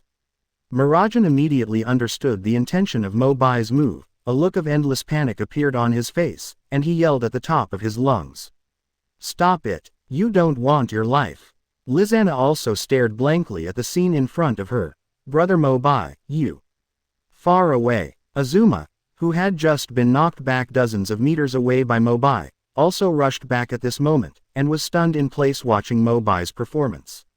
In order to save those two women, does he want to absorb the miasma of the entire forest into his body? Just like Azuma said, at this time, Mo Bai was using all his energy to try to introduce the miasma in the forest into his body. No way. Since joining the guild, Myra's kindness to Mo Bai has been kept in mind. He didn't want the sisters to be hurt again. I remember that when we faced the Gate of Hades, Laxus must have done something like this, absorbed all the magic particles, and he even had sequelae from this. The figure of the blonde young man wearing a black coat slowly emerged in Mo Bai's mind. And back to reality. Looking at Azuma, who was still shocked, Mo Bai grinned and inhaled the last breath of miasma poison into his body.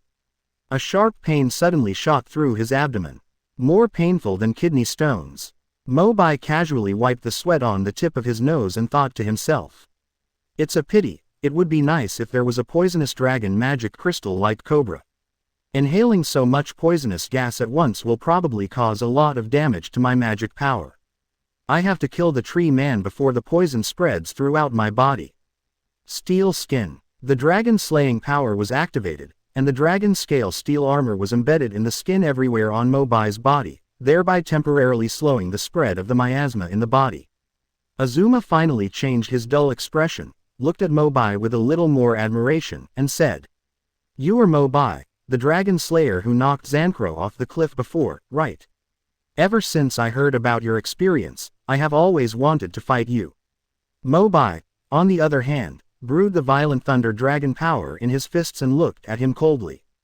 In the past, Mo Bai would have had a bit of respect for such a war-loving mage who pursued great power. But since Azuma has already hurt the two Mirajan sisters, Mo Bai just wants to burn his dreams at this moment. When Azuma saw that Mo Bai was silent and still in a fighting posture, he was not angry. He also activated the strong magic power in his body and said, "There is a Yanyan spring at the deepest end of the Haze Forest. If you can defeat me, you can get rid of the miasma in your body by soaking in the spring water." Mo Bai licked his dry lips and responded coldly, "I understand." The figure immediately turned into golden lightning and disappeared, and once again mixed with the rapid attack, it rushed directly to Azuma's body. Thunder Dragon's collapse fist. Azuma was on guard and jumped under another big tree beside him, merging his body with it. Boom! The violent thunder and lightning instantly cut off the trees. Of course, this is just Azuma's cover, and his true body has long been hidden in other trees. The deep voice echoed in the forest. "Haha! What a powerful force! You deserve to be one of the top wizards of fairy tale. It's a pleasure to fight with you." As a dragon slayer, Mo Bai quickly relied on his keen senses to locate the opponent's specific location. At this time, Azuma is half hiding in the giant tree at the 1 o'clock direction, constantly absorbing and dominating the magic power from nature.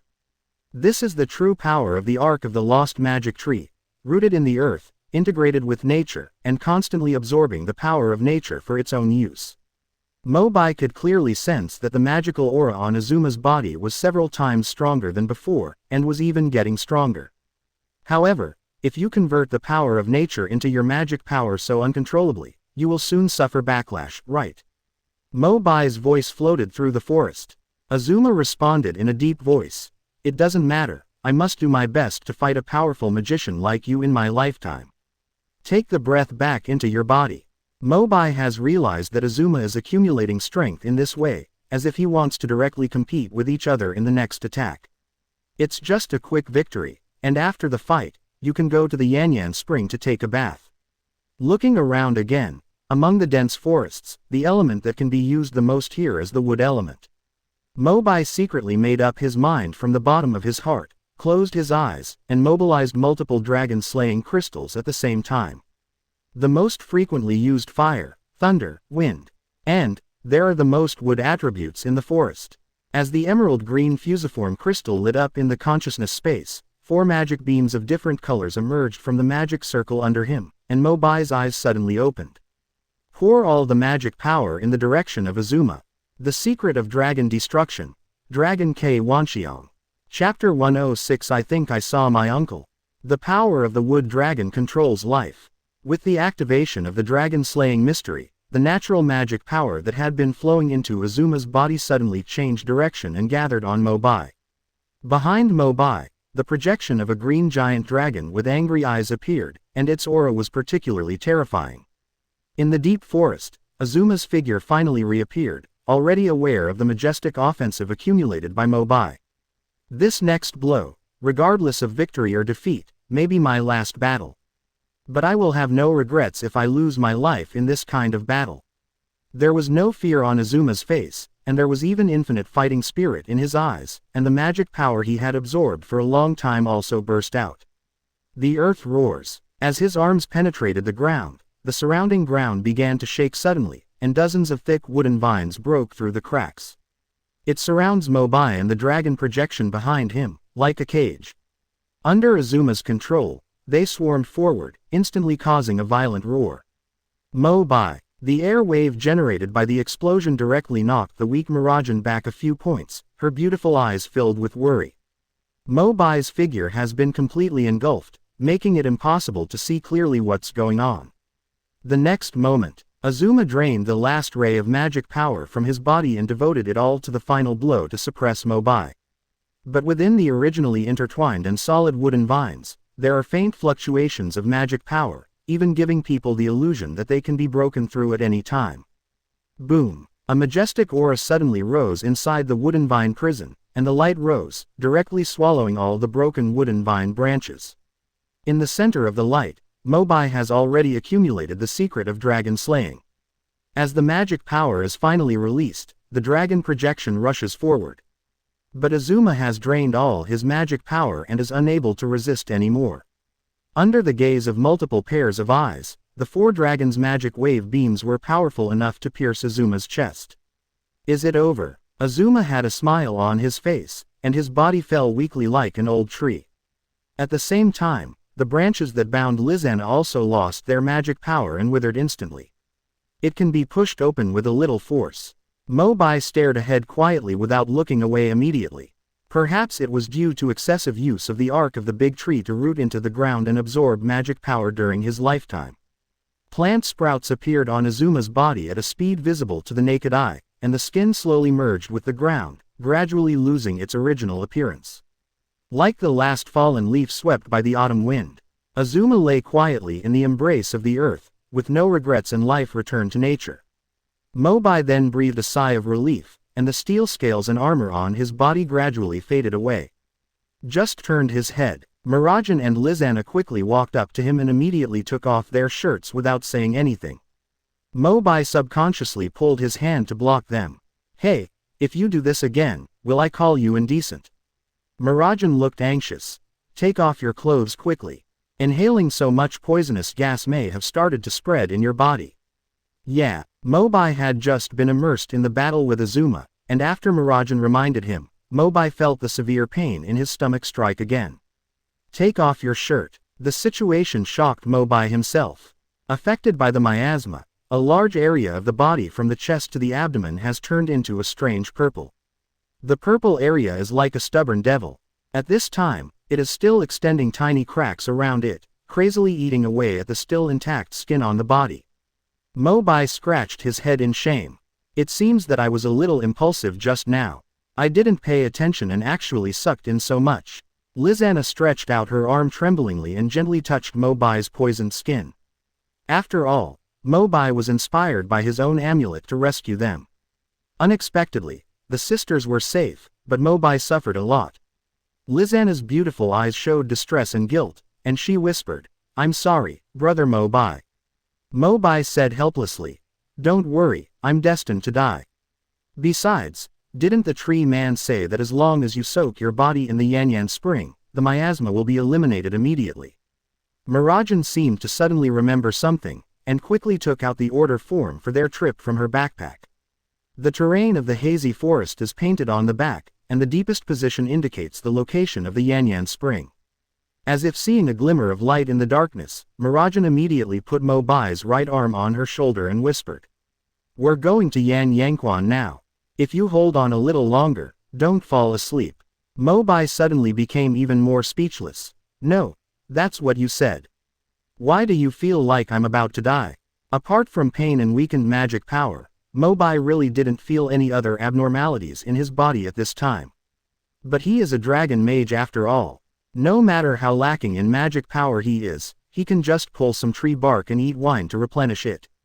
Mo Bai was about to say that she didn't need to be so aggressive, but Lisana next to her was very cooperative and stubbornly raised her left arm. The two sisters helped themselves forward, one on the left and the other on the right. It's quite comfortable to be taken care of by these sisters. Walking is effortless. Mo Bai's eyes rolled slightly, and he suddenly had evil intentions. Didn't go far. Yawn. Mo Bai's upper and lower eyelids began to fight, and he said feebly, "Mila, I feel a little sleepy, let's sleep for a while. Call me when you get there." Ah, Mirajan and Lizana immediately panicked. For people who are highly poisonous, once they fall asleep, wouldn't it be difficult to wake up again? Lizana immediately shook Mo Bai's arm desperately and shouted anxiously, "Brother Mo Bai, you must not sleep. Chat with me quickly and stay awake. The sound reaches my ears." Mo Bai narrowed his eyes with difficulty and looked at Lizana. But before Lizana could be happy, the next second, Mo Bai's head actually dropped. Of course, this is pretending.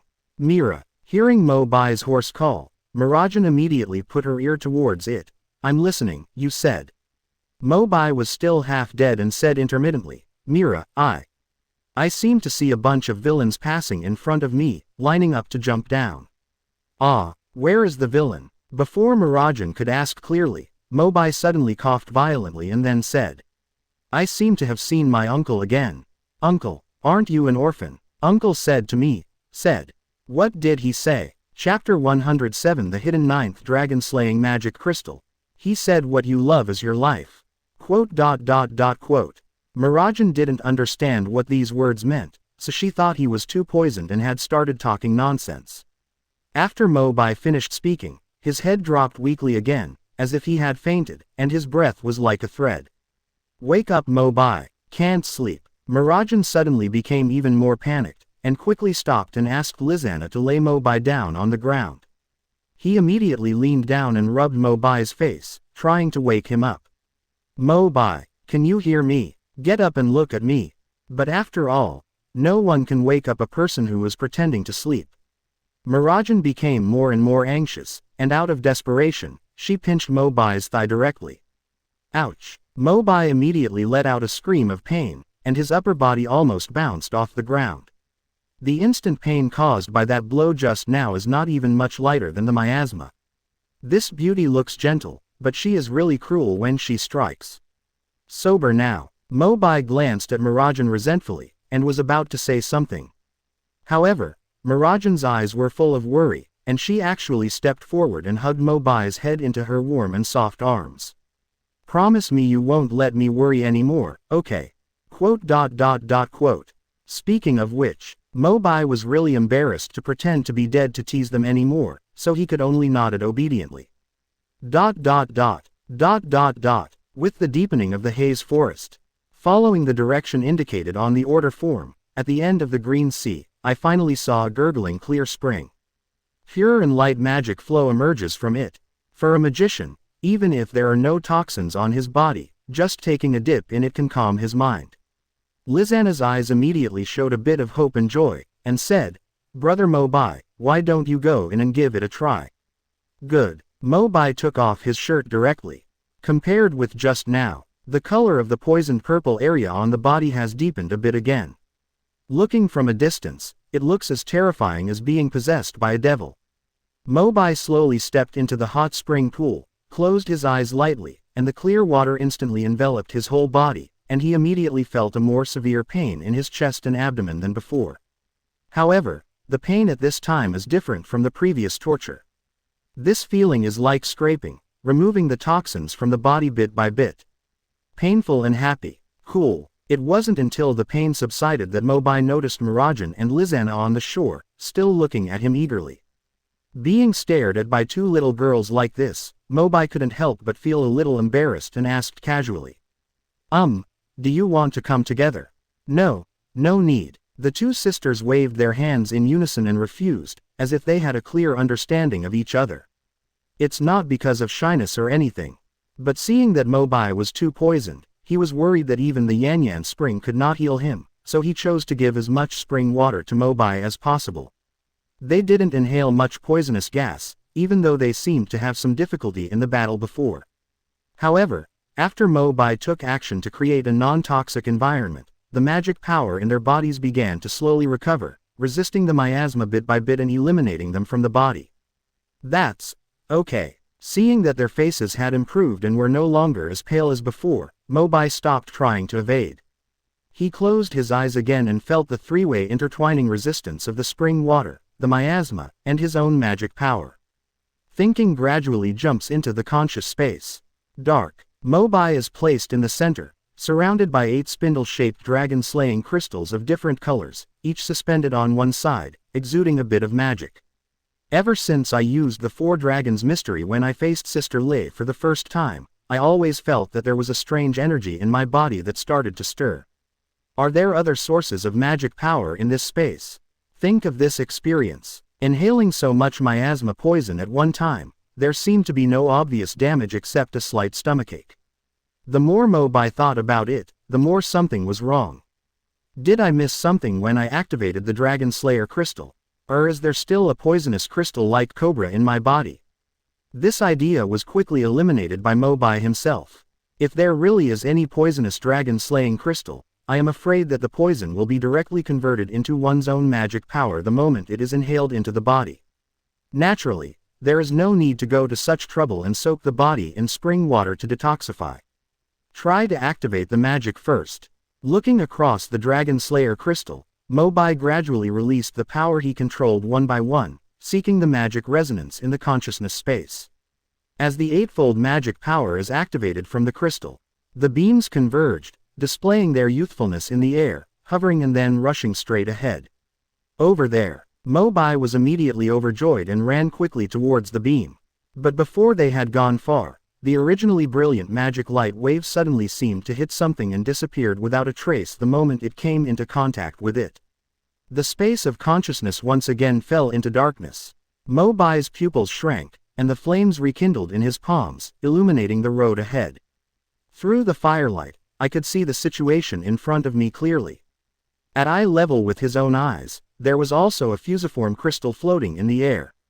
The beam of eightfold magic just now was completely swallowed up by it. Mo Bai stared at the crystal blankly. Even under firelight, the crystal is still completely black, unable to transmit a trace of light. Is this the thing that absorbed all my magic power? In order to verify the conjecture, Mo Bai reactivated the magic power in his body. The original 8 crystals in the dark space were mobilized by it, flying past from a distance and hovering above the dark crystal. As the eightfold magic power erupted again, light beams were transmitted straight through the crystal from different directions, shining on the surface of the dark crystal almost simultaneously. Mo Bai stared intently at the black crystal's reaction, but still didn't release any force in his hand. Time passed by minute, but there was no movement on this black crystal.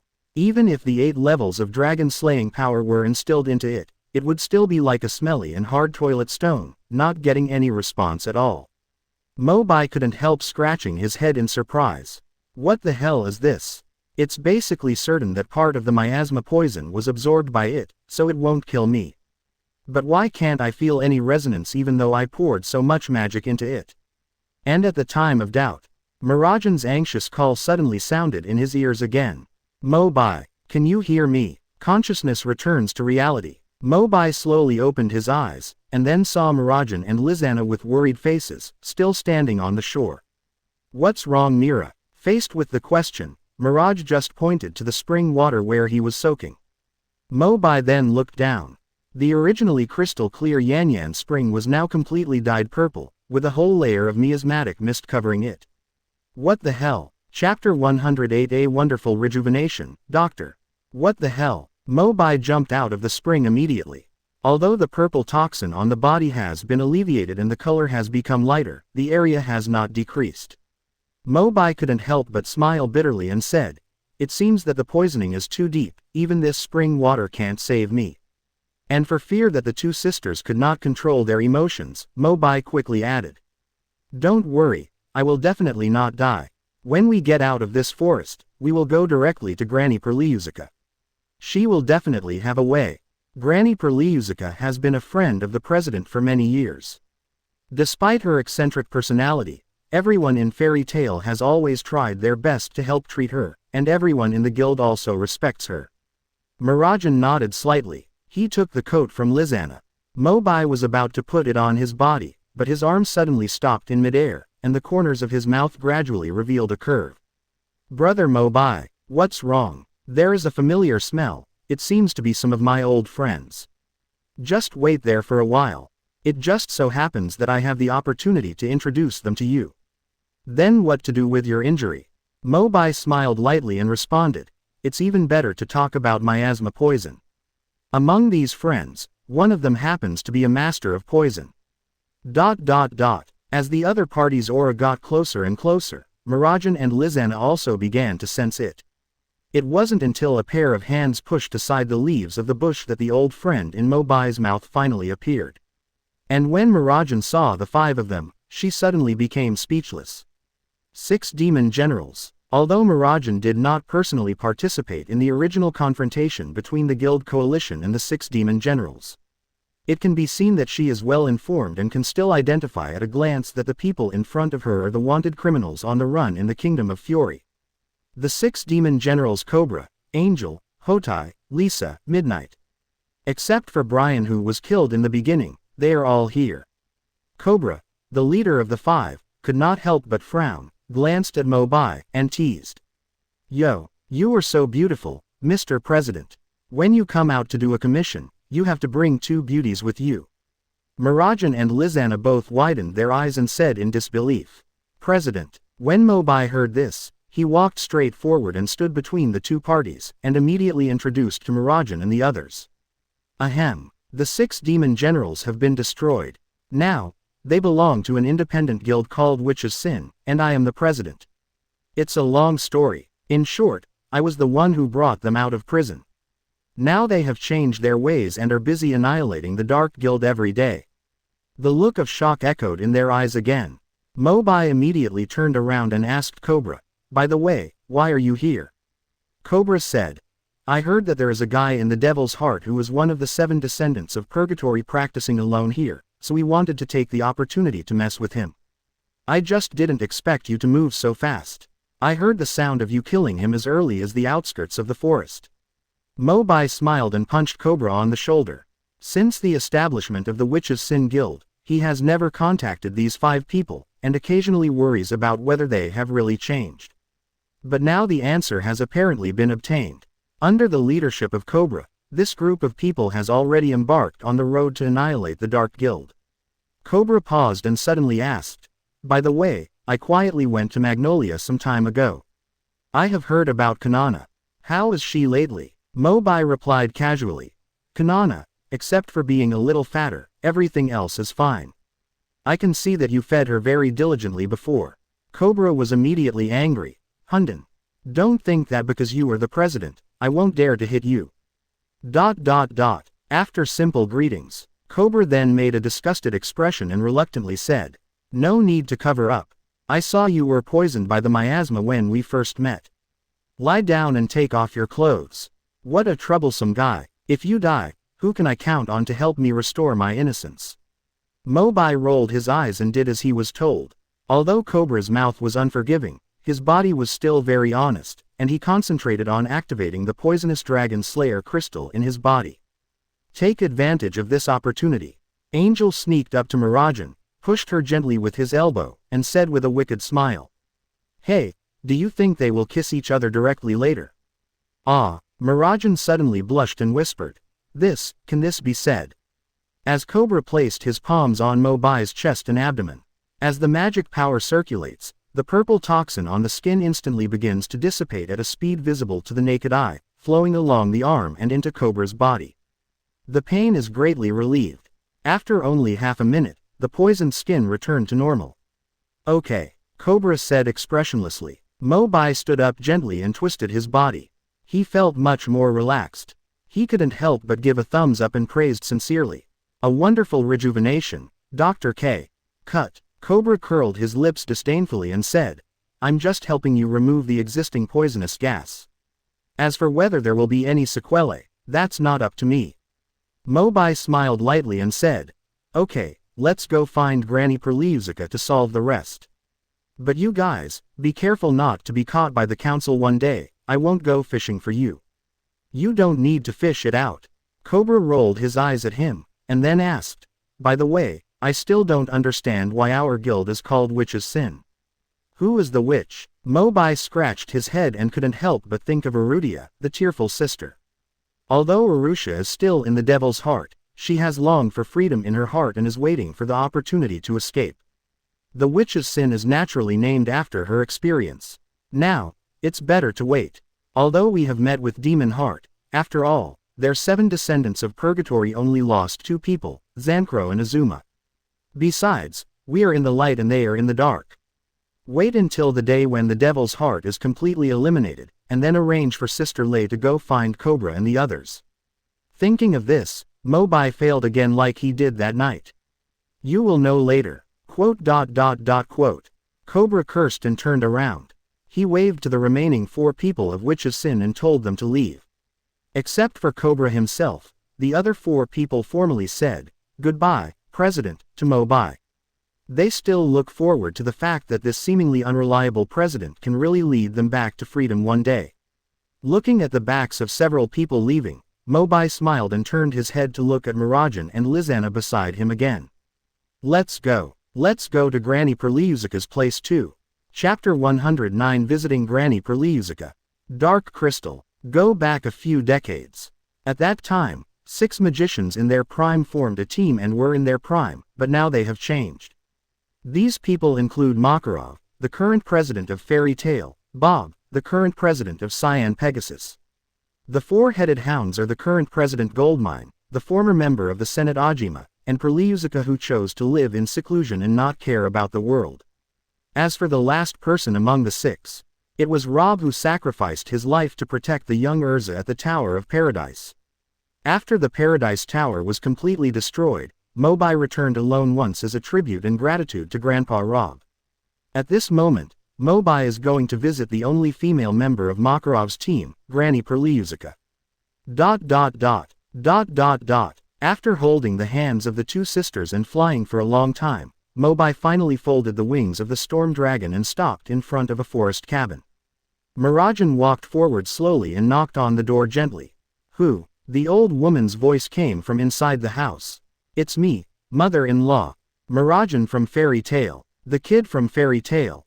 Crunch. The door opened. What came into view was an old lady wearing a red robe decorated with dragon teeth, which was exactly the same as the one Mo Bai had seen Sister Lei pretending to be before. Granny Perliusica said straight to the point. What do you want from me? Mirajan replied. That's right, we inhaled some miasma poison over there in the Haze Forest, and the Yan Yan Spring has been polluted, so we can only come to you. Granny Perliusica's face became increasingly ugly. That old guy Makarov is really asking you to carry out such dangerous tasks every day. You all come in. If the miasma is not cleared away, it will easily lead to the sequelae of weakened magic power. Mo Bai smiled and saluted her deeply. Thank you so much, mother-in-law. Granny Perliusica waved her hand casually, pushed the wooden door open as wide as possible, and turned sideways to make way for the 3 of them. ...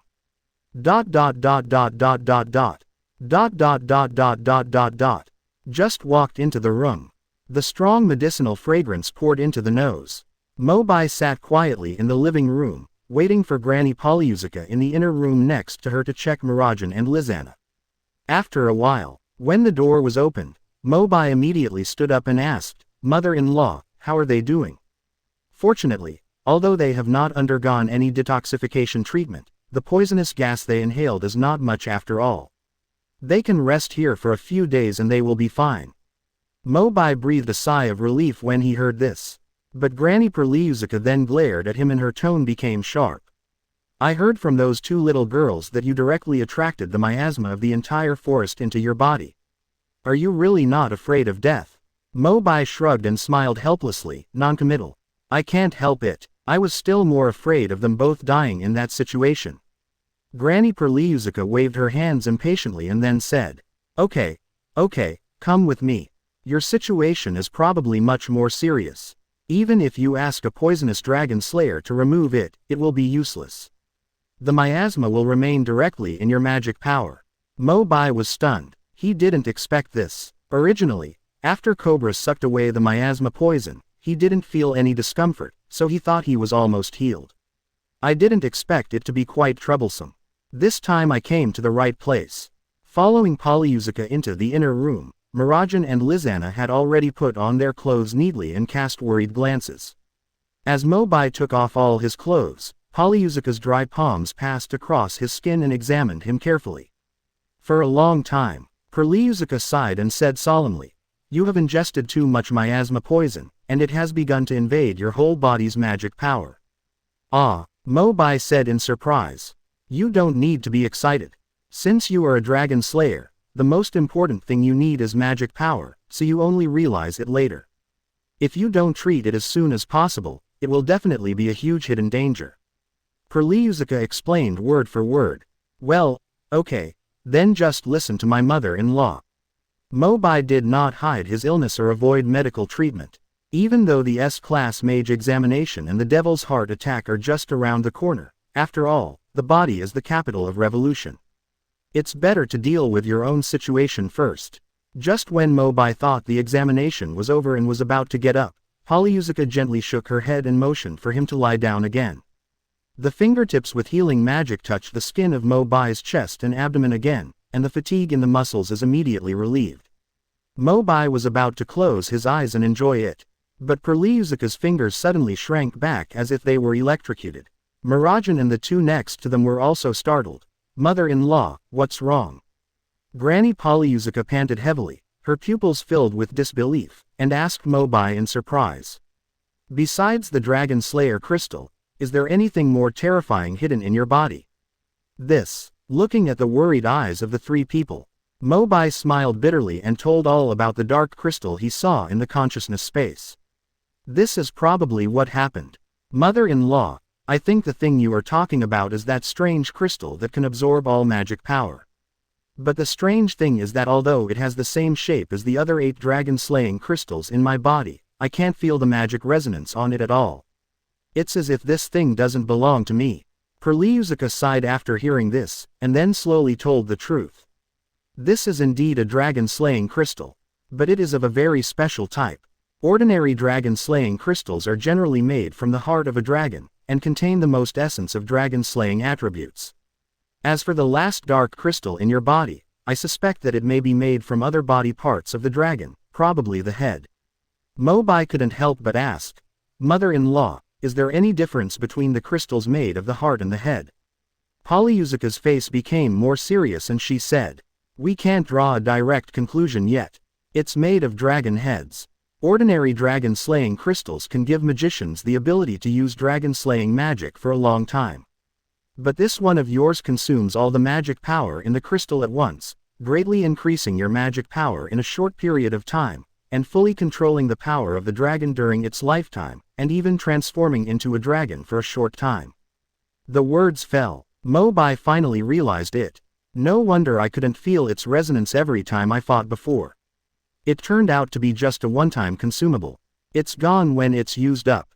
But judging from the previous performance in the consciousness space, the dark crystal can silently absorb all the other 8 levels of magic. This black dragon must have been a very powerful dragon before it was alive.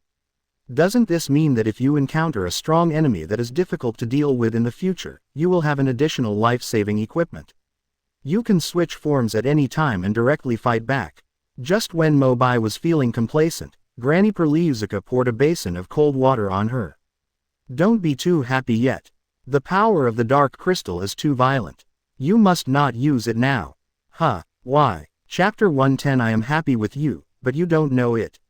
Perliusica then explained. The power of this dragon during its lifetime was too great. Once the crystal is activated, your body may not be able to withstand the magic power at all. If you die by explosion, even the gods can't save you. Okay. Mo Bai could only agree reluctantly. It's getting late. After Perliusica warned Mo Bai again, she said, "You all stay here today. Later I will ask the mechanical bird to send a message to Makarov and tell him about your situation." Mo Bai was about to express his thanks, but Perliusica waved her hand impatiently and walked out of the room. Mo Bai and Mirajalisana looked at each other with helplessness in their eyes. There's nothing I can do about it. This arrogant old lady has this kind of character. He keeps saying that he hates everyone and refuses all interactions, but he still cares about each of them.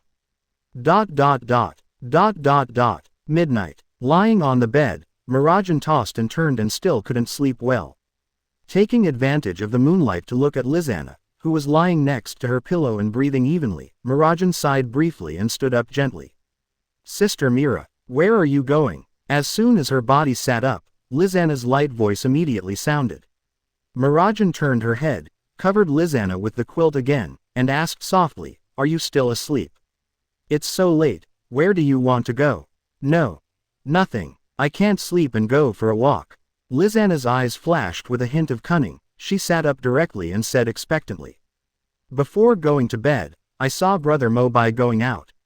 He probably hasn't come back yet. Are you going to find him?" Seeing the purpose was revealed, Mirajan suddenly felt at a loss. "I don't know whether I should go out or lie back down at this moment." Lizana thought for a while, then suddenly stretched out her arms to hug Mirajan, lay down in her ear and whispered, "Sister Mira, actually, it's okay to let Brother Mo Bai be my brother-in-law. In this way, we will be a family in the future." Mirajan's face suddenly turned red, feeling embarrassed and annoyed. I never thought that Lizana would say such bold words. "Smelly girl, what nonsense are you talking about?" Shaking a corner of the quilt, Mirajan pretended to be angry and ran out of the room quickly. Lizana lay back down again, wrapped in the quilt and snickered. Sister Mira is really. She obviously likes her, but she just keeps it in her heart and refuses to say it.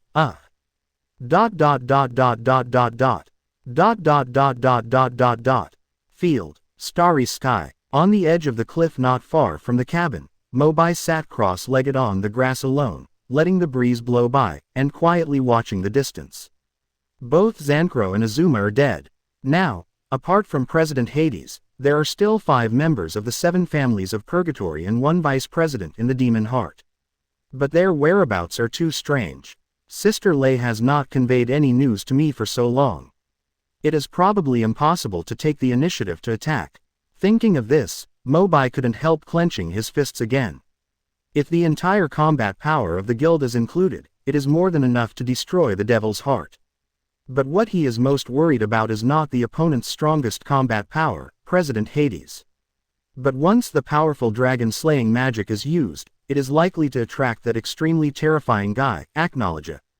Perhaps, we need to find a way to deal with President Hades in the near future using other means, and we must avoid using dragon-slaying magic. But for a while, Mo Bai really didn't have a pig. Lying on the grass, after thinking to no avail, Mo Bai's spirit jumped into the consciousness space again. In addition to the 8 original crystals in front of him, there is also a pitch-black crystal, the edge of which can be vaguely revealed under the surrounding light.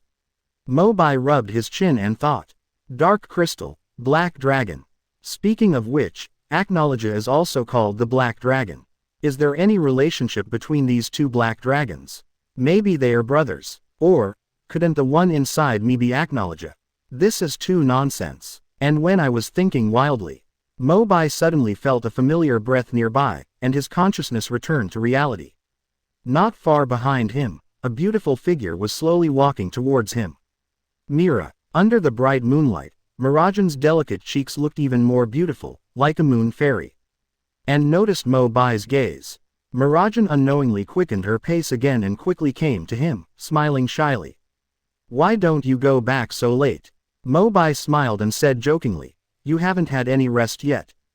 Come out and enjoy the moon. That's not the case. I'm here specifically to find you. Mo Bai was stunned. This time, this occasion, her unnatural expression. Wait, doesn't she want to confess? Under Mo Bai's confused gaze, Mirajan pondered for a moment and then slowly said. Mo Bai, from the time in Gluck village to this time when you saved Lizana and me in the Haze Forest. Without you, we might not have been able to come out alive this time. I really don't know how to thank you. Mo Bai waved his hand and replied casually. Hey, it's nothing. We are all partners of the guild. And you also help me a lot when I receive commissions in the guild. You often treat me to cakes. Mirajan bit her red lips lightly, and made a vague response from her throat. Mo Bai raised his eyebrows. He sat directly on the grass and asked tentatively, is there anything else you want to say? Mirajan hesitated to speak, and finally plucked up the courage to say, can you sing a song to me? Mo Bai couldn't help but rolled his eyes. The atmosphere has reached this point. I thought I was going to confess. Singing. This is too difficult for you. Others cost money to sing, but singing costs me my life. But when he saw Mirajan sitting next to him, his arms wrapped around his legs, his eyes were filled with anticipation. Mo Bai sighed silently in his heart and turned his gaze to the night sky. A song that had been buried deep in his mind suddenly gradually emerged. Mo Bai sang softly. The dark sky hangs low, accompanied by bright stars. Chongerfei, who are you missing? The stars in the sky weep, the roses on the earth wither. The cold wind blows, as long as I have you by my side. Mirajan listened quietly, with a satisfied smile on her face, but a sense of loss and sadness in her heart. After all, I still don't have the courage to express my feelings. Mirajan comforted herself and said, just wait, sooner or later he will know. Chapter 111 Heavenly Dragon Grandin. Wendy's secret to slaying dragons. The next morning, just had breakfast. A burst of hurried footsteps came from the forest. It was Makarov and Wendy. In yesterday's letter, Polyuzica directly scolded Makarov and told all about Mo Bai's serious situation. The old man was so anxious that he didn't even eat in the morning, so he hurried over with Wendy, who was good at using healing magic. Outside the house, he happened to meet Mirajan and Lizana, who were about to leave. Makarov hurriedly stopped them and asked straight to the point, have you met the person with the devil's heart? Are you okay? Where is that boy Mo Bai? Mirajan said softly, the degree of Mo Bai's poisoning is more serious than ours. Granny Polyuzica insists on keeping him here to recuperate for a while. Originally, Mirage planned to stay and take care of Mo Bai. However, according to Polyuzica's opinion, it is better to let Mo Bai stay here alone to rest during this period. She and Lizana were about to leave. Walk slowly. Makarov hurriedly waved to them, pulled up Wendy, and kicked open the wooden door of Polyushka's house. Ink. Mo Bai's name hasn't been spoken yet. A broom flew directly over and hit Makarov hard on the head. Makarov's vision went dark, and Polyushka's angry voice sounded in his ears. This is my home. Don't kick the door. Makarov curled his lips, put the broom aside, and asked, where's Mo Bai? Where did you take him? Polyuzica said angrily. He just drank the decoction and is still running magic power in the room to fight against the toxins that are difficult to remove from the body. Please restrain yourself. Makarov was still worried. Until you get closer. Through the window, he saw Mo Bai sitting cross-legged in the inner room, with the magical aura surrounding him, and then he put his heart back into his stomach. I asked you, as a parent, can you take some responsibility? If he hadn't been lucky enough to meet a dragon slayer wizard with a poison attribute, he might have died before he could have persisted here. Faced with Polyuzica's accusation, Makarov was speechless. To be honest, when Mirajan and Lizana accepted the commission, he paid special attention to them. There is almost no danger if you make sure. Besides, Mirajan is still an S-class mage, and the mission is just a B-class request. But they never expected that they would meet someone from the Dark Guild's demonic heart. If Lizanna hadn't used the amulet to ask Mo Bai for help in time, the consequences would have been disastrous. While the two were arguing, a familiar voice suddenly came from the room. I can't blame the president for this. I was also hot-headed at the time, so I sucked in all the miasma poison. 3 pairs of eyes looked at each other. Mo Bai stood at the door, looking at them with a smile. On his body, the magic aura was strengthened again, which was obviously due to the resistance to the miasma. A drop of muddy old tears fell from the corner of Makarov's eyes, and his voice trembled. Are you already okay? Mo Bai spread his hands and said, maybe my physical fitness is good. Coupled with Granny Poliusica's treatment, I feel that most of the miasma should be forced out. That's good, that's good. Poliusica snorted with a straight face. I don't think you can recover so quickly. It's best to lie down for a few more days. Mo Bai smiled helplessly and walked forward slowly. He had already noticed Wendy, who was here with him, and gently put his palm on her little head and stroked her. Wendy is here too, thank you for your concern. Wendy lowered her head in embarrassment. No, it's okay. Didn't Carla come with you? No, the president was very anxious at the time. Before I could call Carla, he pulled me over. Okay. Mo Bai finished speaking. Only then did Wendy turn her attention to Poliusica. Even though it was the first time we met. From the moment she entered the house, the Dragon Slayer mage's keen sense of smell told her that the old lady in front of her was no ordinary person. Grandma Poliusica, I smell a particularly kind scent on you. It seems to be the mother who raised me, Tianlong Grandin. Poliusica stared at Wendy for a few seconds, and a rare kind smile appeared on her face. I wonder if you have heard of the story about Edolas, another world. Wendy was startled and nodded repeatedly. That's a parallel world. Almost everyone here can correspond to that one-to-one. When Mo Bai returned from Edolas previously, he had told everyone in the guild all the stories about that place. Wendy remembered it clearly. Poliusica then said, the reason why you smell a similar smell on me is, I am the heavenly dragon Grandin in the world of Edolas. However, I am just an ordinary human being. As that's so, there was a trace of frustration in Wendy's big watery eyes, but she still held on to the last glimmer of hope and asked, Mother-in-law, do you know any clues about Grandin? I haven't seen her for a long time. Poliusica shook her head slightly. Seeing that the clues about the dragon were lost again, Wendy lowered her head sadly and remained silent. But, Poliusica immediately changed the subject, took down 2 magic scrolls from the top of the bookshelf beside her, and handed them to Wendy. Many years ago, after I came to this world, the dragon who raised you came to me personally and left these 2 dragon-slaying secrets. She told me at that time that due to some reasons, she could no longer teach you these magics in person, so she could only ask me to pass them on to you. Accept it, Wendy. He took the 2 scrolls with both hands. Wendy's eyes were filled with excitement again, and she bowed deeply to Poliusica. Thank you, mother-in-law. Poliusica waved her hands nonchalantly and glanced at Makarov, who was also happy for Wendy. Wendy and Mo Bai will stay with me during this period. You can leave. Makarov looked confused and pointed his index finger at himself in disbelief. I just came and you asked me to leave. Then why are you so anxious to let me come? Poliusica became angry when she saw this bad old man, and snorted coldly. I can't protect the children in my own guild well. Even asking you to run away is an understatement. Get out quickly. Makarov looked pitiful, and Mo Bai originally wanted to beg for mercy on his behalf. However, after being gouged out by Granny Poliusica, she finally stood aside silently and watched the president being blasted out with a broom. Broomsticks greeted Makarov on the Mediterranean Sea. It wasn't until he was some distance away from the hut that Makarov grabbed him dissatisfied and shouted. Okay, it's far enough. Didn't you kick me out because you had something to say to me?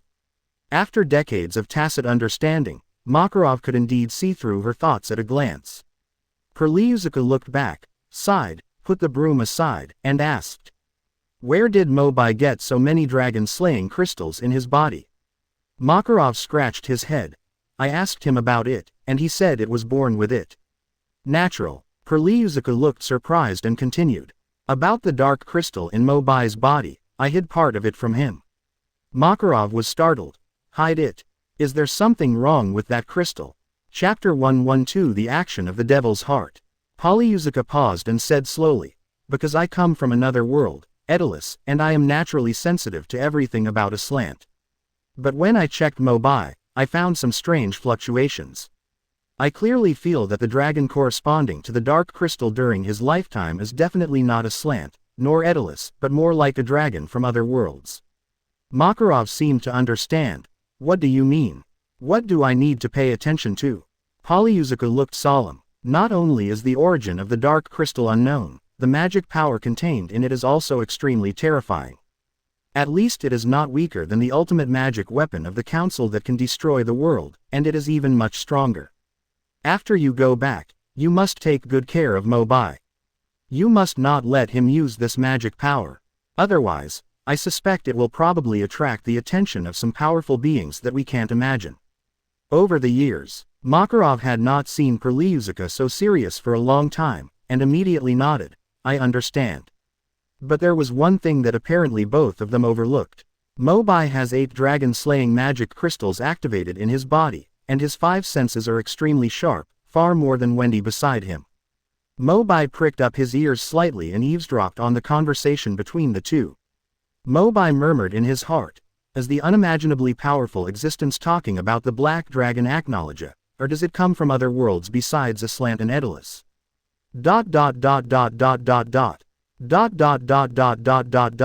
At the same time, over a certain town, a dark airship sped past.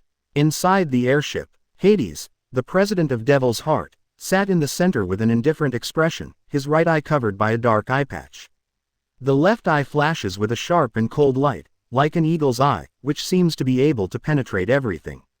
Even though his beard and hair have turned white and he is over 100 years old, the magical aura on his body has not weakened at all, but is particularly weird and terrifying.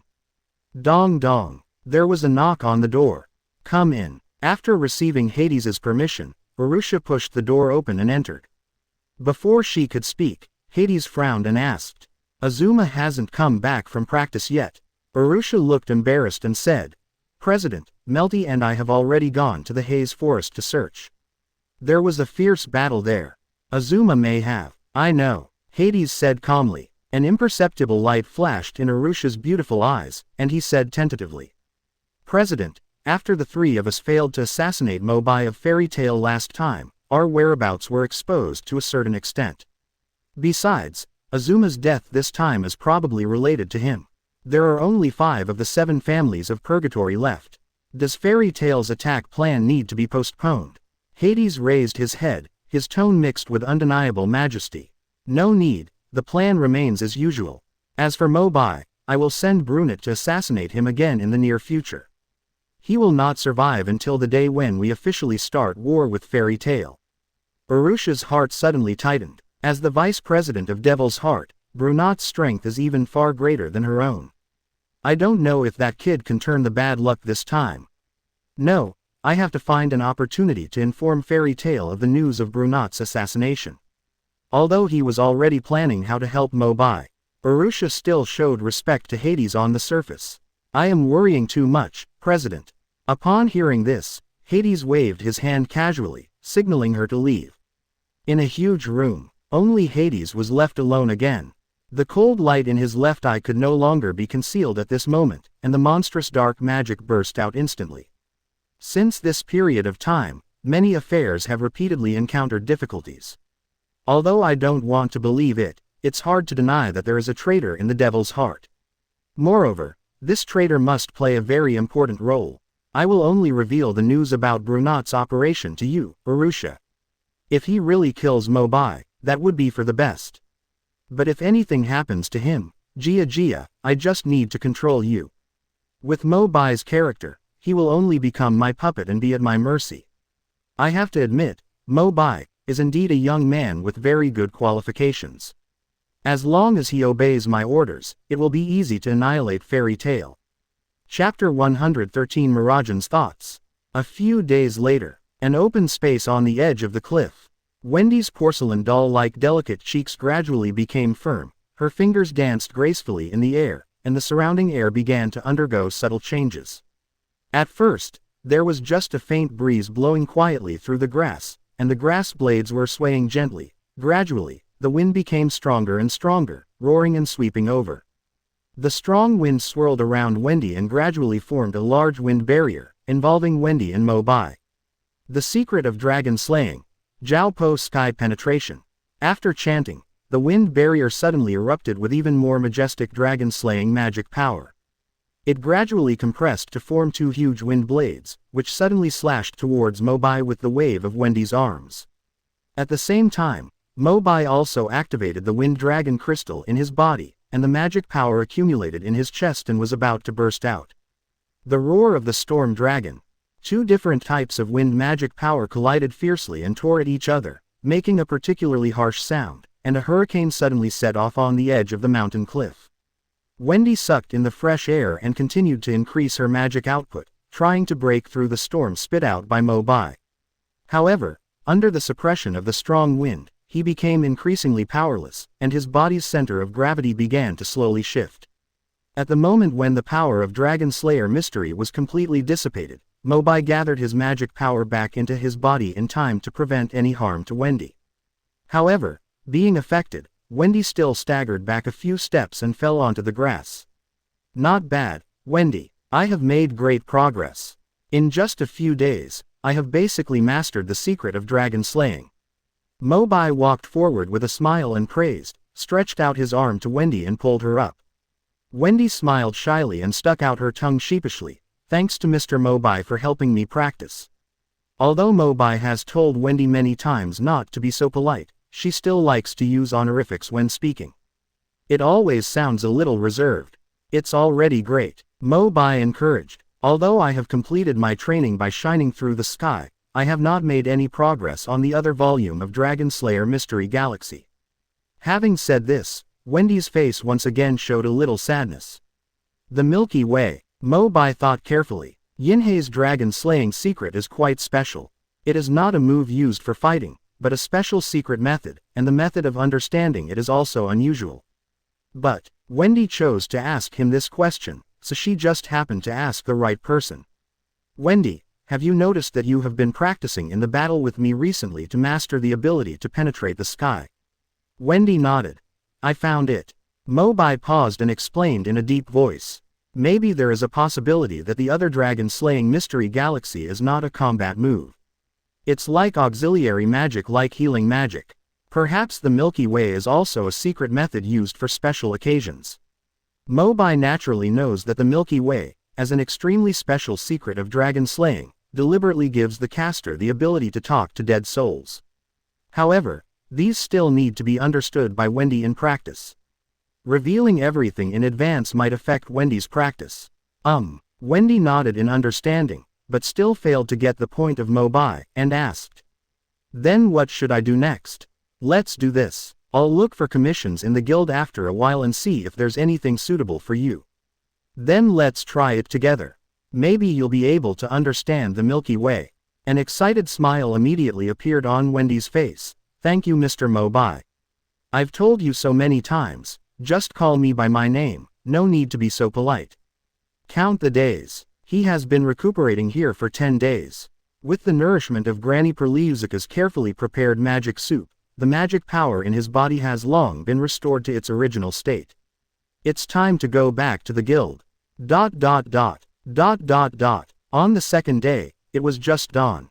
After saying goodbye to Granny Perliuzica, Mo Bai took Wendy's little hand and flew all the way back to Magnolia using the wings of the storm dragon. Returning to the Fairy Tale Guild after a long absence. After a few days, the door was replaced with a new one.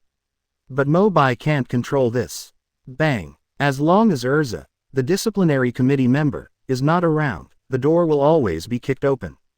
We are back. You can cast your sight indoors. Only then did Mo Bai and Wendy realize that the huge guild hall was empty except for Mirajan and Erza, who were eating breakfast at the counter. The moment she saw Mo Bai, Mirajan's face immediately showed a bright smile. Welcome back. You haven't had breakfast yet. The morning cake has just been baked, and I left one for you. When Mirajan turned and walked into the kitchen, Mo Bai sat next to Erza.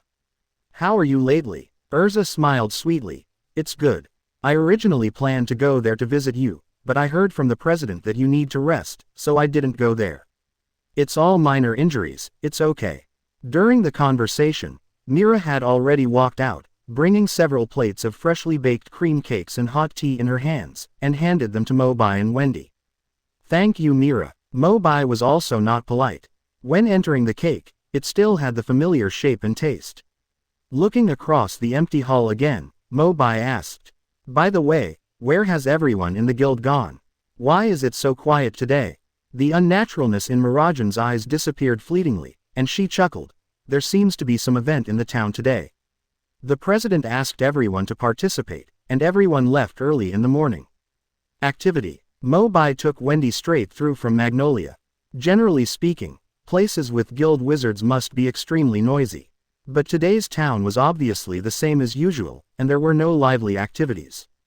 Just when Mo Bai was about to ask one more question, Mirajan had already changed the topic and looked at Erza next to her. Speaking of which, Erza, do you still remember when you wanted to learn cooking from me? Erza nodded without thinking. Of course I remember. At that time, I also promised you that as long as you teach me how to cook, I will promise you something you can't refuse. Mo Bai listened quietly while eating. No wonder Erza cooked so deliciously last time. It turned out to be Myra's true inheritance. Mirajan's eyebrows showed a hint of cunning. Yeah, I never mentioned that matter. But today, I think it's time to use this opportunity. Erza swallowed the last bite of cake and elegantly picked up the napkin to wipe her mouth. No problem, Mira. Since I promised you, I will never refuse no matter what you say. Mirajan smiled and said, actually, it's not a big deal. Can you give Mo Bai to me? Chapter 114 Protect Mo Bai to the death. Special S-level commission. Can you give me Mo Bai? As soon as these words came out, before Erza could react, Mo Bai, who was drinking tea next to her, spat it out and looked at Mirajan in disbelief. How did Mira, who was usually gentle and quiet, say such bold words today? Wendy next to her was also blushing with embarrassment, silently leaning her body into the corner, pretending not to understand. But what Erza said next shocked the two of them even more. No problem. Quote question mark question mark question mark question mark question mark quote. Mo Bai turned his head to look at Erza with a question mark on his face.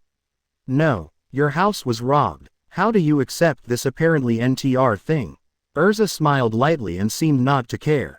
Didn't we make an agreement before? Our relationship is more than just friends but lovers. If you want to be with Mira, of course I won't stop you. That being said, but judging from the experience of Mo Bai and Erza having been together for so long, he always felt that Erza was a little strange today, and even her smile felt like a fake smile, as if she was a different person. Out of 10 or even 9 out of 10 is wrong. And took advantage of Mo Bai's hesitation. Mirajan had already walked out of the front desk, and gently put her jade hands together with Mo Bai, with a little shyness in her affectionate eyes. Come with me. Since Erza agrees, you will be mine from now on. Mo Bai complained feebly.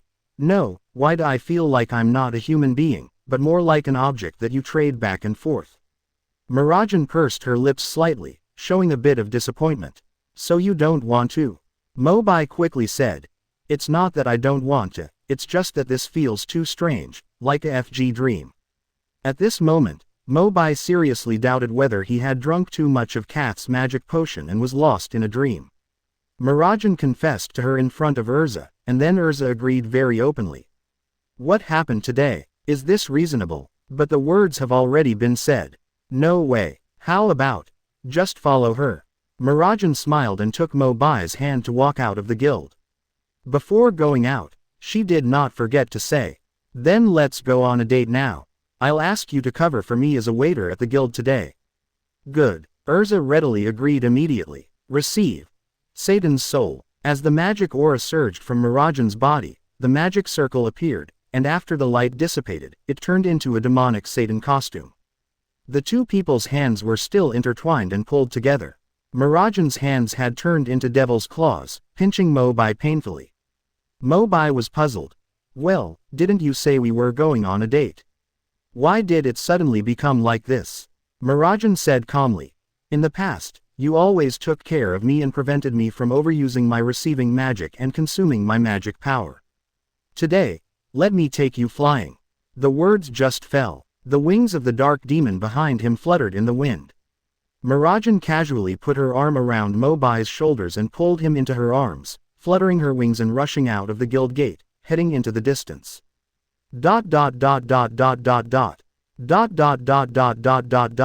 Inside the fairy tale guild. At this time, only Wendy and Erza were left. After a while, Wendy couldn't help but asked, "Miss Erza, I still don't understand why you agreed just now. Logically speaking, shouldn't you be very angry?" Erza smiled mysteriously, but did not answer directly. Instead, she patted her palms 3 times. The sound sounded, and Wendy was surprised to sense a powerful magic power coming from the ground. Bang! There was a noise on the floor of the hall, and a deep pit opened directly from the center. Wow! I figured it out. It's so stuffy inside, I'll suffocate if I stay here any longer. It has to be Gildart's. He broke the barrier hiding the magic power underground with one punch. The question is how to fill this hole. Gray, put your clothes on before you talk. In Wendy's stunned eyes, familiar faces from the old guild were noisily jumping out of the pit one by one. Including President Makarov, almost everyone was present. Wendy subconsciously looked at Erza next to her. What is going on? It all started with a secret letter Gray received yesterday. At that time, you and Mo Bai hadn't come back yet. Erza said as she called Gray, who had already put on his shirt, to her side. Gray took out the envelope from his trouser pocket and handed it to Wendy, explaining seriously. When I arrived at the guild yesterday morning, Mira said that a letter from me had been sent to the guild. At first I was still surprised who would write to me, until I saw the signature, called Urudia. She is the daughter of my master Uru. Urudia said that she is now in the heart of the Dark Guild demon. She was the one who disguised herself as Granny Perlivzika and deceived Mo Bai into the Haze Forest to assassinate her. Wendy took the letter and it was exactly what Gray said. Arusha wrote down all the things between her and Mo Bai in the Haze Forest, and her words were sincere and not like falsehood. Gray then analyzed. At the end of the letter, Arusha also mentioned that today the Devil's Heart will directly send Vice President Brunot to assassinate Mo Bai. That is a very scary guy. I think the reason why she didn't send the letter directly to Mo Bai was because she was worried that the undercover identity would be exposed. Wendy thoughtfully resealed the letter and handed it back to Gray. So that's it. At this moment, Makarov also stepped forward and continued to add. Yesterday, after Gray received the letter, he immediately came to me to discuss countermeasures. I'm thinking, Mo Bai has already paid so much for the guild, and besides, he's just recovering from his injury. Let him and Mira go out and relax today. This time, let us protect Mo Bai. After Makarov finished speaking, he glanced at Erza with a wry smile. Originally, considering the relationship between Erza and Mo Bai, we planned to let her accompany Mo Bai. But with her personality, even if she goes out to play, she will probably still be thinking about the battle here, and clues will inevitably show up, so we finally decided to let Mira go. Erza waved her hand indifferently. It doesn't matter, the situation is special after all. As long as it can protect Mo Bai's safety, I won't mind. Wendy suddenly realized. It turned out that from the moment she and Mo Bai stepped into the guild gate, they had already fallen into everyone's arrangement. Thinking of this, a trace of courage appeared on Wendy's face. President, let me join this plan. Of course. Makarov smiled heartily, jumped onto the table, and glanced at the high-spirited people one by one. Now, as the president, I officially release today's special task. S-Class Commission, annihilate the enemy and protect Mo Bai's safety at all costs. The executioner is all members of the Fairy Tale Guild. 4 feet. Chapter 115. It's just sending flowers, it's normal. Gently raising his hand to calm down the enthusiastic crowd, Makarov analyzed in a deep voice. Although I don't know how the assassin Brunet will come. But according to Arusha's speculation in the letter, the final destination must be nothing more than the guild and Mo Bai's house. In the next time, I will plan the course of action later. Gajiel, Levi, Juvia, Elfman, and the Thunder Gods, please go to the east of the city together. There is a path on the outskirts that leads directly to Mo Bai's house. Receive. Erza, your team should go to Harujan Port. Maybe Brunot will land from there. Erza solemnly promised. Understood. I will take Natsu and the others there right away. Makarov nodded and then looked at Gildarts. According to Arusha's description, when it comes to fighting alone, you are the person closest to Brunot in terms of strength, Gildarts. I will leave it to you to guard the area near Mo Bai's house. Good. Lark. Makarov's eyes swept through the crowd, and he subconsciously wanted to call out one more person's name, but suddenly realized that he was no longer in the guild. A bit of disappointment flashed through his eyes. Makarov sighed lightly and continued. As for the others, just stay here with me. We have more people and more strength. Even if the other party wants to attack the guild directly, we can still fight. Action. As Makarov's order was issued, the crowd that had just calmed down became enthusiastic again. Although this is a mission that does not comply with the regulations, it is the first S-class commission that many people have encountered in their lives, not to mention that it was commissioned by President Makarov himself. Everyone has only one goal at this time. Fight against the enemy at all costs and protect Mo Bai's safety. ...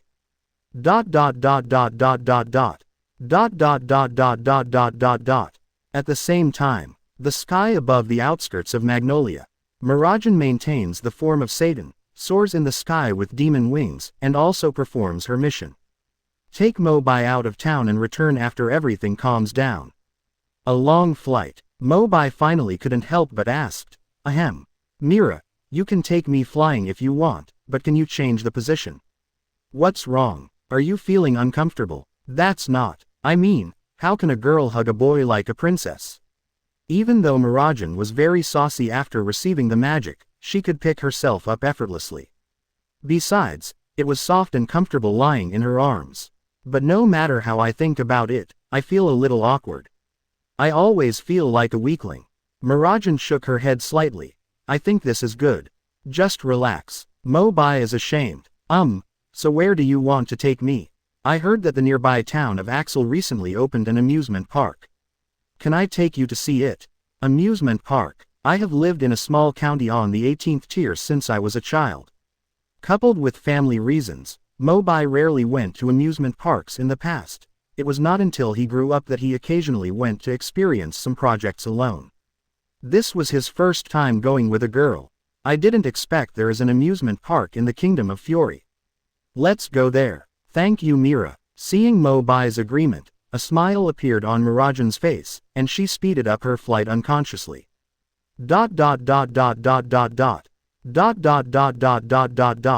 Axel, a town not far from Magnolia, was bustling with activity.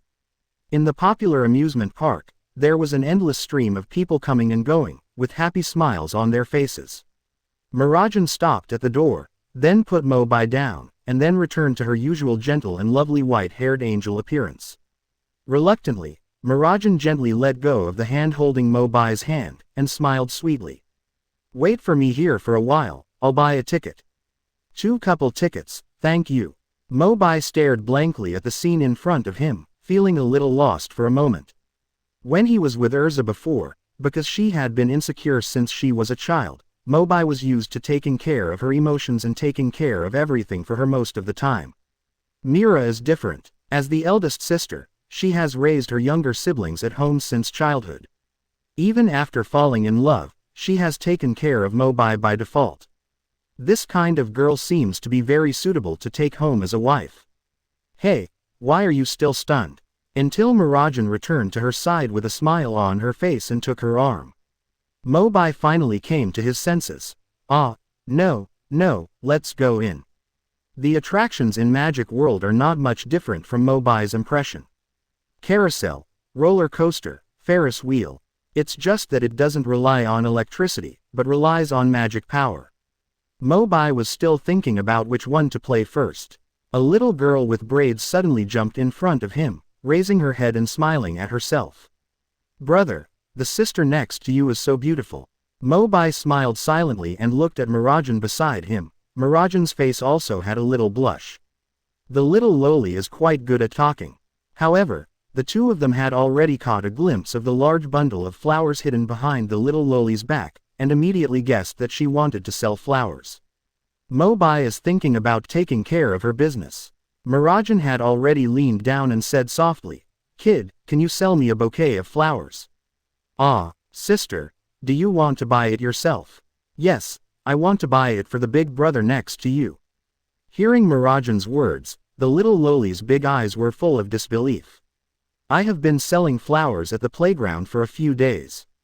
Even though she is a kid, she has already figured out the rules. As long as she finds a young couple to be with and talk sweetly, the boys will usually pay for it. But today, why do we meet two people who are against Tiangong? Girls are rushing to pay for it. When Mo Bai heard this, he also didn't react for a while. "Mira, if you like flowers, I will buy them." No, I told you, I bought it for you." Marajan shook her head resolutely, and immediately paid the money directly to the little Loli, took a large bouquet of flowers from her hand, stood up and handed it to Mo Bai. Seeing that Mo Bai was still at a loss, Marajan couldn't help covering her mouth and laughed softly. "Hurry up and accept it, isn't it normal for couples to send flowers?" Mo Bai stuck out his tongue, then stretched out his hand stiffly to take it solemnly. His words were a bit mechanical. "Thank you, Mira, I like this bouquet of flowers very much." Malaje smiled and took Mo Bai's arm again. "Let's go. Today is our first date. No matter where you want to go or what you want to do, I will accompany you." Chapter 116 A Fierce Battle with Brunette. Other side, Harujan Port. The 5 members of the team were in ambush from morning to afternoon, paying close attention to the tourists on each passenger ship. But still no suspicious signs were found. Natsu rubbed his hungry belly and muttered, "Why did we come to the port? Are you sure the people in the Dark Guild will take normal transportation?" Erza, on the other hand, was always on alert, her eyes still fixed on the ships that were about to arrive at the port. "I heard from the president that assassinating Mo Bai is only a small part of the Devil's Heart plan. Their real purpose may be to target our entire guild. So before they completely reveal their plan, even if they want to assassinate, they will probably choose some way to hide it from others. Wait a little longer, don't let your guard down." Natsu still looked reluctant and was about to complain, but Gray next to him punched him in the face with a fist. "It's about Mo Bai's life and safety. Please be more serious, you fire-breathing waste." Natsu's emotions were instantly ignited, and he was about to fight back with a punch, but suddenly he smelled a strange smell of magic. He couldn't help but froze in place. "Smell carefully again a few times." Erza immediately asked, "Natsu, did you find anything?" Natsu's eyes had left Gray, and he glanced at the people who had just disembarked from the cruise ship not far away, and said slowly, "I felt a very special magic wave among this group of people, which is different from most of the magic we use." Wendy next to her also echoed, "I smell it too. This magic seems to have an ancient atmosphere." The expressions of several people suddenly became solemn. Through Urudia's previous secret message, they had learned that all members of the Devil's Heart were good at using lost ancient magic. As the vice president, Brunette not only has terrifying strength, but also masters a lost magic that can manipulate gravity at will, which is extremely difficult to deal with. Natsu and Wendy's eyes converged on each other, and finally fell on the middle-aged man in a white coat at the end of the team. The middle-aged man has a long braid, and the sideburns of his hair have grown to his cheeks, and he exudes a vague evil aura. Reminiscent of the appearance described in the letter, the physical features correspond to him one-to-one. Several people have confirmed at this moment that the person in front of them is Brunette, the vice president of the demonic heart who came to assassinate Mo Bai. Lucy asked slightly nervously, "What should I do? This is a port after all, and it's the peak period. There are too many people coming and going, so it's not convenient to take action." "Don't worry so much, I'm on fire." Natsu immediately wiped away his previous depression, and the aura of fire filled with fighting spirit came out. He kicked his feet hard and appeared directly from the back of the alley. He happened to meet Brunette, who was passing by. The two looked at each other, only a dozen steps away. "People from Fairy Tale, has their whereabouts been exposed?" Brunette glanced at the crest on Natsu's right arm and frowned. Natsu grinned, and flames emerged from his fists. "Hey, are you some kind of vice president sent by Devil's Heart? If you want to take action against Fairy Tail's friends, you must have already made up your mind. Fire Dragon's Iron Fist. The dragon-slaying power suddenly erupted, and Natsu raised his fire fist and charged forward, about to attack Brunot. A sudden pressure suddenly hit him, and Natsu's whole body fell directly to the ground without any warning, causing cracks to form. Hateful. The fight between the two soon caused a commotion in the port. Passers-by shouted that there was a dispute between magicians, and then they fled in panic. Even though Natsu gritted his teeth and used all his strength, he was still unable to lift an inch. Brunot stepped on Natsu's head and said sarcastically, "I don't know how the plan was leaked, but with rubbish like you, Mo Bai must not be much better." At this moment, Gray, who was hiding in the dark, could no longer hold back, and his hands formed the power of magic. Ice-style Lancer. Dozens of ice spears suddenly flew past the side of his body. Brunot saw this, but his body remained in place. The next moment, wherever he looked, ice spears fell to the ground and shattered as if they had lost control. Gray's face darkened. Looking into Brunot's cold eyes, he was about to think of other strategies to defeat the enemy. Erza, Lucy, and Wendy no longer hid, and appeared beside him, with 3 magical auras erupting at the same time. Open the door of Taurus. Talos. Change your clothes. Black feather armor. Support magic. Galloping wind. Standing together with his teammates from the same guild, Gray's confidence in fighting suddenly rekindled. Let Natsu go. Lucy shouted forward. Brunot smiled solemnly, and as his pupils suddenly shrank, the gravity magic was released again. At this time, the bodies of the 4 Grays, together with the summoned star spirit Talos, fell straight down like Natsu just now, being out of breath by gravity. If it were a pure competition for magic power, a few people together might still be able to fight. But Brunot is still a mechanical monster. The special nature of magic alone can give you no chance to attack. Natsu was exposed too hastily, and he didn't have time to think about countermeasures in detail. In an instant, he fell into the painful situation of being suppressed by one side. Brunot suddenly became more aggressive, stomping hard on Natsu who was under his feet, and looked at him contemptuously. "Boy, let me give you a chance to live. Tell me, where is the shining super magic fairy in your guild? Also, the whereabouts of the dragon slayer named Mo Bai?" Natsu said decisively. "I don't know." A flash of displeasure flashed across Brunot's face. "In this case, I have to let you suffer some more." As the majestic magic power gathered in Brunot's hands, Natsu felt more and more suffocated, but still gritted his teeth. Brunot became even more angry and raised his fist to punch him down. Boom! The originally clear sky suddenly heard the sound of thunder, and Brunot was stunned subconsciously. Then he saw a golden thunder in the distance running toward him with extremely violent magic power. Bang! Before Brunot could release the gravity magic again, the golden thunder had already come straight and bombarded him. He no longer cared about Natsu at his feet and retreated instantly. A faint cold voice came from the thunder radiance. "Hello. Kneel down and beg for mercy now. I'm not sure whether I will kill you directly with the next attack." And the other side lost the shackles of gravity magic. Natsu and the others finally stood up and stared blankly at the golden figure who came to support them. The power of thunder and lightning. Mo Bai. But Mo Bai has obviously gone to the outside of the town with Mira.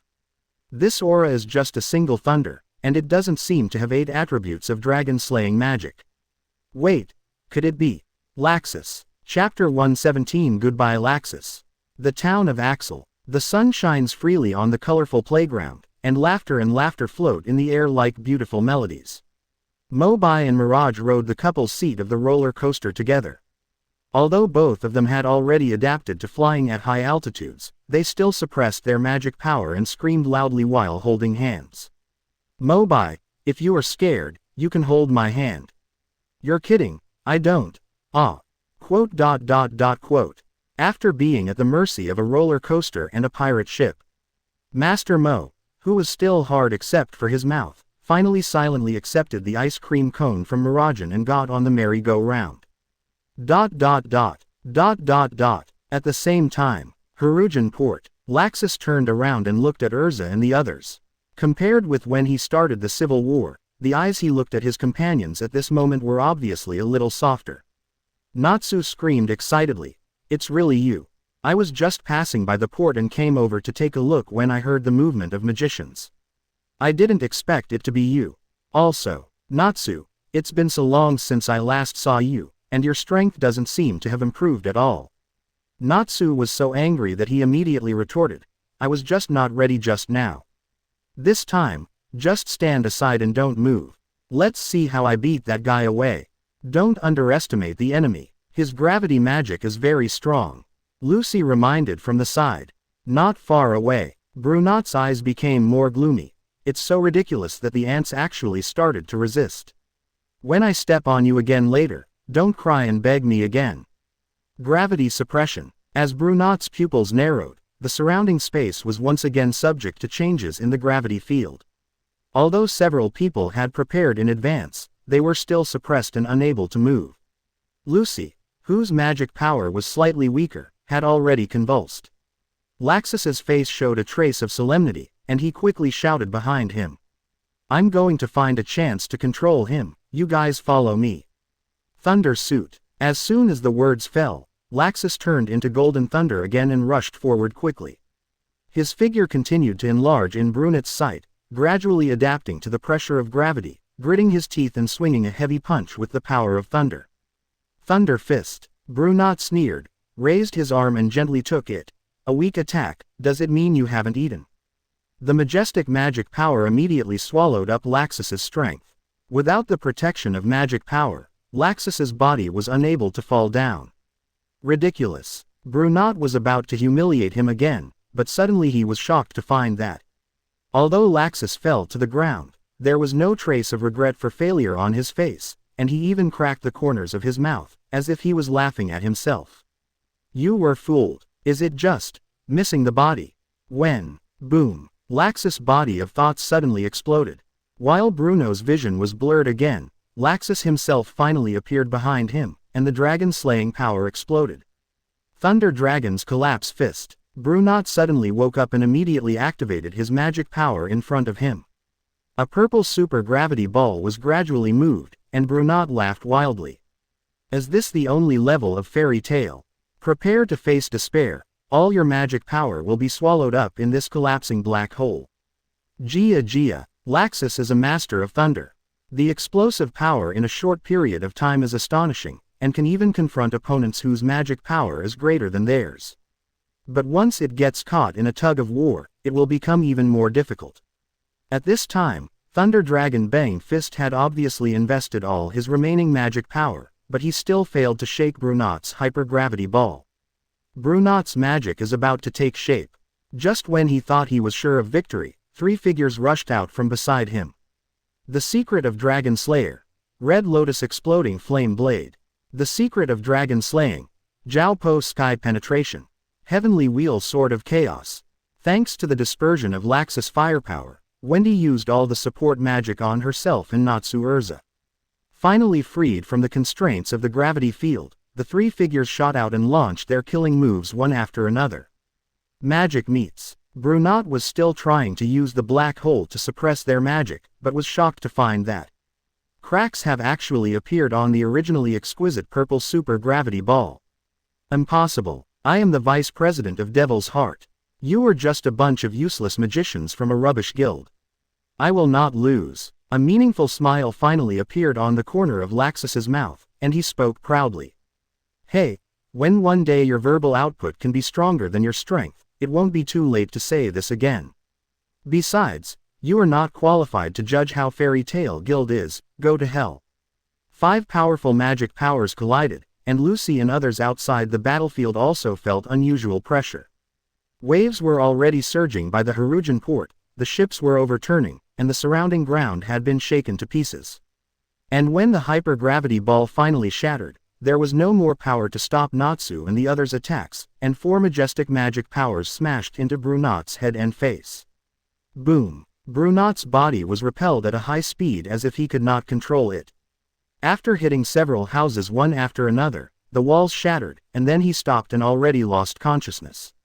The smoke cleared. Looking at his embarrassed appearance, several people finally breathed a sigh of relief. Laxus' eyes swept over the messy scene and joked. You are really still the same as before. No matter what kind of battle you are, you will always destroy the town to a great extent. Natsu immediately said that he would not take the blame. Hey. You did a lot of damage just now, right? Laxus didn't buy it at all.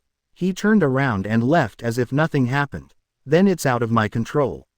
Anyway, you have a guild, and the old man will compensate you according to the price. Quote. There is indeed nothing wrong with this. Looking at the retreating figure in the black coat, Erza suddenly remembered something and shouted. Laxus, aren't you going to come back to the guild with us? Laxus didn't look back, but simply waved his hand. I'm not going. I'm annoyed when I see that old man. It's best if you don't tell him that I've been here. And next. No matter how many people tried to persuade him to stay, Laxus never responded. Gray couldn't help but said depressedly, what's going on? He obviously came to Heroine Port just to go back to Magnolia, right?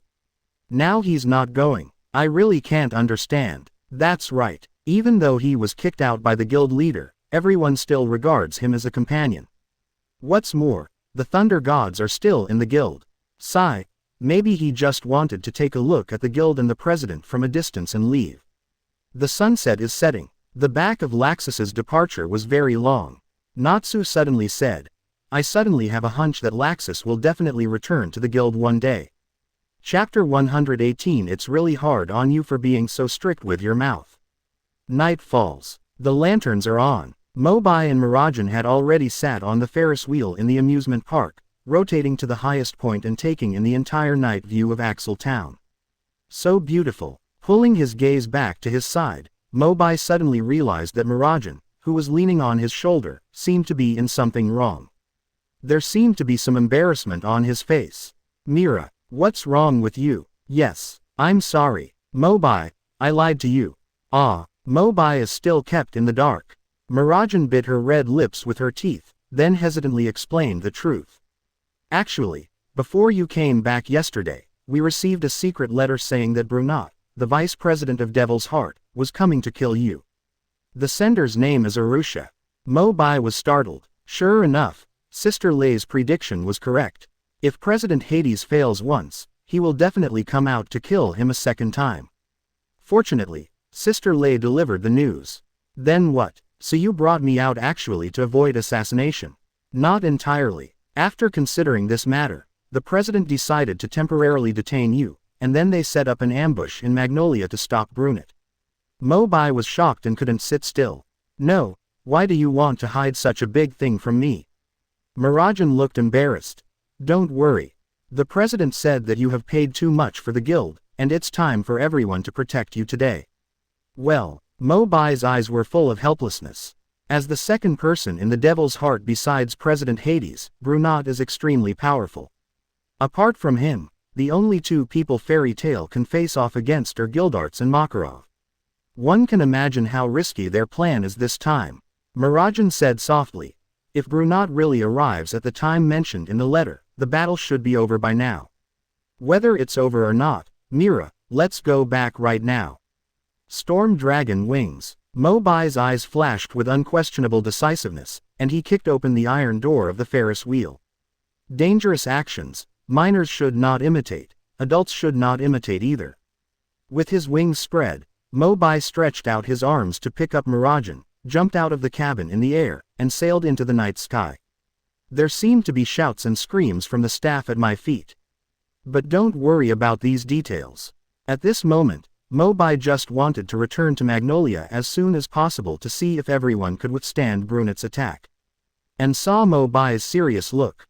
Mirajan also lowered her head quietly in self-reproach, not daring to say anything to disturb her. My mission is finally completed. I hope everyone will be okay.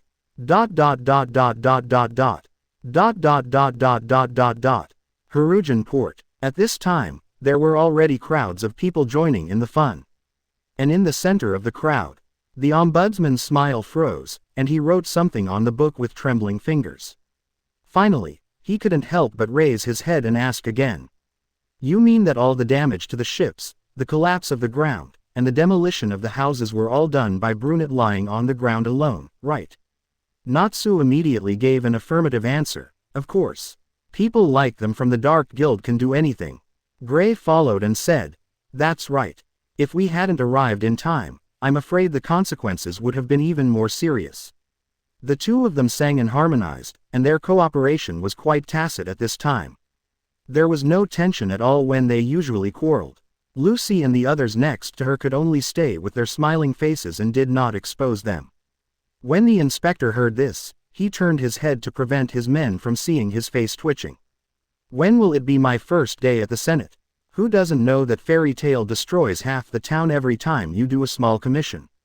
There are so many people gathered now, and the entire port is about to be blown up. Are you telling me that it is all caused by the Dark Guild? But look at Brunot's miserable state. You'll be lucky to be alive and breathing by the time you take it to the Senate." And when they fought, because the destructive power was too strong, there was no witness nearby. "Forget it, let's just assume that these goblins are telling the truth this time." The inspector reluctantly saluted Erza and the others and said, "We are all aware of the situation. Thank you all the magicians for your contribution to maintaining peace in the town." "You're welcome, these are what we should do." The officials of the Senate took the dying brunette away by his feet. Makarov then rushed over with the rest of the group. Seeing the leaving team of the Senate, Makarov walked forward quickly and couldn't help but be surprised. "Brunette has been defeated by you." Erza nodded lightly. "I have to say, he is really a very powerful opponent. If Laxus hadn't arrived in time to help us, it would have been really difficult to win." "Laxus." Makarov's pupils instantly dilated and became excited, even though he personally gave the order to expel Laxus from the guild. However, during this period of lost contact, this naughty grandson still came to his dreams from time to time, as if he had never left. When the magicians behind Makarov heard this name, their emotions were aroused, and they gathered around to ask. Especially the three members of the Thunder Gods. "Laxus is back. Where is he now? Did he say anything?" "I'm sorry everyone, Laxus is gone and we couldn't keep him," Erza said regretfully. A bit of disappointment flashed in Makarov's eyes, and then disappeared quickly, and he waved his hands openly and said, "Just leave, I don't want to see him." "Huh." Fried sighed softly. Although he had regrets in his heart, he could only slowly let go. "Laxus, I hope that the next time we meet, it won't be too long. This commission is coming to an end and will soon come to an end." Makarov was about to take everyone back to the Fairy Tale Guild when a figure quickly passed by under the night sky. Immediately stopped in the middle of the crowd. Mo Bai and Mira. Under the gaze of everyone, Mo Bai gently put Mira down from his arms, put away the wings of the storm dragon, and said with a wry smile, "I've really worked hard on you all today. Everyone in the guild is hiding such an important matter from me." Chapter 119. Why don't you go to my house tonight? My cat can do backflips. Ah, you know everything. I know everything. If Mira hadn't told me, I would still be kept in the dark until now. After Mo Bai finished speaking, Mirajan looked at everyone apologetically, and was about to say something when he was interrupted by Makarov without mercy. "UBD, you've got an advantage and you're still good, right? You already have Erza, and you asked Mira to go out with you for a day today. We also stopped your killers for you. What else are you dissatisfied with? Maybe it was due to the disappointment of Laxus leaving just now." Makarov was so speechless that he vented all his emotions on Mo Bai. Mo Bai could only say helplessly, "Ahem, then, thank you, President, thank you Mira, and, thank you everyone. After all, this kind of treatment is indeed considered the top crown enjoyment in the guild." "Mo Bai," Mira suddenly called softly from the side. Mo Bai tilted his head. "What's wrong? According to the president's plan, my task today was just to take you out of the town. But the words I said to you were all sincere." Mira's face flushed, and her voice became lower and lower. "If you are willing, I also want to take the relationship to a further level with you." Quote exclamation mark question mark exclamation mark question mark exclamation mark question mark quote. Before Mo Bai responded, a group of people following Makarov immediately stopped in bamboo. "Mira, so what did you say to him? What does a closer relationship mean? Tell me Mira, that's not what you meant, right? You smile at me every time I accept a commission. Don't you always pretend to be me in your heart? Quote. You were a bit outrageous. Let me wake you up with urine. Oh, originally when Mira came back with the child, I thought something was wrong between them. Unexpectedly, the last goddess in the apartment was still taken away. How about we throw Mo Bai into the sea? Just say it was Brunot who did it. Great idea. Quote. Mo Bai looked at the people in the guild who were walking toward him with ill intentions. I really didn't know what to say for a moment, but suddenly I felt someone tapping me on the shoulder. Erza. Obviously, everything Mirajan said just now has been heard by Erza. Erza smiled helplessly. Today, you can make as much trouble as you want. Huh, you mean, you've been staying with Granny Perliuzica for a long time, and I miss you very much. Well, it just so happens that my armor hasn't been updated for a long time. Come with me to buy new armor tomorrow. Quote. Mo Bai immediately agreed. Okay, no problem. Mirajan's eyes also showed joy, and her white jade hands quietly pulled Mo Bai together again, biting Mo Bai's ear and said. In the evening, why don't you go to my house? My cat can do backflips. Mo Bai was ashamed. The cat you are talking about cannot be Lizana, who has absorbed the soul of animals. Mirajan smiled mysteriously. A purple aura suddenly appeared on his body, and he turned into the devil Satan again. He took Mo Bai's arm and flew directly into the night sky. The painful wails of the guild men could be heard from below. First came the Fairy Queen Erza, and then the poster girl Mirajan. Two of the most beautiful beauties in the guild were snatched away by that BD Mo Bai. Huh, it seems a bit inaccurate. #+# =. Judging from the situation just now, it seems that the waiter took Mo Bai away. You must be happy. ...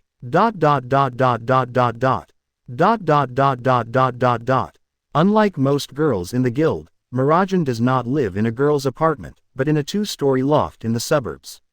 Since this time, with the addition of Mina and the return of Lizana, the small building became much livelier than before, and she and her brother Elfman were no longer the only ones. Mirajan gently pushed the door open and said with a smile, "Come in, my room is upstairs." Oh, okay. There was no light in the room, so Mirajan took Mo Bai's arm and walked slowly forward.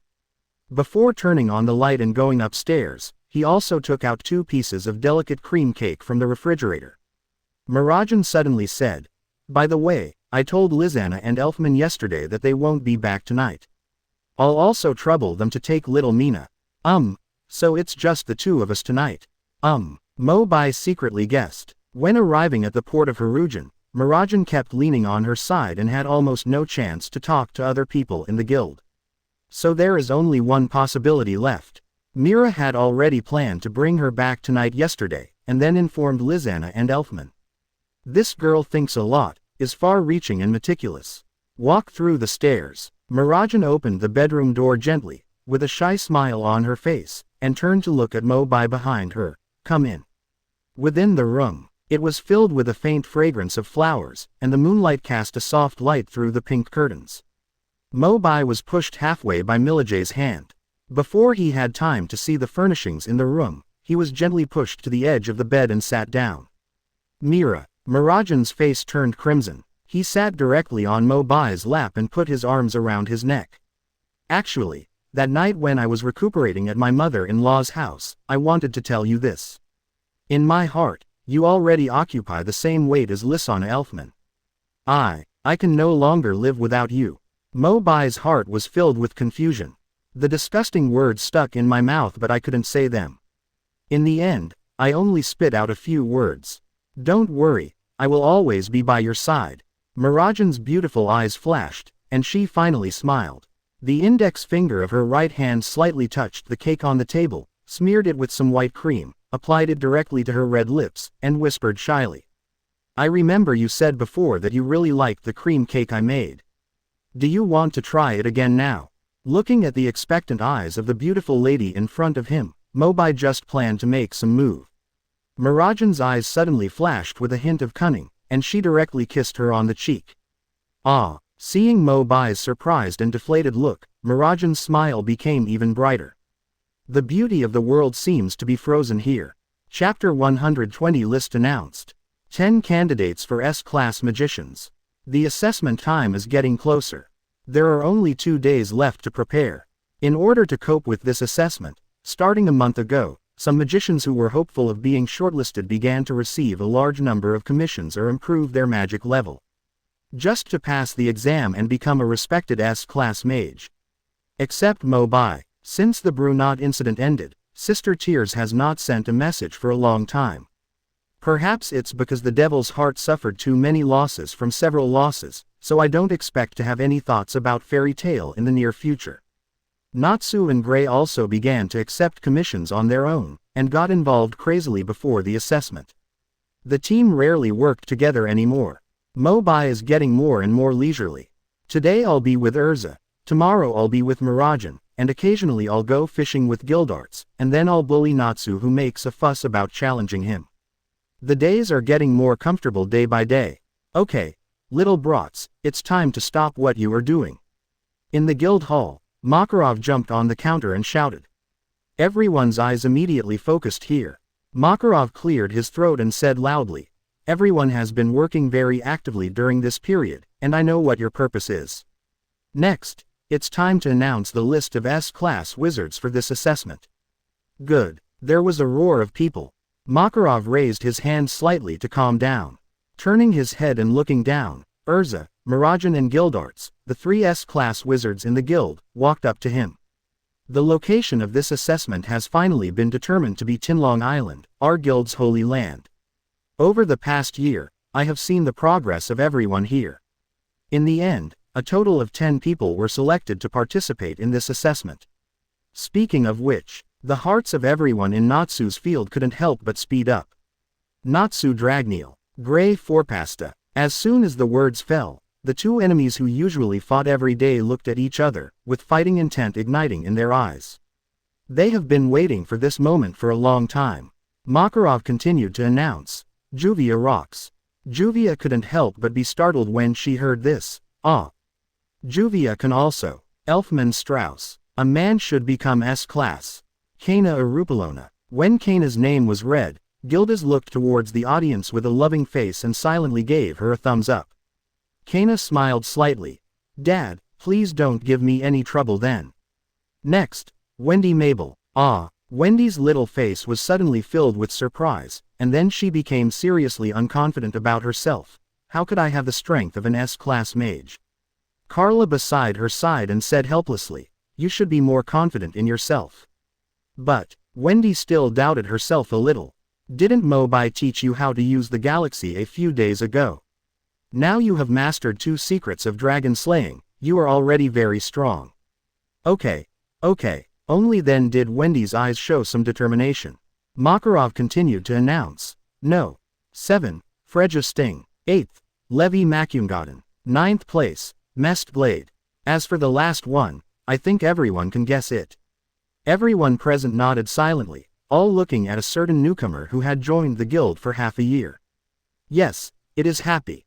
Question mark question mark question mark question mark question mark question mark. Warm. Everyone in the stands looked full of questions, and Makarov immediately changed the subject. Hey, just kidding, the 10th S-class mage candidate, Mo Bai. Mo Bai couldn't help but rolled his eyes, full of resentment. President, do you think you are very humorous? Makarov glanced at Mo Bai quickly. He just pretended not to hear and continued to give instructions. Due to the large number of participants this time, the assessment mechanism from the last time will be partially continued this year. Each candidate will still compete independently. There are still 2 days left. I hope everyone can prepare well. 2 days later in the afternoon, we will board the ship on time at Harujan Port and head to Tenro Island. Natsu was so excited that he jumped on the table and breathed fire and cheered. Okay, I'm on fire. Mo Bai reminded in a low voice from the side. Natsu, you seem to have forgotten one thing. Huh, what's the matter? We need to take transportation to get to Tenro Island. The smile on Natsu's face instantly froze. The whole person suddenly froze, like an eggplant beaten by frost, and his expression changed drastically. After a long time, he begged with a trembling voice. Well, can I apply to take the assessment in Magnolia? Makarov rolled his eyes at him. What do you think? Naz immediately expressed his dissatisfaction and turned to look at Mo Bai and asked. No, Why don't you and Wendy get sick of transportation since we are both dragon slayers? Mo Bai spread his hands. Maybe it's because our dragon power hasn't awakened yet. This. Natsu seemed to understand. Speaking of which, old man, why don't we go there in the morning instead of waiting until the afternoon? Nonsense. I don't know which group of blind souls almost destroyed Hirujan Port last time. It's great if they are willing to lend us a boat. Forehead.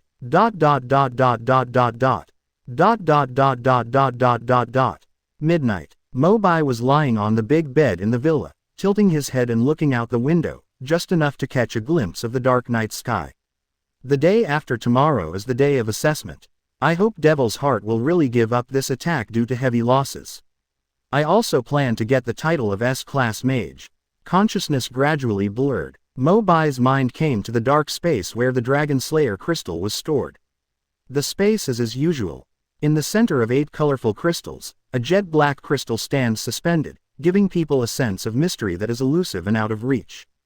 During this period of time, Mo Bai has been doing a lot of research on this thing. No matter how much magic power you use to stimulate it, this crystal remains unmoved, absorbing all the magic power and is unfathomable. Mo Bai couldn't help but think, absorb everything. I remember that the black dragon Aknologia has a similar ability. It even swallowed up the cracks in time and space. Grandma Perliuzica also seemed to have said, the magic power of this crystal will at least not be weaker than the ultimate weapon of the Magic Council, it will only be stronger, maybe it can really be compared to the power of the Black Dragon.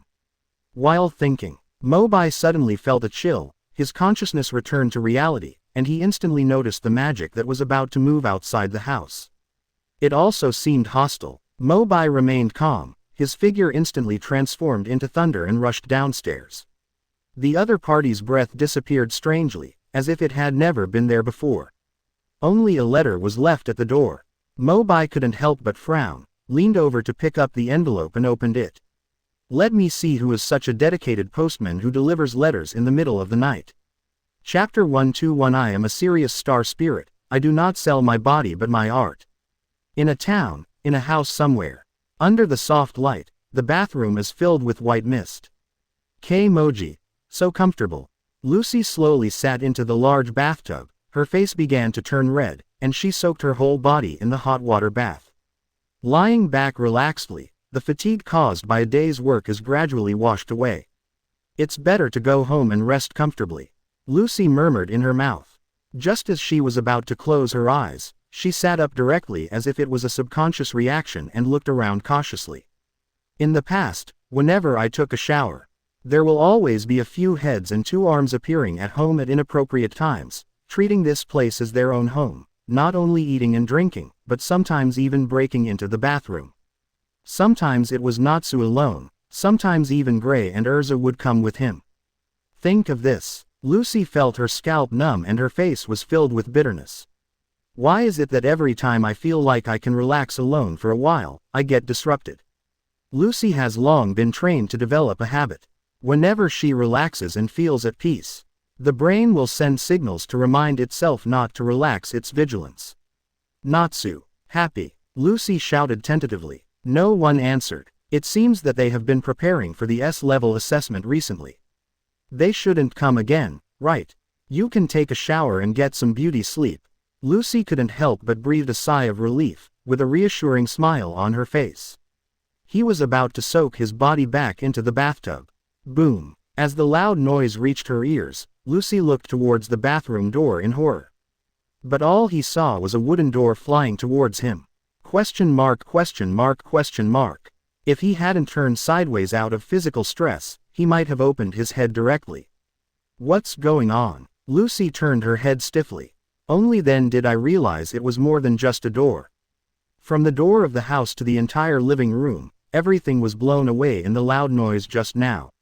Looking forward, your line of sight can be cast directly onto the street without any obstruction. In other words, if you pass a passerby and glance to the side, you can clearly see the whole scene of her bathing. What evil have I done? Lucy wanted to cry but had no tears left. Just when he was about to find a place to hide first, he felt a powerful magic coming next to him.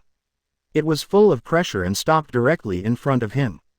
Mo Bai. Seeing the appearance of the visitor, Lucy immediately realized that she was still being frank and hurriedly wanted to find something to cover her up. But Mo Bai's body was directly in front of him. Lucy, do you still have the key to the Zodiac with you? I need Loki's help to summon him. Ah, Lucy looked confused. For the Protoss mage, things like Protoss keys are naturally the most important. She always carried it with her. Even when taking a shower, be sure to keep it within reach. But Mo Bai suddenly visited me in this terrorist-like way, asking for the key. Lucy couldn't help but become suspicious for a moment. What are you looking for Loki for? Mo Bai was still a little excited. Go to the Star Spirit Realm. I will tell you in detail when we get there. It's better to hurry up now. All right. Lucy hesitated for a moment. He curled up into the bathtub, took out the stored Star Spirit keys from the corner, and selected one of the golden keys. Swinging into the air, open. Leo's door. Loki. As the door connecting aslant and the celestial spirit world was opened. Loki, the guardian spirit of Leo, gracefully walks through it. Loki stepped on the ground, pushed up his glasses, turned his head and said softly to Lucy. Hey, Lucy, you're calling me out so late. Why are you giving out benefits again? Lucy's ears turned red with embarrassment and she shrank her body again. He pointed at Mo Bai next to him with an aggrieved look. Lucy had summoned Loki many times to join the battle when they were working together on a previous mission. Rocky is no stranger to Mo Bai either. Oh, Mo Bai, are you looking for me? Mo Bai stared at Loki for 3 full seconds and still didn't speak. 3 seconds later, he roughly reached out his hand and grabbed Loki's collar, and started to pull at his clothes. Loki suddenly panicked. Hey, I'm a serious person. Ah no, a serious star, not a prostitute. And Lucy is here too. Why do you think of me again? I have no idea about you. Give me your clothes and take me to the Star Spirit World. Clam. The Star Spirit World does have relevant rules. As long as humans can wear clothes from the world of stars, they can go to the world of stars under certain conditions. While Loki was confused, Mo Bai had completely taken off his coat and put it on himself randomly. No. Why are you going to the Star Spirit Realm? Loki couldn't help but ask. Mo Bai looked back warily and lowered his voice. I don't know if I'm being monitored right now. Anyway, take me there first. It's very urgent. Loki looked at Mo Bai with a slightly nervous look, but it didn't look like he was playing a prank. Although the Star Spirit Realm also has relevant regulations, humans cannot be taken in and out at will. But after all, Mo Bai said, there is something very urgent. It shouldn't be a big deal to make exceptions for your partners now and then. Loki let out a long sigh, and there was some determination in his eyes. Let's go. His hands grabbed Mo Bai and Lucy's arms and pulled them into the Star Spirit Gate together. Lucy screamed immediately. Hey, why are you pulling me? I'm not even dressed yet. ... The vast and boundless space of stars. It is vast and the stars are within reach. If it were placed in Blue Star, it would definitely be the only tourist attraction that exists. However, Mo Bai and the others were not in the mood to see the scenery at this time. After landing safely in the Star Spirit World, Loki got some clothes from somewhere and temporarily covered Lucy up so that she would not go around giving out benefits in the Star World. Okay, now can you tell me why you must come to the Star Spirit Realm? Loki said. Mo Bai nodded slowly. He took out a letter with a blood-red cover from his trouser pocket, which was exactly the letter he had just received at his doorstep. What's this? Mo Bai said expressionlessly. This is from President Hades of the Devil's Heart. He has controlled the life of a friend of mine and wants me to do things for him, otherwise I will break up. Chapter 122 Hades, Conspiracy. Mo Bai's missing body. What? Lucy and Rocky were immediately surprised and quickly opened the letter to check its contents. Mo Bai paused and continued. The girl who previously sent Gray a message saying that Brunat was coming to assassinate me is called Arudia. Since I met her in the Haze Forest, I have incited her to rebel. She has always wanted to leave the Dark Guild, but she was just waiting for the moment when the Devil's Heart would be completely destroyed. Actually, I should have thought of it a long time ago. President Hades's government would definitely realize that there was an undercover agent inside. Sure enough, Something happened to Arusha. In the letter, Hades asked me to destroy the Sirius tree during the S-class magician assessment, and at the same time assist the Devil's Heart to hunt down the guild's partners one by one. Also, Hades will secretly monitor my every move. If I do anything unusual on Sirius Island, he will kill Arusha immediately. Rocky and Lucy read the letter in panic. Indeed, as Mo Bai said, what awaits him will be a huge conspiracy. Once he becomes Hades's puppet and wields the butcher knife towards his guild companions, he will completely move towards darkness. And if he disobeys Hades' wishes, Arusha's life will immediately be under great threat. This multiple-choice question, no matter how you do it, seems to lead Mo Bai into the abyss. Loki put away the cynicism on his face and asked in a deep voice. So you asked to come to the Star Spirit realm to avoid Hades' surveillance, right? Do you have any plans? Mo Bai nodded slightly. Lucy, if I remember correctly, Jiminy, the Gemini Star Spirit, should have signed a contract with you, right? Yes, Jiminy has been my Star Spirit partner for some time. Jiminy is the guardian spirit of Gemini, the zodiac sign, and originally signed a contract with Angel, the 6 demon generals. During the previous battle with the 6 demon generals, Angel was defeated and captured by the Senate, and Jiminy regained his freedom.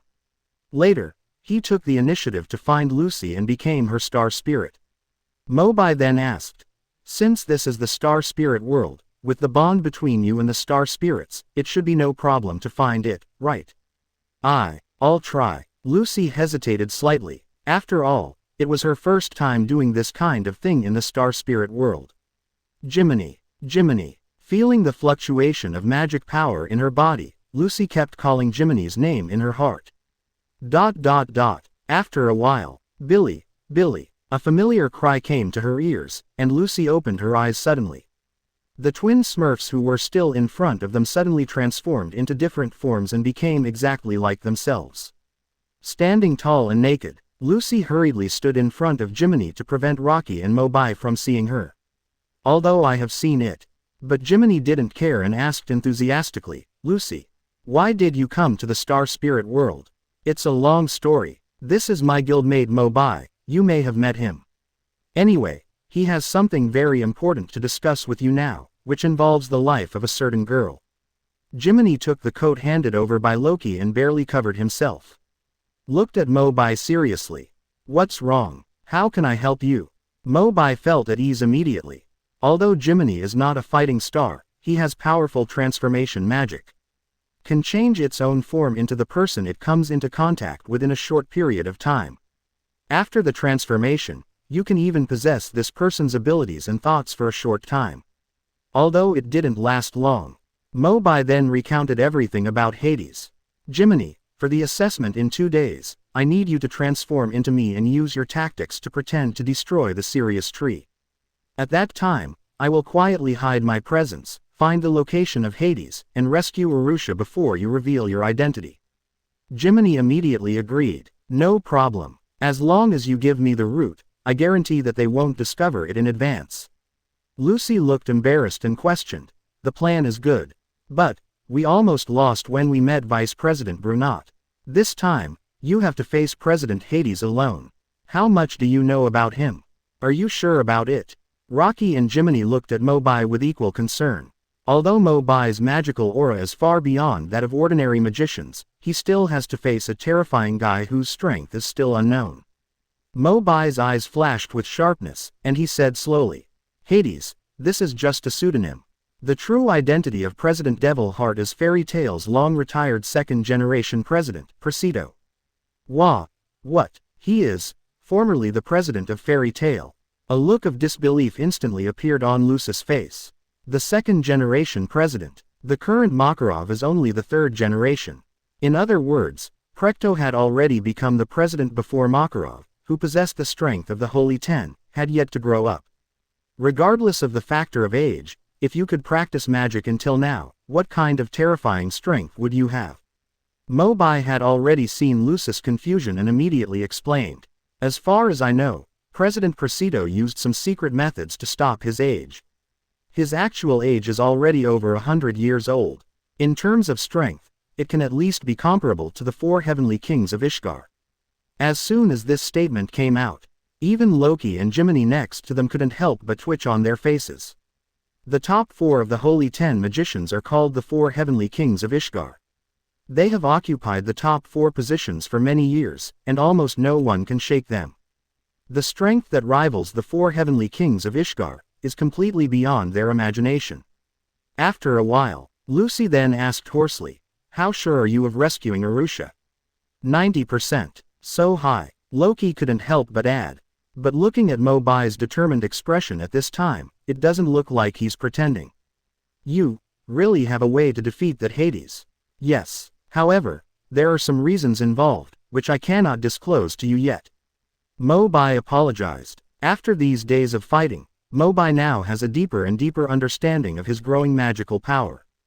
If it's a head-on collision, Precto, who possesses the strength of the 4 Heavenly Kings of Ishgard, may not be his opponent. Mo Bai has already thought about it carefully. Qianru Island is the holy land of the guild, where the soul of the first guild leader Mavis lives. There is a mysterious dark crystal in my body.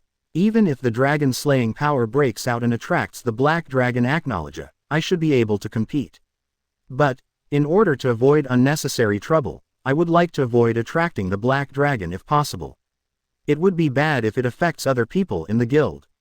If I can't use the dragon-slaying power, when I arrive at Tenro Island, I have to go find the ghost body of President Mavis first, ask her to lend me power, and then use this power to fight against President Hades. Determine this action plan from your heart. Mo Bai smiled slightly, then turned around and said, "Jiminy, you can board the ship with us tomorrow and go to Sirius Island. When the assessment officially begins, you can transform into me and go to the Sirius tree." "No problem." Lucy's face still showed worry. "Mo Bai, do you really not want to tell the president and others about this matter?" Mo Bai shook his head firmly. "Once the news is spread, everyone will reveal it to some extent. At that time, it is difficult to guarantee whether President Hades will harm Arusha." "Okay. Then, be more careful.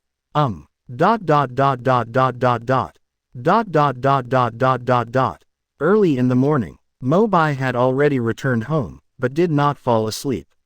As the magic power in the body interacts with each other and gradually takes shape, Mo Bai injects a ray of thought from his mind into it. Suddenly a golden light flashed before my eyes, lighting up the whole house. The light faded. What appeared in front of me was a person who was exactly the same as Mo Bai. Mo Bai nodded with satisfaction and took the magic breath back into his body. "It's finally completed. With my current ability, I can indeed create a missing body. It will be much easier to deal with President Hades then." Chapter 123 Heading to Tinlong Island. 2 days later, Port. Makarov, Guildarts and others stood happily on the deck, watching the 10S class mage candidates they selected boarding the ship one after another.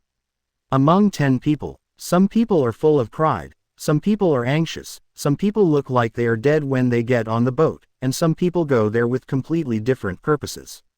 On the shore stood other members of the Fairy Tale Guild, giving them parting encouragement. Lizanna put her hands to her mouth and shouted, "Brother Mo Bai, come on. Brother Elfman, come on. Lizanna, there is only one spot for an S-class mage. Which one of them do you hope will make it to the end?" I don't know. Brother Mo Bai must be fine. If Brother Elfman is right, just try your best. Fried must withstand the pressure. You are the hope of our thunder gods. Understood. With Laxus faith on my back, I will definitely go to the end. Just try your best, Levi-chan. Be careful not to get hurt. Our Shadow Gear team still needs you to lead. Okay. I know. Hey. Didn't Gajiel come with you? By the way, Gray seemed to have said it was too hot before boarding the boat, so he took off his kuchazi and forgot to put them on. Quote. Mo Bai, you must come back alive. Hearing this inexplicable sentence, everyone couldn't help but focus on Lucy, who was full of worry. I'm just going to take an exam. Do I have to risk my life? And no one here knows. Mo Bai can even go head-to-head with the hot blue man Guildarts. This time, he will most likely take away the S-class mage's spot. Who can hurt him? Macau couldn't help but ask. Lucy, what did you mean by what you just said? It made it seem like Mo Bai was going to participate in a life-and-death duel. No. Nothing. Lucy quickly changed the topic. She promised Mo Bai that this matter would never be made public. Before setting off, she had summoned Jiminy and hid him on the ship. At this moment, I can only pray that Arusha can be rescued according to the plan. As the whistle sounded again, everyone who boarded the ship stood beside the ship's rail and waved goodbye to their companions. Except Natsu was kneeling on the deck. His face was pale and he was dying. It took a lot of effort to squeeze out a few words from his throat to ask for help. Wendy, give me the magic to prevent motion sickness. Coming. Wendy hurried over in small steps, leaned over and activated the Troya magic that heals the sense of balance. Following the pale blue light of her hands, Natsu's expression did not improve at all, he was still pale.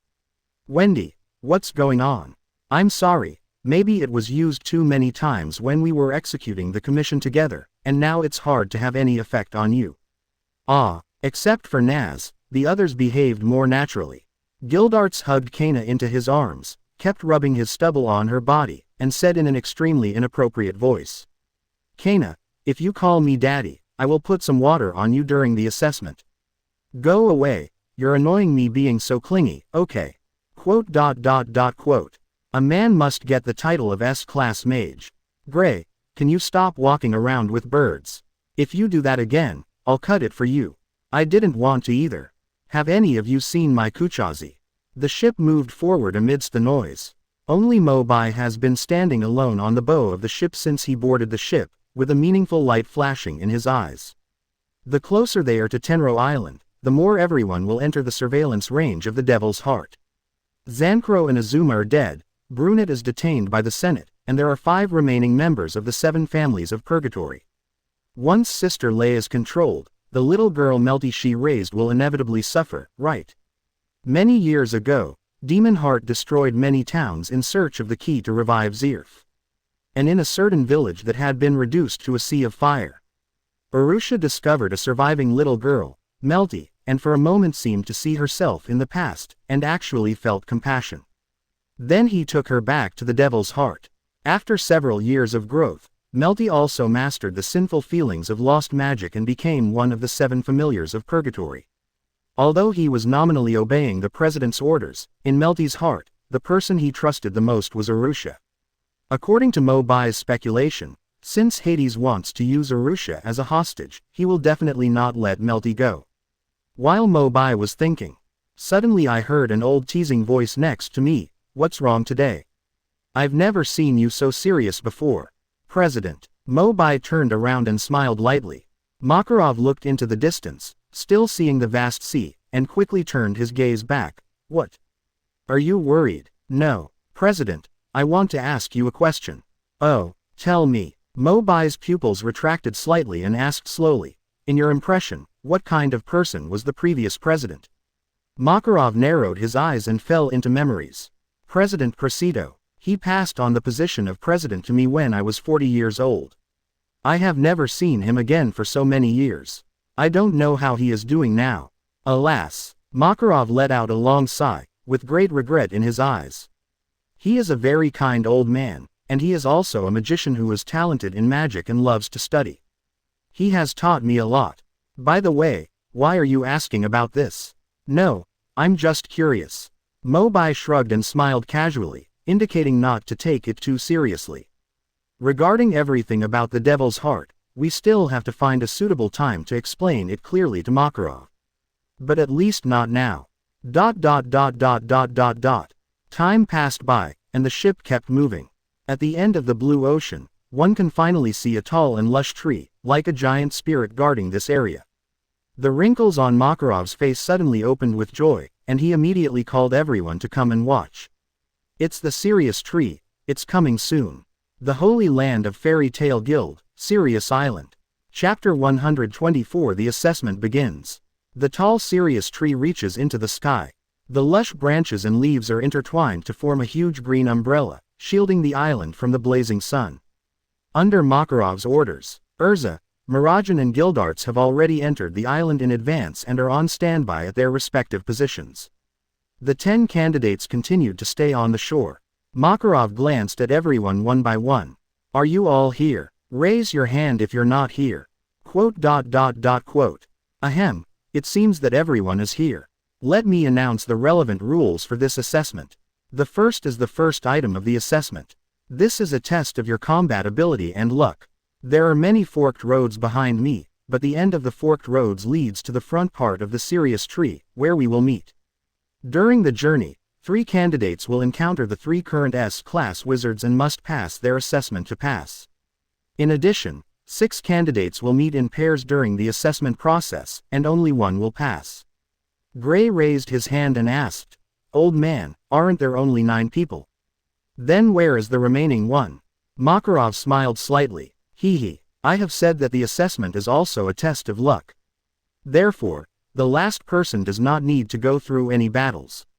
As long as he reaches the stronghold, he can advance directly with a buy. Ah, is this okay? Be content. I originally thought that the last unlucky guy was going to have a fight with the president. Hopefully I get a buy. Makarov coughed twice, and then said seriously, "Now that everyone is ready, I announce that this fairy tale S-level assessment has officially begun." Okay, I'm on fire. Don't let me have a buy. I must meet Gildarts or Mo Bai and beat him away. Natsu was so excited that he rushed straight to the center road like a wild boar that escaped from its stall. A meaningful light flashed in Makarov's eyes. Of course he knew who Natsu would meet on his way. "Everyone, I won't wait for you anymore, take the first step." And with Natsu leaving first, Mo Bai chose the most inconspicuous path and activated the wings of the storm dragon to fly close to the ground. "Let's go too. I choose this side.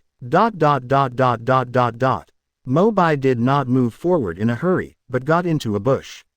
After confirming that there were no obvious magic fluctuations nearby, he loosened the large satchel he was carrying, allowing the pair of Smurfs inside to breathe fresh air. "Phew. I'm really bored to death. Have you finally started?" Mo Bai nodded. "Jiminy, it's up to you later." "Okay." Jiminy jumped out of the backpack. He transformed into Mo Bai and jumped out of the bushes and ran forward. Singing a civet cat for a prince. Mo Bai himself was not in a hurry to leave, and continued to hide, slowly activating the magic power in his body to take shape.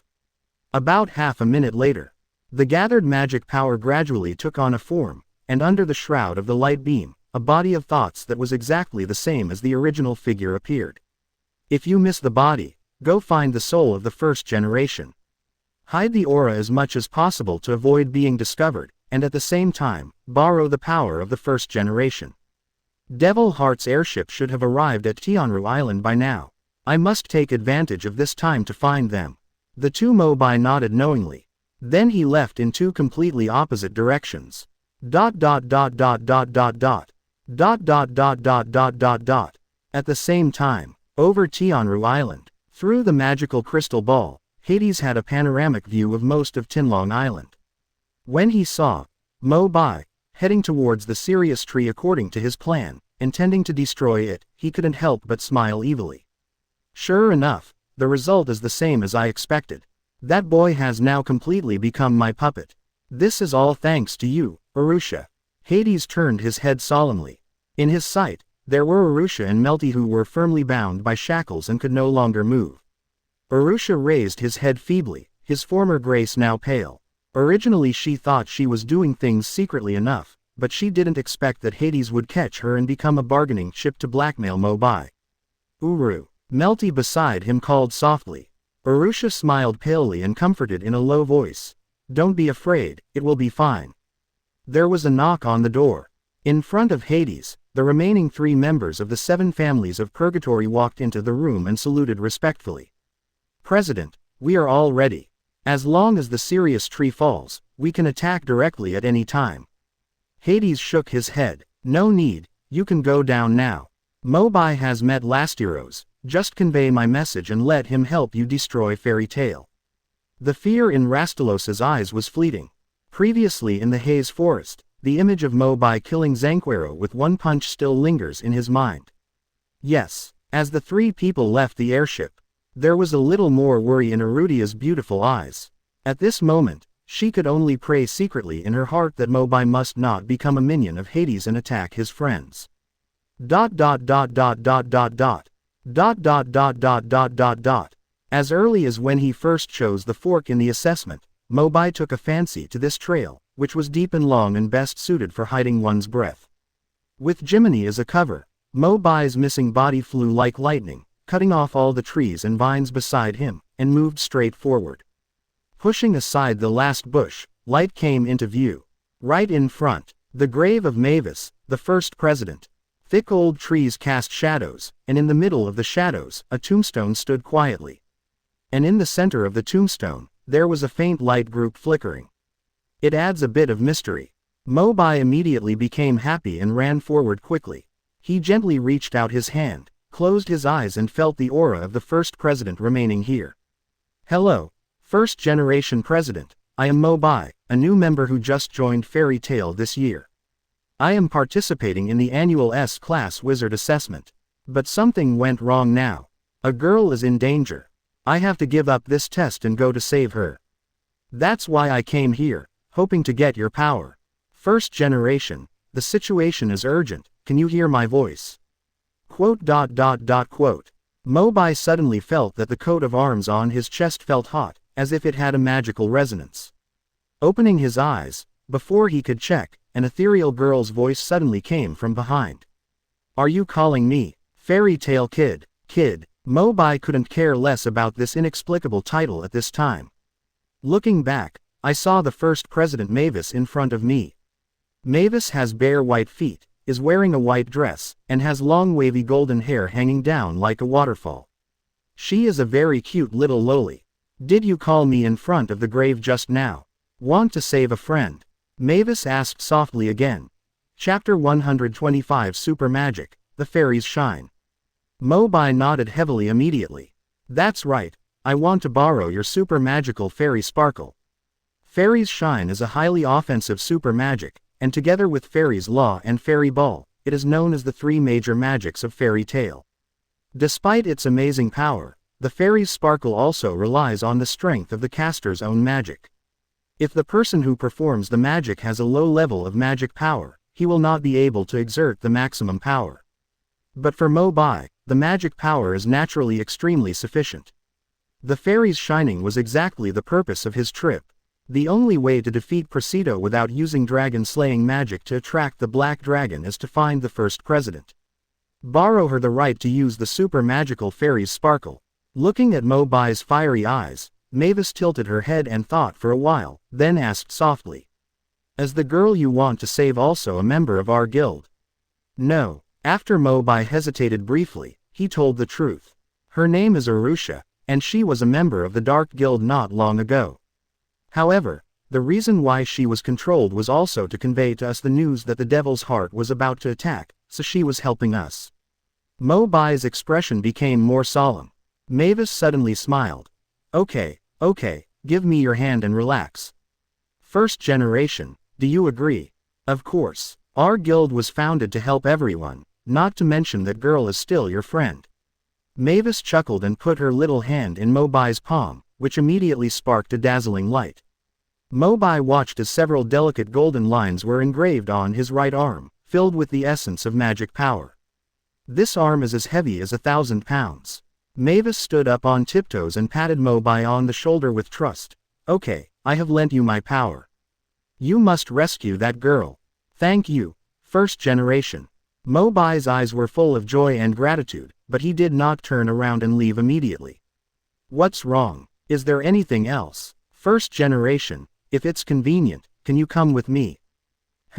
Is there anyone else you need my help with? Mo Bai shook his head, then put away his expression, and slowly explained. The person holding Arusha hostage is Hades, the president of the Dark Guild Demon Heart. You may not have heard of this name. But a few years ago, Hades had another identity, the second-generation Fairy Tail president after you, Presido. Disbelief suddenly appeared in Mavis's eyes. You know, Presido was one of the first 3 people who founded the Fairy Tail Guild with her. A long while, Mavis gradually recovered from the shock, looked at Mo Bai intently, and asked. You mean, Presido has gone down a dark path? Mo Bai's tone was equally heavy. Yes. How about we go there first? I'll tell you the details on the way. At the same time, Mo Bai's body retreated into the sky forest, looking up to the sky from time to time, looking for traces of the Devil's Heart airship. I have completely sensed everything that happened in my body of thoughts. Have you borrowed the fairy's shine? Next, all that's left is to find President Hades. The hanging heart was slightly relieved. Mo Bai was about to continue searching when a familiar scent hit him directly, giving him the greatest hint. Lastiros, the guy with the Ark of Manifestation. Wait a minute, there seems to be 2 more magic powers around him. They should be the remaining 2 members of the 7 families of the Devil's Heart Purgatory. Have they started taking action yet? Mo Bai once again restrained the magic aura around him to prevent being discovered. Until the auras of the 3 enemies gradually moved away. Only then did he lean out from the bushes, follow the gaps between the branches and leaves of the lush trees above, and look in the direction where Rastelos and others came from. Above the blue sky, the airship of the Devil's Heart stood there like a dark patch, exuding an uneasy atmosphere. Mo Bai narrowed his eyes slightly. Arusha and Hades must still be on this airship.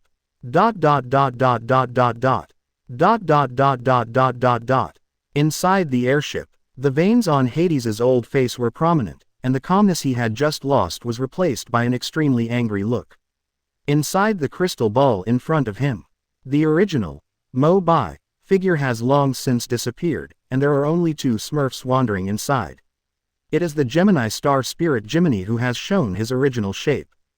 Jiminy occasionally made a face, as if he was mocking Hades for being fooled. Clang! The crystal ball shattered out of thin air almost without warning. Hades smiled sinisterly and slowly stood up from his seat. A cold light suddenly appeared in his left eye. Good boy. Dare to use star spirit magic to transform and cheat under my nose. Don't you just want to save Arusha?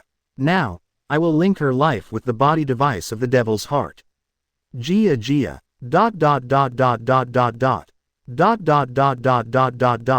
After a while, after finding the specific location of the Devil's Heart, Mo Bai rushed into the sky with sparks and lightning, and punched the ship's door until it deformed and flew away. Boom! Finally boarded the airship. The wind roared behind and below me. There were a bunch of soldiers under Hades in front of him. The moment they saw Mo Bai, their eyes suddenly showed surprise, and they all picked up the weapons in their hands and became alert. Who? Don't you know this is the headquarters of Devil's Heart? Aren't we still in the sky? How did he get up here? Master Hades is still directing the battle. If you disturb him, I guarantee that you won't even have a whole corpse left. What nonsense are you talking about? Stop that kid. No time to deal with these minions anymore. Mo Bai's eyes were burning. Taking a deep breath, he finally no longer suppressed the magic aura. The fire dragon crystal activates. As the huge flames ignited behind the scene, the scorching wind suddenly swept across, mercilessly scorching everything in the room. Damn it, why is it so hot all of a sudden? Team, Captain, look at that kid. He's on fire. There's something weird about him. Idiot, that's fire attribute magic. Let's go together and take that kid down immediately, life or death. Just as the soldiers with weapons were preparing to swarm, Mo Bai suddenly raised his head, and as his figure surged forward, his fire fist continued to wave in the air. He punched a child directly, knocking all the blockers to the sides, and the screams could not be heard. A few unlucky ones even smashed the glass and were thrown directly from the air. Where is Arusha? Mo Bai grabbed the last soldier, put his fire fist close to his head, and asked coldly. The soldier suddenly shivered, not daring to raise his eyes to see Mo Bai's face, and responded in a low voice.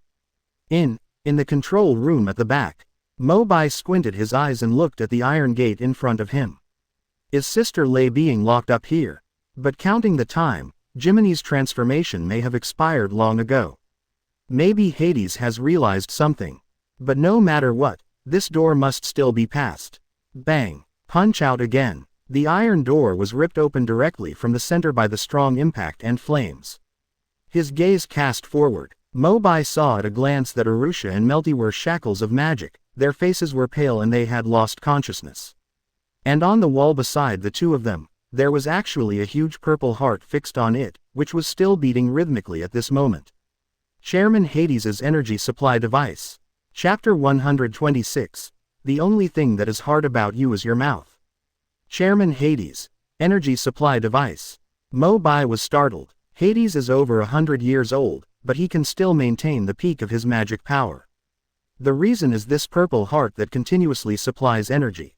Once it is destroyed, Hades will be severely damaged immediately. Isn't this an excellent opportunity? As long as you launch an attack, you can not only weaken Hades' power to the greatest extent by destroying the heart, but also save Arusha. The unexpected success made Mo Bai feel happy and he was about to activate his magic power. But suddenly he noticed a few tiny red dotted lines floating out from the purple heart. The end point of the red dotted line happens to be connected to Arusha's body. Melty's cold and slightly childish voice suddenly sounded in her ears. When Mo Bai broke in, she had gradually woken up. President Hades used life connection magic, and Uru's life has been connected to this heart. As long as you destroy the heart, Uru will also die together. Life connection. When Mo Bai heard this, his expression became more solemn. The lost magic used by Melty is sinful love, which can make the person he loves feel the same as the other person, even life or death. And Hades, who taught her this magic, is naturally more proficient. It can actually directly connect Erudia and the body of the devil's heart. Sure enough, Hades has guessed that I will come here. The devil's heart is a power supply device. Once I destroy it, Arusha will die. But if it is not destroyed, Hades's magic power will continue to flow, and it will always be at its peak to deal with me. In this case, my situation will be very passive no matter what. I am indeed an old fox. The light in Mo Bai's eyes became increasingly fiery. Since there is no way to defeat Hades's weakness, we can only fight head-on. Let's feel what the second-generation president, whose strength is comparable to the 4 heavenly kings of Ishgard, will be like in his prime. Now, Arusha also slowly opened his eyes, and immediately saw the young man standing in front of the purple heart, and immediately screamed. Go quickly. Mo Bai heard this, but he walked to her side slowly, smiled lightly and leaned down. Woke up. Arusha's beautiful eyes were full of anxiety and worry. Listen to me, President Hades will be here soon. His strength is very terrifying. Do you see this purple heart next to me? This is the source of magic power in the devil's heart. As long as this device is not destroyed, Hades' magic power will never run out. Also, my life is already in Hades's hands and can be taken away at any time. You don't need to come again. Mo Bai waved his hand gently and interrupted half-jokingly. Okay, I know everything. And you've already come here. Wouldn't it be very shameful to just run away with your tail between your legs? Arusha's eyebrows suddenly stood up, and he turned his head to the side with a cold snort. I really can't explain it to you. If you want to die, just stay here. Mo Bai glanced at her helplessly and silently put his hand on the magic shackles. Why? This damn arrogant woman. Everything about her body is tough except her mouth. I'll help you take this thing off now. It may hurt a little, so bear with it. Mo Bai then said in a deep voice. After looking carefully, this magic shackle is different from the Senate. The Senate only temporarily seals up the magic power of the bound person. Hades' methods are even more sinister, and the shackles are still extracting magic power from Arusha and Melty's bodies to supply the purple hearts. Their fair wrists had been bruised. I'll count 3 numbers, so be mentally prepared. 1, 2, boom. Sudden severe pain hit the 2 women, and they immediately collapsed on the ground helplessly. But when Melty and Arusha bowed their heads again, the originally dark magic shackles had been shattered by Mo Bai's dragon-killing power. There are just some scratches on my wrists. Arusha raised his head and gave Mo Bai a hard look. Didn't you say count to 3? Is mathematics taught by a physical education teacher? Mo Bai chuckled. You don't understand this, right? In fact, on the count of 2, surprise can relieve the pain to the greatest extent. There's really no formality. Arusha looked away from him with a speechless expression. Although Mo Bai was able to come here despite the pressure, I was very touched. However, the reality of these inappropriate actions also opened her eyes. Looking at the iron gate that had been destroyed by Mo Bai, worry appeared in Arusha's beautiful eyes again. Can he really defeat Hades? Suddenly, the sound of heavy and slow footsteps came closer and closer. The look on Mo Bai's face immediately became alert, and he stood up firmly and looked forward. Didn't see anyone coming. An old and rich voice as loud as a bell has already reached my ears. You are here after all, Mo Bai. Just as I expected, you will risk everything for this woman, and you even dare to challenge me directly. Hades was wearing armor, and his deep eye sockets were shining with a strange light, and he finally appeared in front of a few people. The terrifying magical aura emanating from his body can't help but make people tremble with fear. Full of oppression, Mo Bai looked at him coldly, clenching his fists involuntarily, and the dragon-slaying pressure also erupted from his body. Hades is indeed a super wizard who can rival the 4 heavenly kings of Ishgard. He is much stronger than any opponent he has faced before. However, I still have to delay for a while. President Mavis and the Fairy Shine have not arrived yet.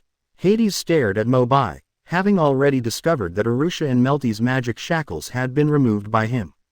Not only was his face not angry, but there was a rare arc on his face, and he spoke again. I admire your strength very much. You are young, and your magic power is even higher than that of our guild's Vice President Brunot. Although it has caused a lot of trouble. However, I still want to give you one last chance. As long as you join the Devil's Heart and listen to me, I will keep Arusha and Melty alive. Chapter 127 Fierce Battle with Hades. Before he finished speaking, he was interrupted by a cold snort from Arusha. Dream. Hades suddenly frowned slightly, showing a bit of displeasure. A ball of purple-black magic light gradually emerged on his left hand, revealing murderous intent. Dark wave. The black light group condensed and shot towards Arudia quickly, causing her pupils to instantly enlarge. About to hit, Mo Bai immediately stretched out one arm and reached out to catch the light ball in his palm, extinguishing the dark magic within it. Makes a disturbing sizzling sound. Hades' face darkened and he turned his attention to Mo Bai again. Have you thought it through? Let's do it, President Presido. Mo Bai responded lightly. Then he waved his hands to Arusha and Melty behind him, signaling them to stay away from here for the time being. And when Hades heard this, his eyes suddenly flashed with excitement, as if he was reminiscing about the past. Presido. No one has called this name for many years. Even I almost forgot. Mo Bai's eyes were still fixed on Hades' movements and he said calmly. Although I hate to admit it, you are a senior after all. Even President Makarov respects you very much. There's something I still can't figure out. Is the allure of magic that great? Can it even make you give up your former guild partners and follow Zeref's path? The words fell. Hades suddenly burst into laughter. Mo Bai, although you are very powerful, your knowledge of magic is still too shallow after all. Over the years, the more I have devoted myself to studying magic, the more I realize how great the power of Zeref, the ancestor of the black magicians. Looking at Hades who was almost possessed, Mo Bai narrowed his eyes and snorted. For the so-called powerful power, do you even hesitate to take action against your guild companions? It's been a few months since I entered Fairy Tail. Mo Bai has already fallen in love with this warm and family-like guild. Although his strength ranks among the best in the entire Kingdom of Fury, Mo Bai still repeats his past practice of magic and continues to make himself stronger. His purpose is just to use powerful power to protect himself and the people he loves. Naturally, I cannot agree with the idea of falling into the abyss of darkness in pursuit of strength. Hades did not answer Mo Bai directly. He was obviously becoming agitated, and the magic power gradually accumulated from his body. The advent of the magic age can be said to be a mighty one, and everyone is in the midst of it. During this period, many people stood on the forefront of the trend through their own efforts or luck. Being on top of the tide, the scenery is endless, the temptation is endless, and the risks are endless. It all depends on how well you understand magic. The last word came out. Hades suddenly crossed his palms in front of his chest. The majestic magic power immediately seeped out from Mo Bai's feet, and the leaking light directly surrounded his whole body. Amaterasu 28 Styles. A huge explosion suddenly occurred. Not far away, Arusha and Melty stared blankly at what was happening in front of them, feeling increasingly anxious and worried. Uru, President Hades' magic power is much stronger than I expected. This is just a tentative blow from him. I don't know how Mo Bai is doing. Can he hold on for a while? Wait, Uru. What are you going to do? Melty noticed something was wrong and hurriedly stood up and stopped in front of him. Urusha's eyes flashed with certainty. He looked directly at the huge purple demon heart next to him and spoke in a stern voice. If Mo Bai falls into a disadvantage in the subsequent battle, I will destroy this device immediately. But you have already made a life connection. Once this heart is damaged, you will also follow it. Urusha sighed and smiled palely. There's no way, at least we can't all die here. If I can let you leave alive in this way, it's worth it. Melty didn't wait for anything to say.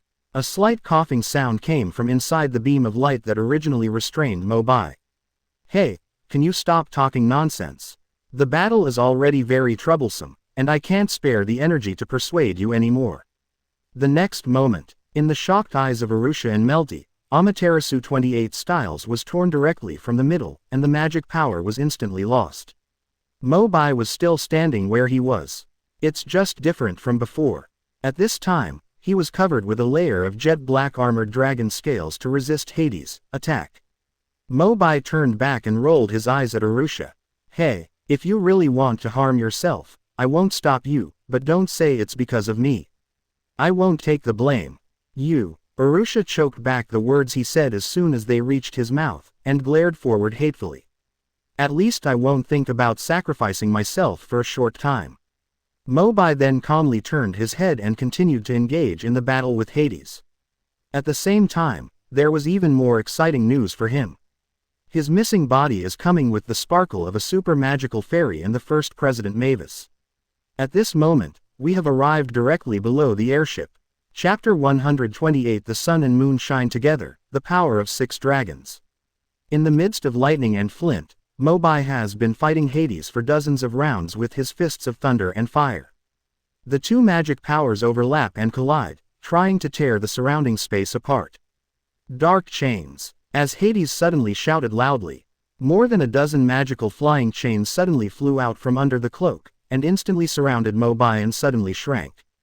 The magic power that was originally surging violently in Mo Bai's body was now as slow as a turtle crawling. Obviously, this weird magic is similar to the chains that tortured Urusha. As time goes by, the magic power can be gradually extracted from the wizard's body until he dies. Do you still want to resist? Hades asked coldly. Mo Bai stood opposite him, not showing any panic on his face, but looking towards the passage outside the room from time to time. It seems to be waiting for something. Since you don't want to cooperate, then just die like everyone else in fairy tale. Hades's patience had run out. Even more terrifying magic energy burst out of the body in an instant, and a huge spell formation appeared from under the feet. Amaterasu Hakushiki. Compared to the previous temptation, Hades was obviously murderous at this moment. 7 layers of curse seals enveloped Mo Bai, and the burst of dark energy wailed at his feet like a demon, ready to pounce on him at any time and tear him to pieces. Gradually, even the armored dragon scales on his body are starting to show signs of cracking. Mo Bai's eyes were still looking forward, suddenly showing joy. Finally here. End of sight. A missing person who looked exactly like him spread his wings and flew past, arriving at his side in an instant. And beside the missing body, there was a barefoot girl on his arm. First generation. Mavis also showed a bit of worry on his face. The fairy's shine has been brought, you have to deal with Presido first.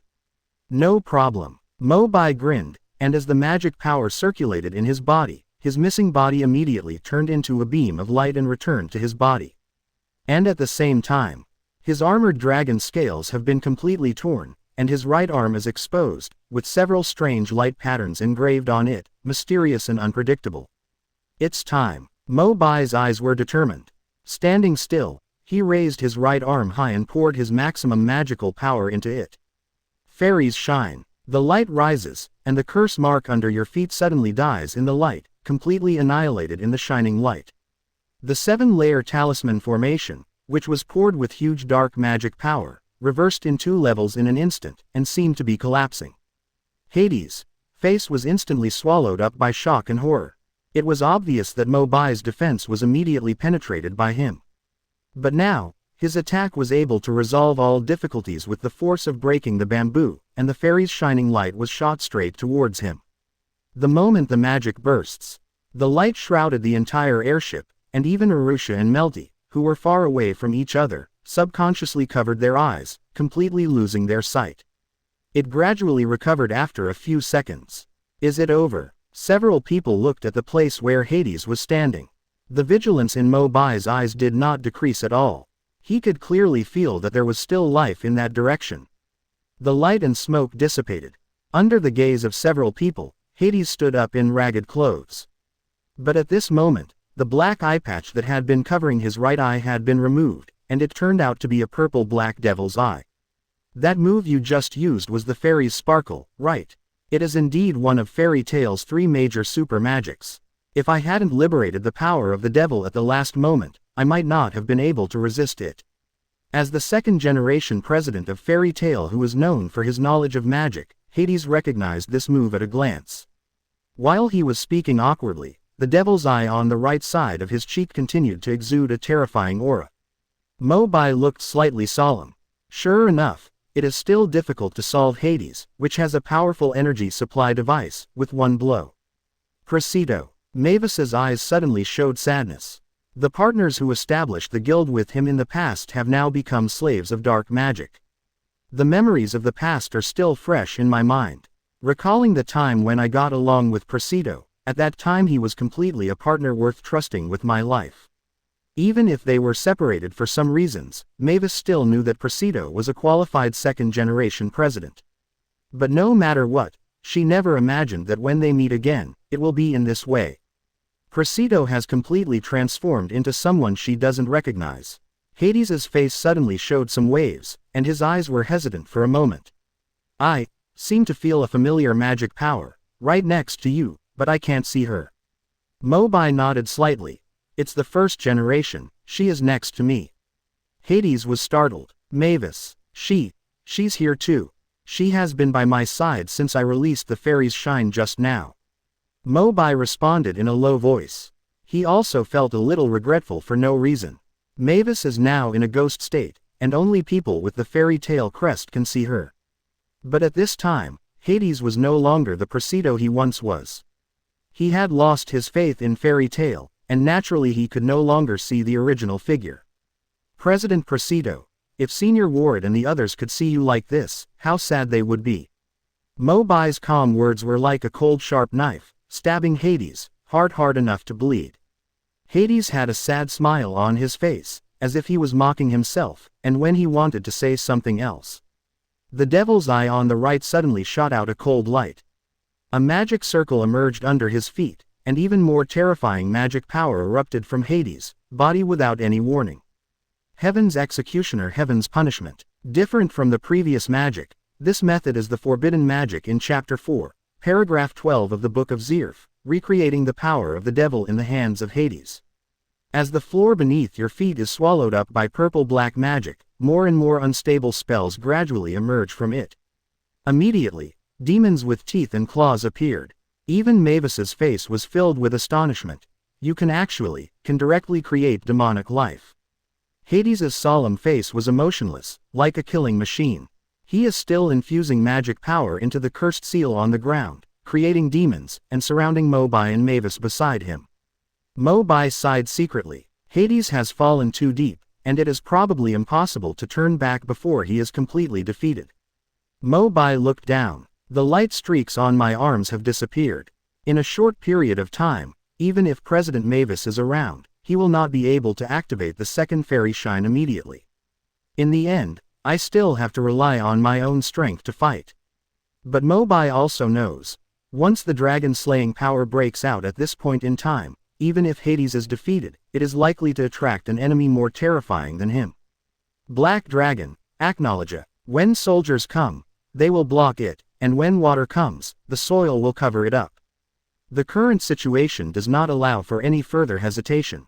If we don't use the power of Dragon Slayer, let alone save Arusha, I'm afraid even my life will be at stake here.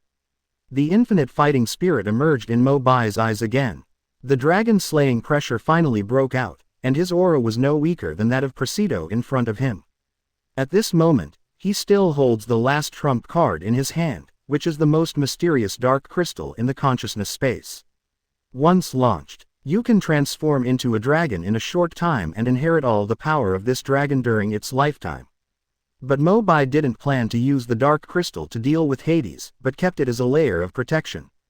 If the next battle really attracts the black dragon, acknowledge it. The dark crystal is the last magic weapon to deal with it. Grandma Perliuzica said that the dark crystal is even more dangerous than the Senate's ultimate weapon. I wonder if it is really that powerful. But if Acknowledger really comes to Tenro Island, leave everything to me. Feel the fluctuations of energy in the body. Since entering this world, after hundreds of battles, large and small, Mo Bai has already gained control of the Dragon Slayer crystal. As the final magic power surged out, 6 dragon-slaying crystals activated simultaneously in Ming Zhao Huian's conscious space. At the same time, a few rays of light filtered through the broken windows of the airship. At sunset, the sun and moon shine together. Mo Bai's eyes were as bright as fire, and his arms were already wrapped by beams of 6 different colors. As the demons in front of them swarmed forward, the majestic dragon-slaying power suddenly broke out. The secret of dragon slaying. Dragon, Zhao Sun and Moon. Chapter 128. The Black Dragon arrives. The secret of dragon slaying. Dragon, Zhao Sun and Moon. The demons opened their mouths wide, and their ferocious figures surrounded them from all directions. Their roars were like thunder, and they rushed forward crazily. The dragon-killing power was suddenly released. The black dragon projection appeared from behind Mo Bai, charging with overwhelming force and a brilliant magic beam sweeping across the world. Ouch! Wherever the giant dragon passed, it was as if it was destroyed, and in an instant, the demon was wiped out in ashes. After the wailing, the desperate minions stretched out and returned to the darkness at their feet, with their numbers declining sharply. How is it possible? Hades looked horrified as he saw the dragon shadow in front of him swallowing the demon he had created with all his last magic power. There was a sudden feeling in my heart that the situation was over. As Mo Bai crossed his arms again and swung out, the dragon's body directly merged with the magic beam, and suddenly flew forward, instantly piercing Hades' body. Hades' eyes widened. There was still endless unwillingness in his eyes, and his body fell straight down. At the same time, the dotted line connecting Arusha and the Purple Heart lost its magical support and quietly disappeared. Boom! Taking so many hard hits. The airship was already riddled with holes, gradually lost control, and was about to fall to the ground. Walk! Mo Bai immediately took the magic power back into his body. He ran backwards quickly, grabbed the hands of Arusha and Melty next to him, looked at an exposed wall somewhere, and jumped directly down. There is no need to worry about the first-generation Mavis being in ghost state. But at this time, both of them didn't even have a trace of magic power on their bodies, and they were no different from ordinary people. Jump off the airship. Storm Dragon Wings. The fall is getting faster and faster. Fortunately, Mo Bai opened his wings in time and stopped in midair. Looking back, at this time, the airship in Devil's Heart had lost control and collapsed, smoking and falling into the sea. In midair, Mavis, who was suspended in the sky, stared blankly at the scene in front of him and couldn't help but ask. Presido, will he die? Mo Bai shook his head gently. If it were an ordinary person, he would have died long ago.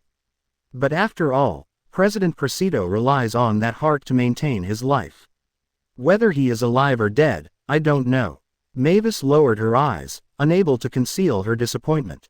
It's probably hard to survive anymore.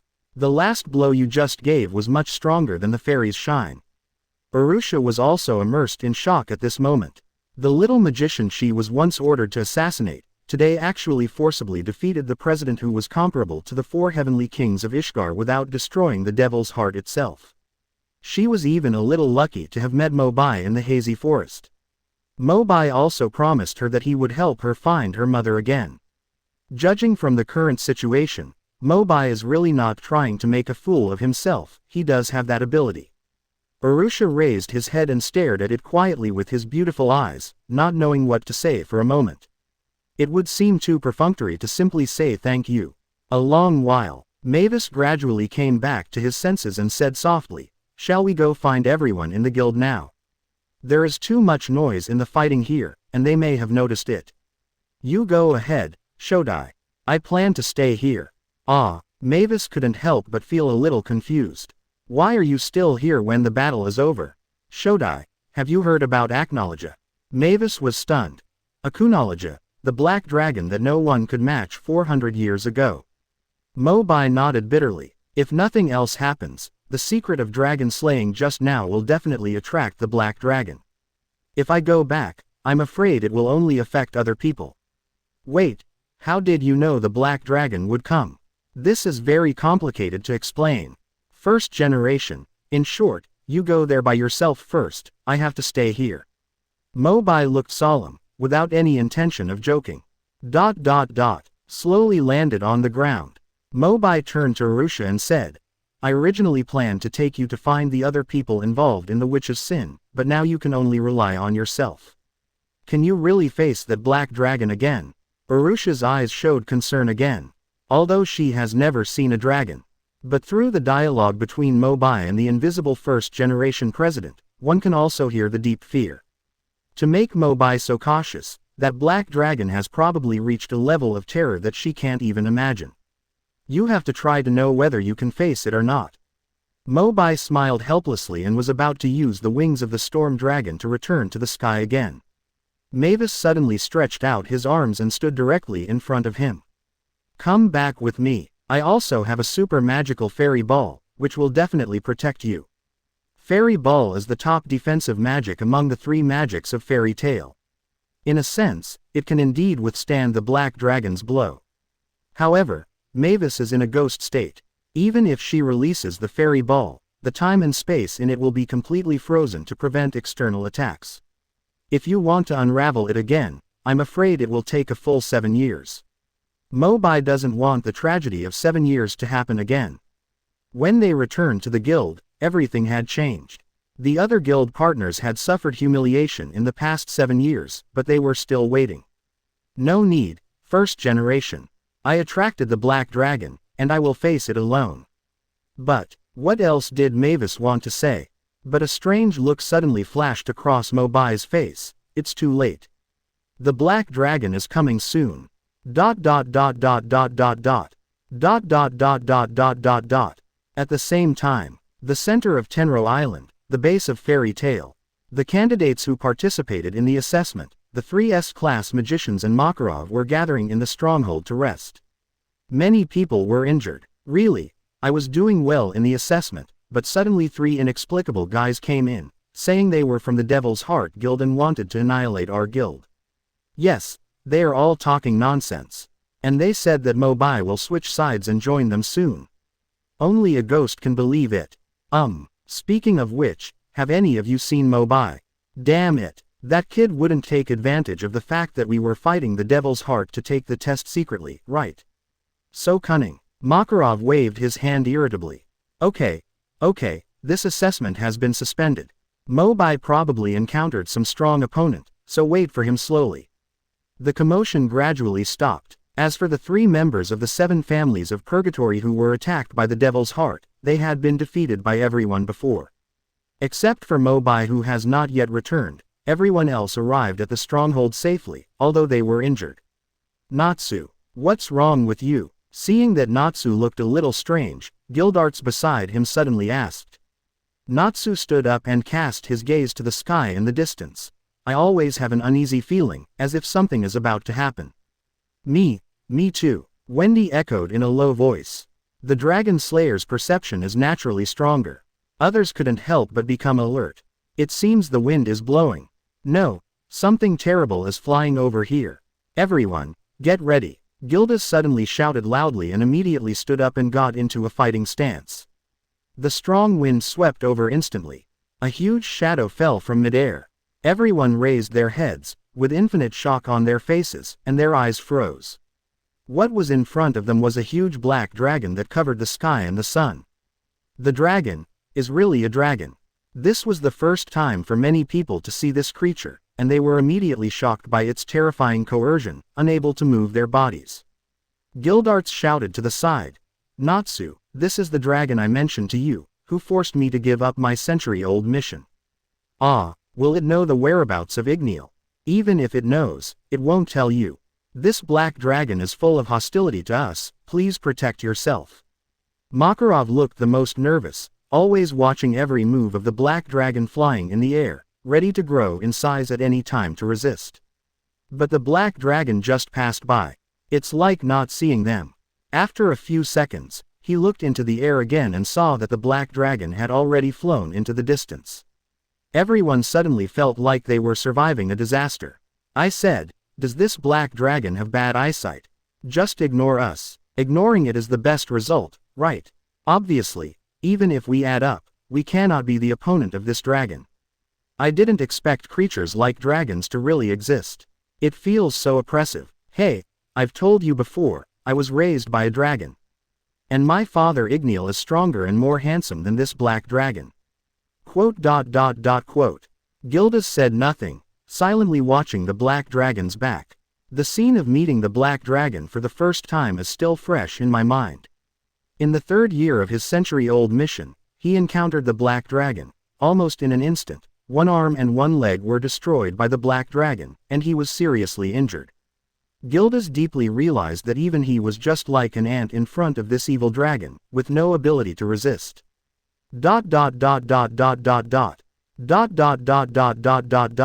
And now in the air. The direction the black dragon flies to is exactly where Mo Bai is. I can feel an extremely powerful dragon-slaying power from this direction. It can even threaten me. It must be completely destroyed. Chapter 129 Transform into a Dragon. The first battle with Aknologia. The southernmost part of Tenro Island. After stuffing a lot of food into his mouth, the magic power in Mo Bai's body began to gradually recover. Although it is still far from the peak state. The wind howled. A look of panic suddenly appeared on Mavis's face, and her voice became trembling. I can feel that there is a very huge force approaching in this direction. As the first president of Fairy Tail, Mavis's consciousness has existed for more than 100 years, but she is extremely palpitating when she comes into contact with this terrifying magical atmosphere. There is no doubt that the only person in the entire world who can reach this level of power is the legendary Black Dragon, Aknologia. Mo Bai raised his head confidently, and the wings of the Storm Dragon appeared behind him. First generation, when I fight the Black Dragon later, I will try to stay as far away as possible to prevent it from spreading to Tinlong Island. You should be more careful. The last word came out. Under the watchful eyes of Arusha and others, Mo Bai jumped up, spread his wings and flew into the sky. The rise was just above the surrounding trees. Looking away, at a glance, Mo Bai saw the huge beast rushing towards him in the distance, a huge dragon that was completely black with strange blue stripes, and his pupils kept dilating. Just stay in midair. I felt tremendous pressure from Black Dragon, which was completely different from Presido.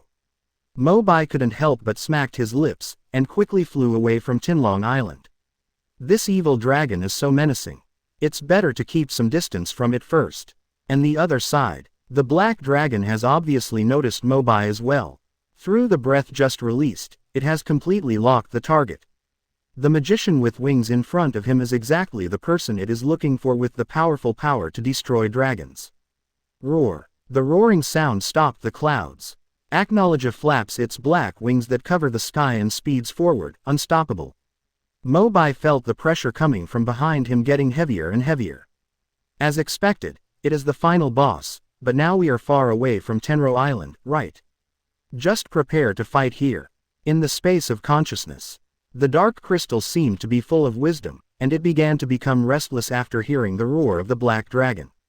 The 8 dragon-slaying crystals of different colors around it are rotating around, and each of them emits an energy beam to connect with it, delivering the final magic power. The dark crystal unknowingly accelerated its trembling frequency. Mo Bai looked down at his arms. It is completely different from the previous battles. The dragon-slaying power at this time has taken shape and no longer has the violent surge feeling before. On the contrary, it was ethereal and exceptionally quiet. A little black mist slowly seeped out from his body, indicating the activation of crystal magic. What a weird power. Didn't I say I could transform into a dragon? Why haven't I changed physically yet? But the next moment, Mo Bai was about to deepen his consciousness to explore reality again, but he felt severe pain all over his body without any warning. The sudden tearing feeling seemed to swallow up every inch of skin on his body. Cold sweat broke out from his forehead. Mo Bai gritted his teeth and used his last strength to put his right arm against his chest, trying to find the location of the dark crystal in his body. This unusual behavior was naturally noticed by Hailong. Seeing Mo Bai suddenly stagnated in midair, his expression was painful. Although Acknowledge had doubts in his heart, he never forgot his original goal when he arrived. He opened his bloody mouth and began to accumulate magic power. No matter what tricks this human wizard is playing, since his burst of dragon-slaying power once made him feel threatened, he must die. As the energy of the black hole in the black dragon's mouth continues to accumulate. Under the black light, all living things seem to be extinguished at this moment. The dragon's breath suddenly shoots out forward, penetrating everything with a devastating force like a destructive death ray, destroying the world in an instant. In contrast, Mo Bai's human body looked extremely small and fragile in front of the black dragon's roar. It can be swallowed up in an instant, and not even the body will be left. Everyone who stayed on Tinlong Island also felt great pressure at this moment. Gildas's face suddenly showed an unprecedented seriousness. It's the roar of the black dragon. Everyone use your magic power to protect yourself, be careful not to be affected. Urusha and others were closer, looking at Mo Bai's thin figure in the distance. Their beauty had already faded. I didn't even dare to look up again. Boom. The moment the dark magic wave touched Mo Bai's body, it set off thousands of layers of black mist, and the explosion shook the sky. Under the setting sun, as the black mist gradually dissipated, the arrogant look on Akunalakia's dragon's head solidified at this moment, and his eyes flashed with confusion and shock. Wah! What? Follow the line of sight and look forward. The original location where Mo Bai stagnated. At this moment, there is another giant dragon that is completely black, and its size is exactly the same as Acknowledge. The only different feature is that the black dragon transformed by Mo Bai does not have any blue stripes. Instead, it is on the chest and abdomen below the neck. A huge golden fairy tail coat of arms is engraved on it, shining brightly. The black dragon transformed by Mo Bai let out a long sigh of relief and looked at Acknowledge with playful eyes. Huh, it was such a close call, but luckily I managed it at the last moment. Chapter 131 Mo Bai's Reverse Scale. Akunalagia's ferocious dragon eyes were fixed on Mo Bai, and he showed a little fear like never before. Starting hundreds of years ago, he began to hunt dragons across the world, and his hands were stained with countless blood. But the dragon in front of him was the only opponent that he felt threatened 100 years ago. Is it the black dragon Yakut? Didn't I already swallow all the flesh and blood from its body? How could it still be alive? There is a difference in the breath. Yakut is indeed dead. I don't know where this kid learned the tricks to change it into what it looked like in life. After confirming again and again, a long while, Acknowledge finally opened his mouth and made a low sound. I don't remember when this continent had a dragon slayer wizard of this level who could transform into a dragon. Who are you? The sound reaches my ears. Mo Bai was stunned at first. I almost forgot that Acknowledge can actually talk, but he just doesn't bother talking to weak humans. Now he actually takes the initiative to ask about his identity. Before Mo Bai could respond, Akunalakia's eyes suddenly surged with murderous intent, and he shot directly in front of him. Your existence has threatened the order of this world. Therefore, it is better to die in my hands. The nest is tender and stacked. Akunalakia didn't say hello when he came up, but started attacking at 0 frame. Mo Bai scolded him fiercely. Who told this guy not to respect martial ethics in the first place? As the sharp claws of the black dragon danced through the air, Mo Bai was also not to be outdone, and swung his iron fist heavily, confronting him head-on. The clash between the two dragons swept across the world, fists and claws collided, the sky changed dramatically, and the sea beneath our feet stirred up waves. Roar! Acknowledge let out an angry roar from his throat. If an ordinary human being approached like Mo Bai now, he would probably be heartbroken on the spot. Seeing that the head-on confrontation failed to gain any advantage, a strange black mist suddenly filled the mouth of the black dragon. He seized the opportunity and bit Mo Bai's neck. The sharp dragon's teeth shone coldly in the setting sun. At the critical moment, Mo Bai quickly turned his body half a circle to dodge. After avoiding the attack, He stretched out his heavy feet and kicked the black dragon hard on the face. FKU. Normally, Mo Bai still takes personal qualities into consideration. But the current situation is special. Although he transformed into a dragon and briefly gained strength, his consciousness could not immediately adapt to such an intense battle. After all, the opponent is the top boss in the world. Mo Bai put all his energy into the battle, never slacking off for a second, and his emotions had been suppressed for a long time. Besides, no one heard me, so what happened if I cursed a few words? After the blow, Acknowledgia's figure instantly fell a lot in the air, shaking his head, and seemed to be a little confused. Have a bad Mo Bai was overjoyed. Before the opponent could react, he immediately activated his magic power again and dived forward and downwards like an arrow from a string. Mo Bai understands that it is better to cut off one finger than to hurt 10 of them. His target was very clear, it was Acknowledgia's right arm. As long as one arm is broken, even if it cannot be destroyed this time, its power will be greatly weakened to a certain extent. On the other hand, Acknowledgia's eyes became more sinister at this time, staring closely at Mo Bai who was shooting from ahead. On the palms, black magic light groups emerged. It also has a target. Then for you human magicians, this pattern on your chest should have a very important meaning, right? At the moment when Mo Bai rushed down like a broken bamboo, Acknowledgia exerted force at the same time, and the dragon's claws suddenly erupted with terrifying magic power, exploding directly in front of Mo Bai's chest. Boom! Mo Bai's figure rushed out of the smoke and dust of the explosion. And in his mouth, he was holding a bloody dragon claw at the moment, which was Acknowledgia's right arm. Acknowledgia suddenly let out a shrill roar, and for a moment, his body still vaguely lost balance and tilted to one side. But there was no joy of victory in Mo Bai's eyes. He looked down at himself. The golden fairy tail emblem, which was still shining on the chest, was hit by Acknowledgia's blow in the firefight just now. It was already shattered and eclipsed. For a moment, Mo Bai was silent. Obviously, the emblem can still appear on the body after transforming into a dragon, which is influenced by the human body. But now the coat of arms was damaged along with his chest and abdomen. Even if he regains his human form, he will probably leave permanent scars on his body and lose the glory of his original coat of arms. Did you destroy the fairy tale crest? Mo Bai's eyes suddenly flashed back to the scene of the first day he joined Fairy Tail, when he arrived at this noisy guild under the guidance of Makarov. Still under Mirajan's guidance, he printed the Fairy Tail logo on his chest. But at this moment, the coat of arms was completely destroyed. A long while, Mo Bai raised his head coldly and threw his mouth and broken arms into the sea like trash. Looking at Acknowledgia who was still hovering in the air, endless murderous intent suddenly surged in his eyes. The dragon has reverse scales, which will kill you if you touch it.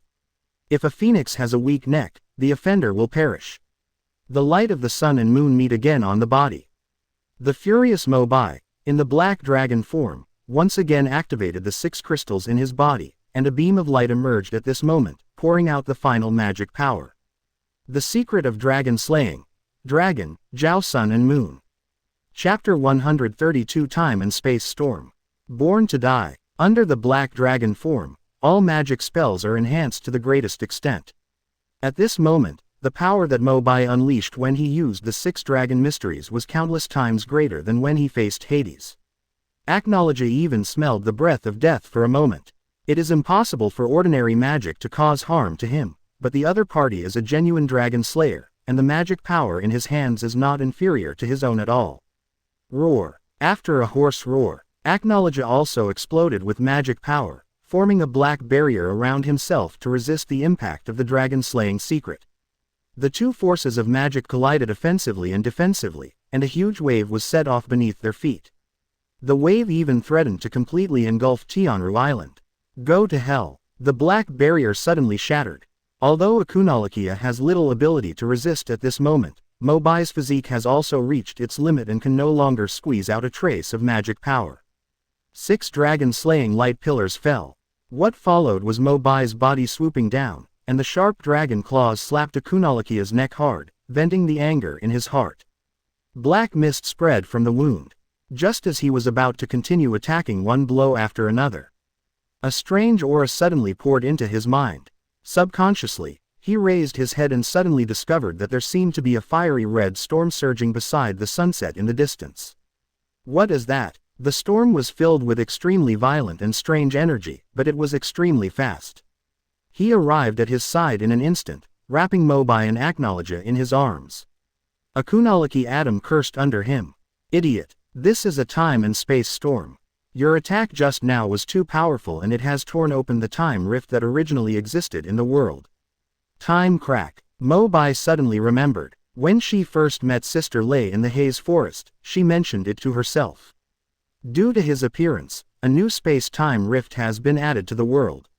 As long as there is no human intervention, it will generally not have any impact. But in the current battle with Aknologia, it was clear that an unimaginable amount of magic had erupted, and the cracks in space and time were also affected, causing an energy storm. Mo Bai looked down at the black dragon. If I remember correctly, this guy eats everything, and can convert most magic into magic power and eat it into his body, even including time cracks and time and space storms. Although the black dragon was seriously injured at this time, he no longer had the strength to kill it completely. Available immediately, Aknologia, who didn't want to sit still and wait for death, opened his bloody mouth and began to crazily swallow the power of the time and space storm.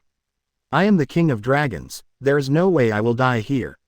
Roar. In this way, Aknologia avoids the danger of being caught in the storm, and at the same time can recover a large amount of magic power. This is not the way to go. We can't let this guy recover. Although Mo Bai himself turned into a black dragon without attributes, the 8 dragon-slaying magics that he uses most easily are his. Although Time Storm can be eaten to replenish magic power, it is obviously not as fast as Aknologia's recovery speed. Mo Bai raised his head. Fly in the direction of the space-time storm. Above the orange-red sky, a black crack was faintly cut, just above Tinlong Island. A bad idea immediately popped into my head. Is that a space-time rift? I wonder what wonderful chemical reactions will happen if these storms are forced back. At the same time, 2 extremely violent energies are superimposed together. Even if you can eat Aknologia, you will probably have to burst a layer of belly. Think of this. Mo Bai suddenly grinned and opened his mouth to inhale a large amount of the power of the space-time storm into his body. After a brief recovery of strength, he suddenly stretched out his arms to hug Aknologia, who was eating like crazy, and then waved his wings and soared into the sky. The power of the space-time storm surged around the 2 dragons. And the direction he was flying to was the mysterious crack in time. Akunalakia immediately realized Mo Bai's dangerous move, struggled hard and shouted. You lunatic, you actually want to fly directly into the crack with the space-time storm. Let me go. Save your energy. Otherwise, be careful if you get in or out later. Mo Bai smiled slightly. Use the last of your strength to send Aknologia's huge body, himself and the raging energy storm into the time rift.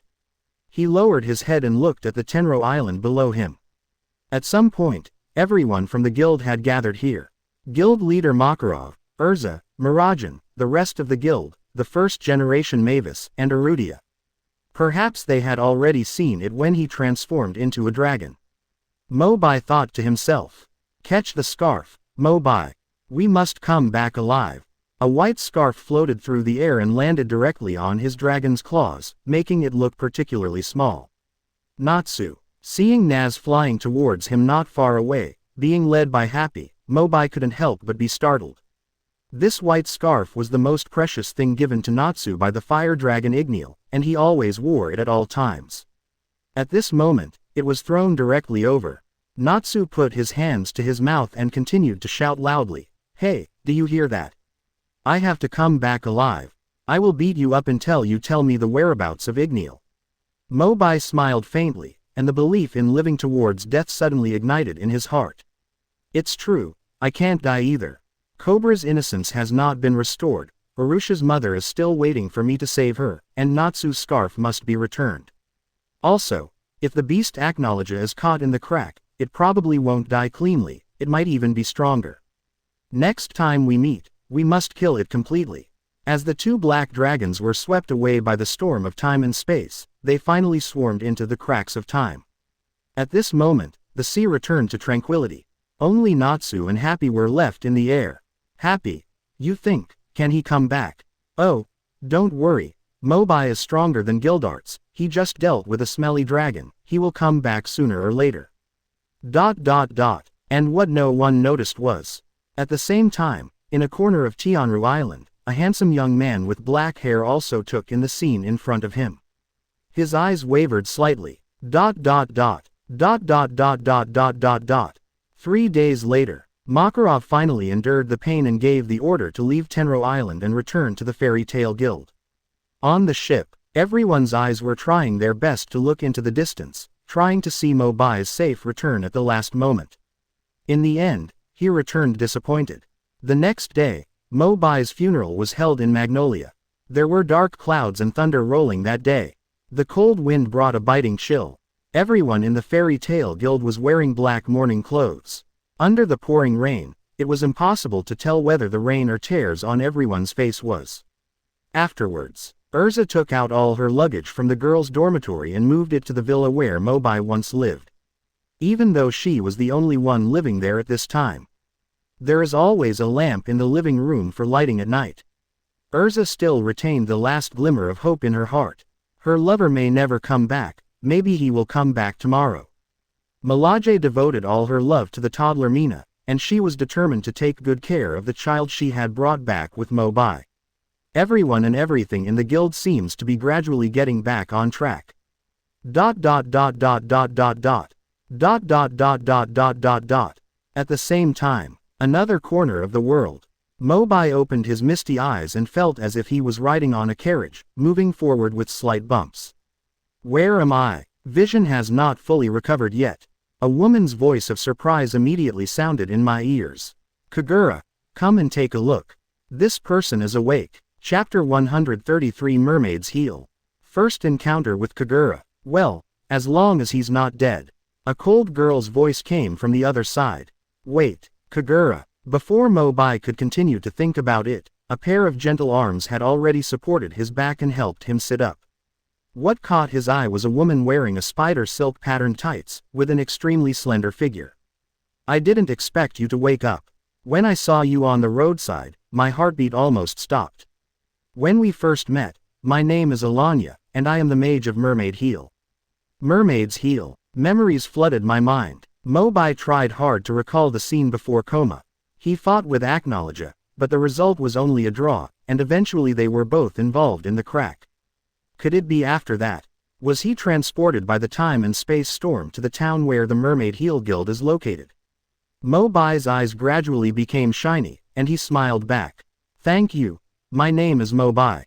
Alanya waved her hand. Half an hour ago, you were lying on the roadside. I didn't even notice you when I passed by. Fortunately, Kagura has sharp eyes, so I noticed you. Besides, you were naked at that time, not even wearing any clothes. Mo Bai was stunned and subconsciously swept towards his body.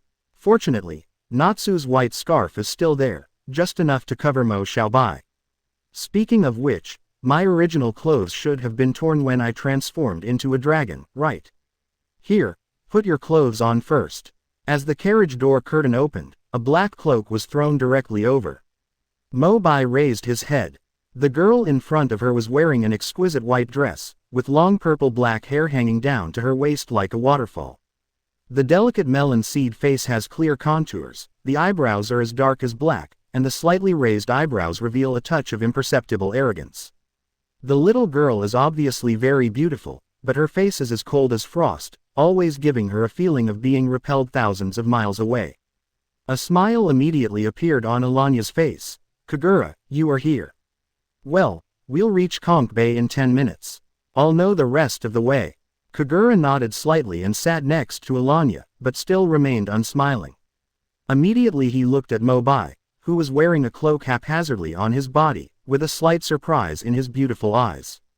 She had already checked Mo Bai's injuries before taking him into the carriage.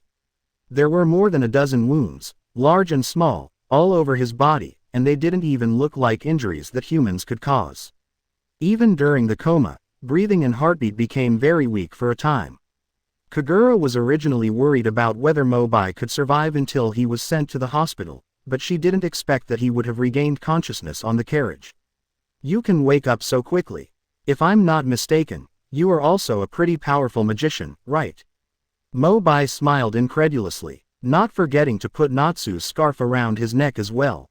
It's too much trouble. If I hadn't been discovered by you, I would have been snatched away by the wild beasts in the mountains.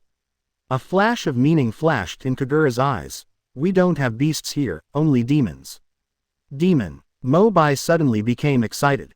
Alanya next to her sighed softly, and said anxiously, "Don't be anxious, I will tell you slowly. Alas, our town Konk Bay has never stopped since a few years ago. Especially in recent days, demons have been particularly rampant and often attack travelers and residents in towns. This is not the first time I have encountered a situation like yours. But you were lucky to survive." Apparently, she and Kagura had regarded Mo Bai as an innocent passerby attacked by a demon. Mo Bai didn't explain anything further and chose the default. After all, transforming into a dragon is too nonsense. Even if they say it, they will definitely not believe it, and they might even have to send themselves to Lin Kie. There was still no smile on Kagura's face, and he continued, "After this period of investigation and crusade, we found that these demons seem to be organized, just like human guilds. Their organization is called the Evil Spirit Temple." The words fell. The look on Mo Bai's face was even more stunned. Temple of Evil Spirits. Isn't that the demon guild that he and Mirajan met in Jarek village before? Before killing their leader Anai Shalong, he seemed to have heard the other party reveal some information. The Evil Spirit Temple located in Jarek village is just a branch, and their real headquarters is located in the southern kingdom of Fury. It's probably here at Konk Bay. Moreover, the Evil Spirit Temple seems to have a darker background, one of the three giants of Balam Alliance, the Gate of Hades. Mo Bai carefully recalled the details of the original battle. There is only one demon in Gluck village, Anaisalong, and the rest are the humans he enslaved with his spells. If Konk Bay is their headquarters, perhaps, the Evil Spirit Temple here will be like the Gate of Hades, a guild composed entirely of demons. Sensing the strangeness in Mo Bai's eyes, Kagura asked doubtfully, "What's wrong? Have you heard about the Evil Spirit Temple?" "No, it's nothing," Mo Bai answered vaguely. Seeing that they didn't ask again, Mo Bai also remained silent and closed his eyes. The mind jumps into the conscious space. Looking from a distance. In the darkness, 8 crystal lights of different colors were still shining in front. Mo Bai immediately felt at ease. Fortunately, although I was seriously injured in the time and space storm, these 8 dragon-slaying crystals were not damaged, and the magic power recovery speed is still as fast as before. Vision shift. In the center of the 8 crystals, there is a vaguely unstable black mist jumping around, as if it lacks something to restrain it and is ready to move.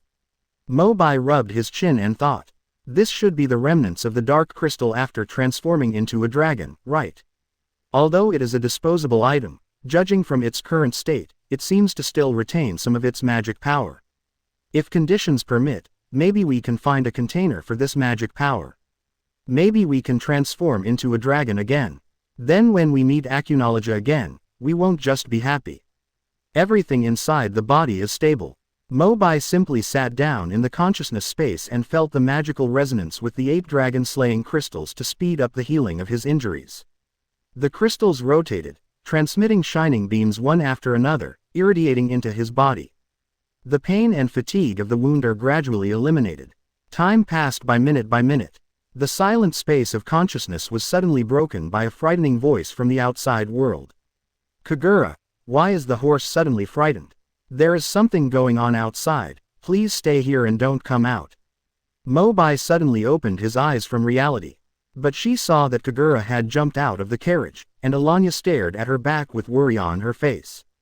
At the same time, a familiar smell flowed into his nose, causing Mo Bai to frown. This disgusting smell. I also smelled it on Anai Shalong. Are the guys outside the same species as him? Speaking of which, this year is still X784, right?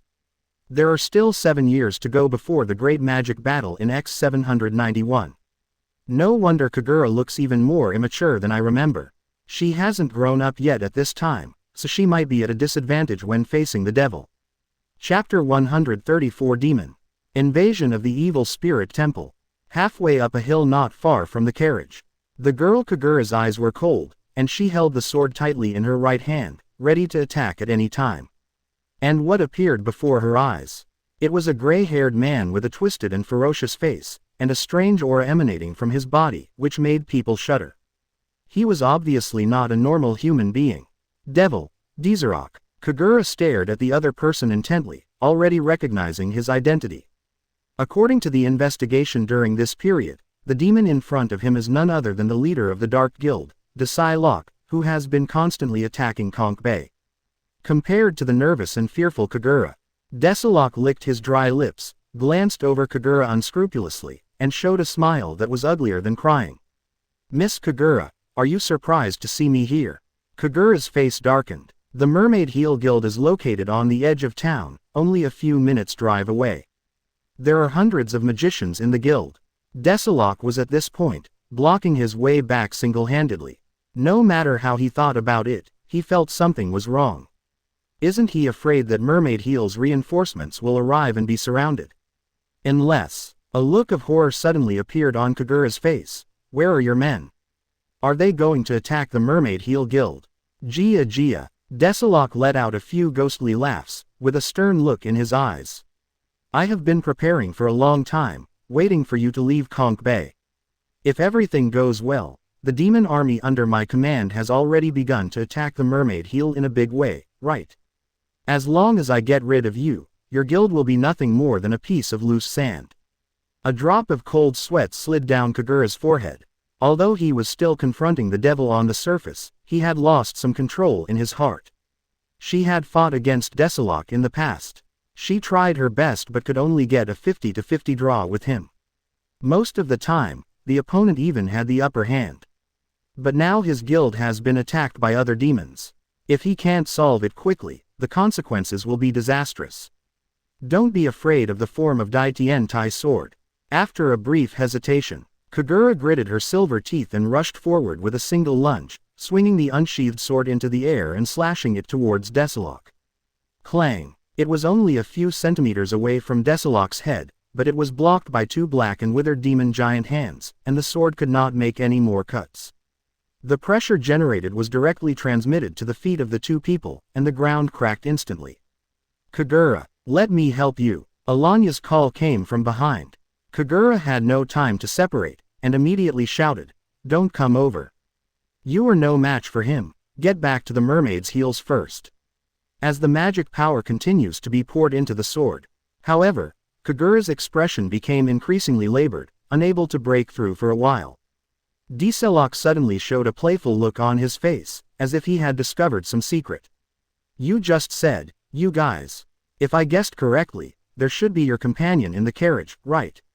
Is she too scared to come out?" Oops. Kagura suddenly felt something bad in her heart.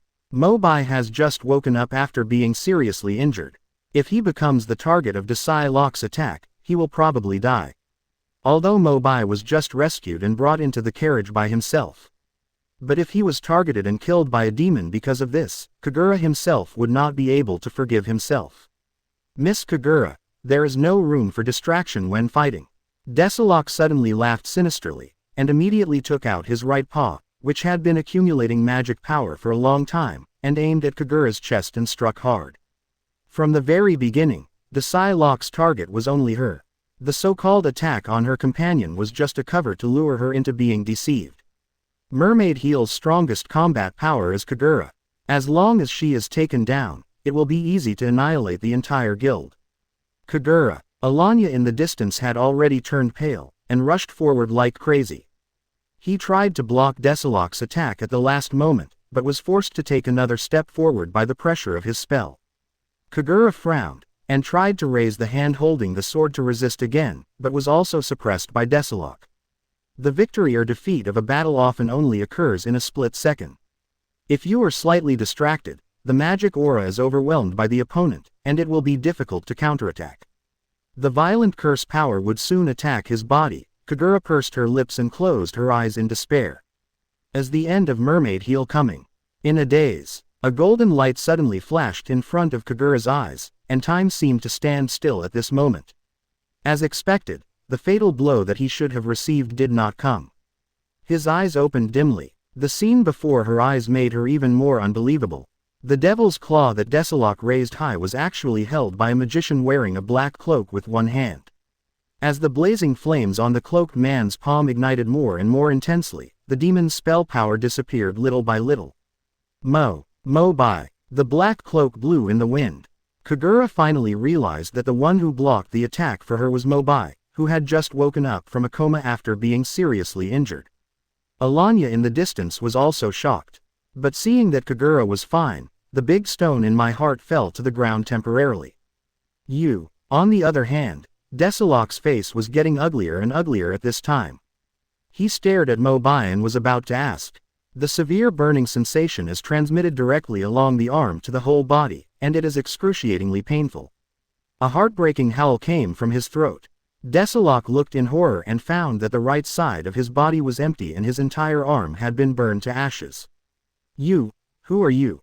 According to the original plan, as long as Kagura is separated from the rest of the guild, he can split up with the demon minions under his command and take down the mermaid's heel in one fell swoop.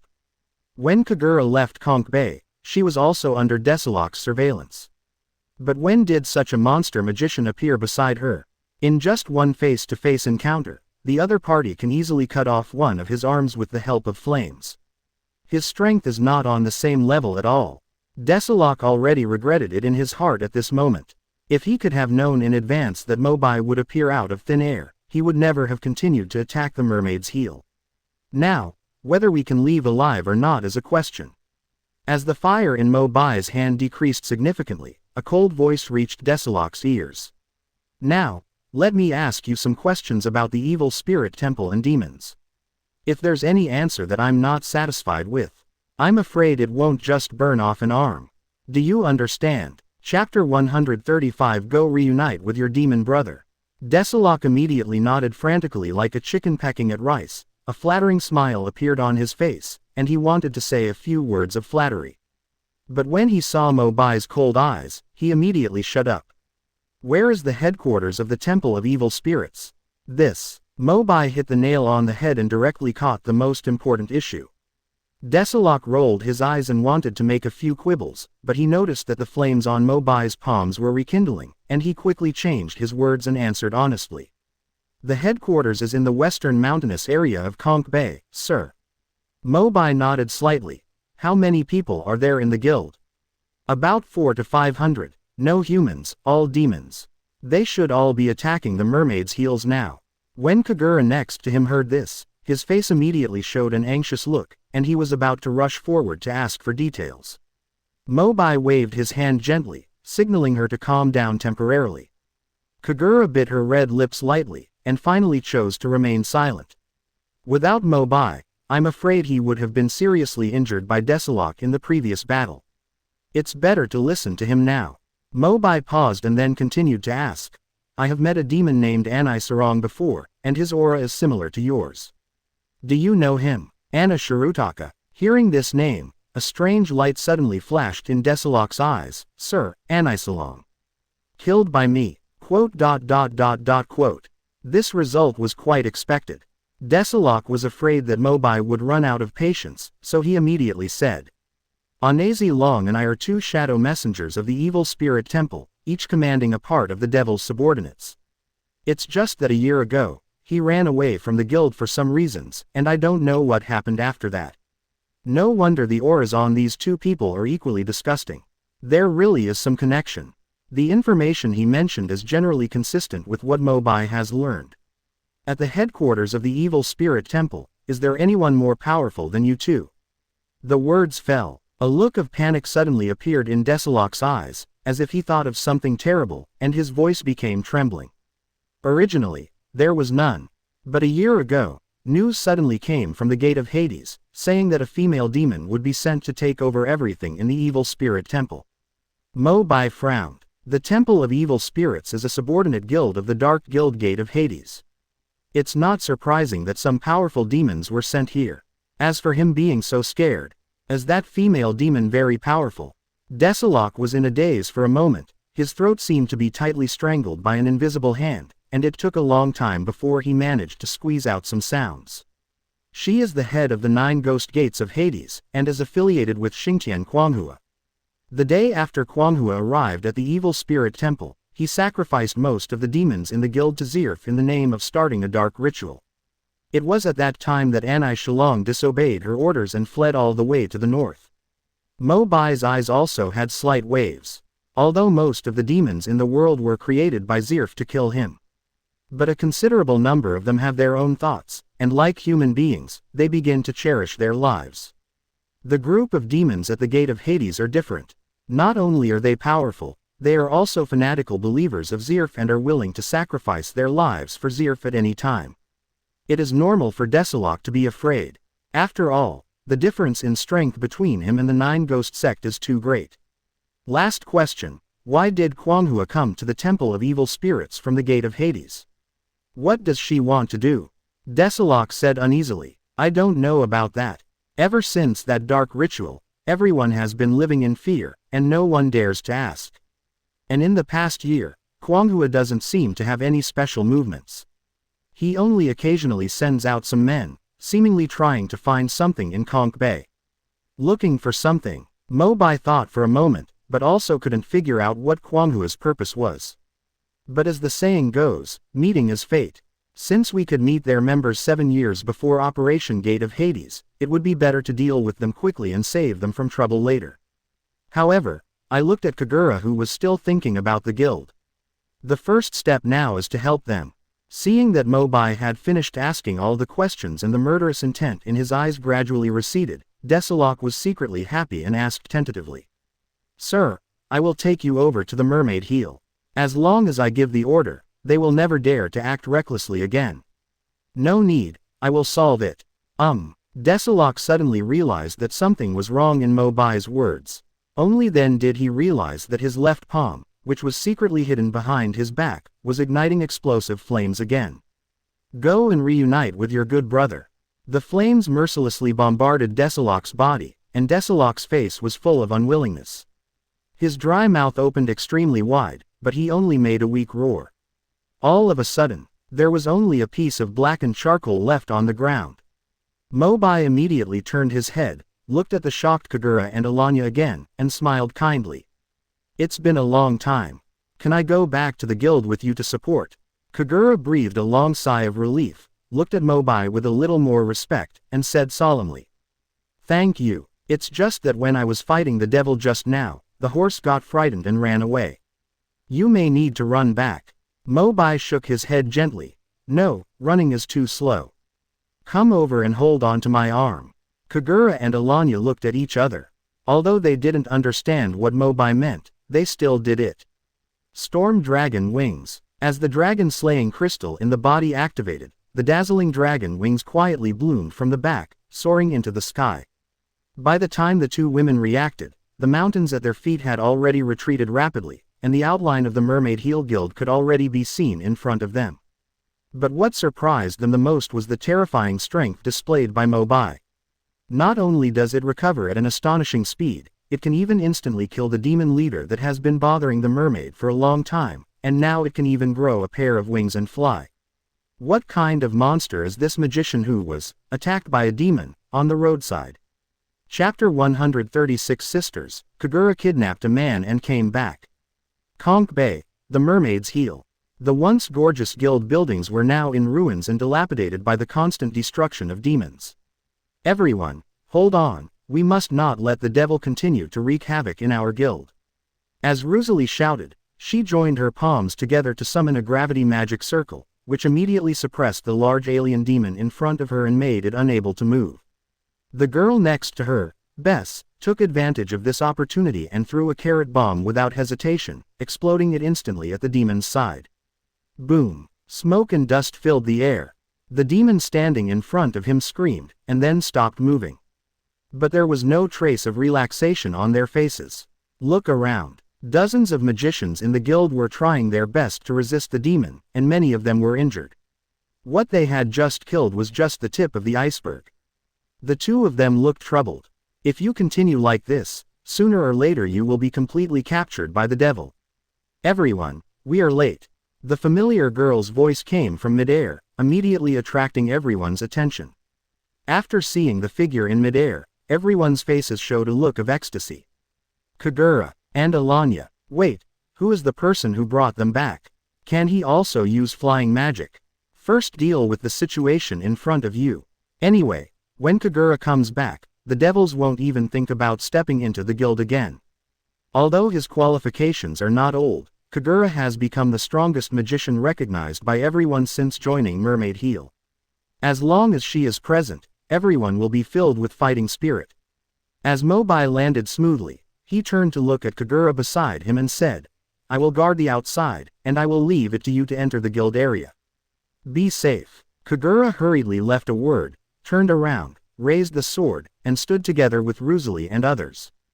Gravity magic. The magic circle emerged from the earth again. Compared with the gravity magic that Rosalie had cast before, it was obviously more powerful at this moment. Almost all the demons in the hall were restricted in their movements and stuck in place.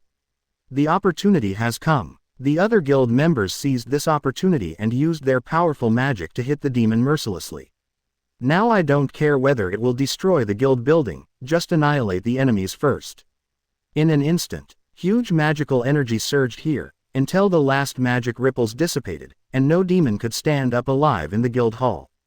The exhausted magicians finally breathed a sigh of relief, and many of them even went limp and collapsed directly on the ground. Finally managed to hold on. Rosalie couldn't help but ask, Kagura, who is the person who brought you back? Mo Bai, I picked it up on the road. Quote question mark question mark question mark quote. Rosalie has black lines all over her head. Although Kagura has a good personality and has always been keen on helping other people in the guild, she is extremely resolute in doing things. When speaking, words are cherished like gold. Not at all like how a girl of this age should behave.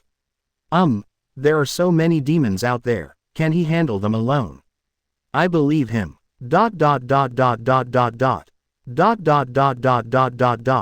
Outside the guild, Mo Bai turned around. As early as hovering in the air, he had already roughly figured out the situation here. The girls in the Mermaid Heel Guild have good strategies. They have been defending the outside of the guild in a manner similar to a human wall, trying not to let in a single demon to avoid being double-teamed. But the number of demons was too great, and they came one after another, even destroying the buildings directly. This led to a small breakdown in the situation. However, looking around, there are still only a few demons that have invaded the guild, and most of them are still outside. Hiss. Staring at the various grotesque demons surrounding him from all directions, most of them were only half a meter tall. Mo Bai narrowed his eyes slightly, and violent dragon-slaying power emitted from his body. It seems like they are just some of the lowest-level demons who can't even speak. Thunder and electric arcs entangled around the body, making sporadic electric explosion sounds, signaling danger. However, these alien demons who are not yet fully intelligent can't understand this.